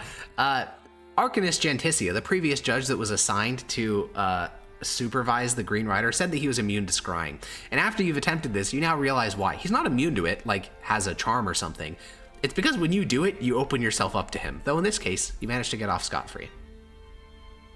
Like, I actually just, it's like Frodo putting on the ring and the... Kind of, you just felt something try to pull you into your crystal ball, and the only other instances you know of that is when wizards lose their minds by looking into crystal balls. It's actually the scene of is it Pippin or Merry touching the crystal ball? Yeah, the Palantir, yeah. Yeah, the I don't remember Palantir. which Yes, one it is exactly that. Yeah. You looked into the abyss and the abyss looked back. All right, It's a lot more than look I back. recoil, almost dropping my crystal ball before catching it. Yeah. Inquisitor Lucian will, put his arm on yours and say, "Are you all right, boy?" Burn it. He nods. I'm glad you saw reason. Well, let's get you, out of this dark cellar. Get you into the light of the Almighty. And he'll put away the strip of cloth, walk with you back up to the surface. And I think that once you're out of this dank cellar, you can explain to the other judges if you'd like. I'll explain to them. I was so obsessed with our whole goal that I forgot the detail that a target is supposedly immune to scrying, and I wasn't immune to scrying. That could have gotten really bad. Something pulled. I've scryed on quite a few things. I felt when it was blocked in a different plane. I wouldn't just simply failed because the target was resisting well enough, or because my connection was just too thin to them. But this was reaching out and somebody grabbing me and trying to pull me underwater. This person's really dangerous. If Did there's you a get person. anything from it, or was it just No. full? I'm happy I didn't get anything from it, because I'm afraid anything I might have gotten might have corrupted my mind irrevocably. Not fun. Seems like he doesn't want to be messed with magically. Sure doesn't. Well, maybe he does. Maybe that's the whole point. He wants you to, so he can get you. Maybe. I just like how much Maximus talks like Ethan, like in real Are life. there any That's Like, crazy. Fey scholars? There is not really, no. Granny is the Okay, closest 'cause I'm you're like, getting. I feel at a loss on how we proceed to get this guy. Well, you actually were told exactly what to do by the served judges. yeah. If you couldn't find Yeah, any other leads, you're just supposed to go to Arcanist. Lubel and look into Genticia. The Arcanist Anticia, yeah. Okay. But that'll have to be saved for next week, because for now, Maximus, it is time to give your goodbyes. Indeed it is. Well, with that, suppose I'm gonna head out now. Might as well. Again, don't kill each other. I'd rather not come back to that. Try and behave yourselves. God, I'm giving this lecture. Bro's giving a safety I'll briefing. reach out a hand to shake. I'll shake it. It was I'll do us in the beginning. I'll Uh-huh. await your return. Try not to... You specifically try not to die. You seem to have a habit of doing it.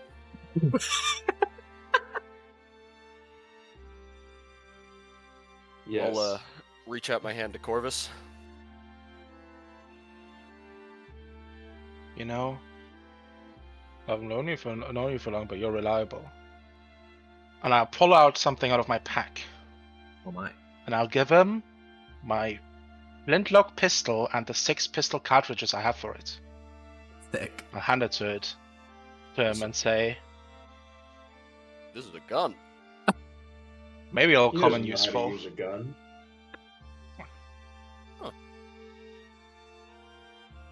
Thank you. I appreciate it. Careful, it's really loud. Might scare Mickey. Ah, he's a good horse. He'll be fine. I'll go to shake Prometheus' hand. Oh yeah, I will oblige. Very much. The safe haven amongst all the weirdos. Yeah, Maximus is like the He is know you indeed can the get glue. right. he's the cliff. Yeah. Try not to get too into the weeds. I'll nod. Try to keep a good head on. I'll go and I'll offer a hug to Grania. After she hugs you, she'll sign to you saying, make sure to keep up your studying. I'll do my best, and I'll shakily sign that. Alrighty. Well, I think that's all for this week. Ethan will be gone for the next, I don't know, 3, 4, or 5, we'll see. Number of sessions, a little bit, quite a little bit. But, yeah, that's all we got for now. Next time, we will pick up with our 4 now Imperial judges pursuing whatever little scraps of information they can on the Green Rider, and discovering, new stuff. I think that's all I got. See you next week. Bye-bye. Bye.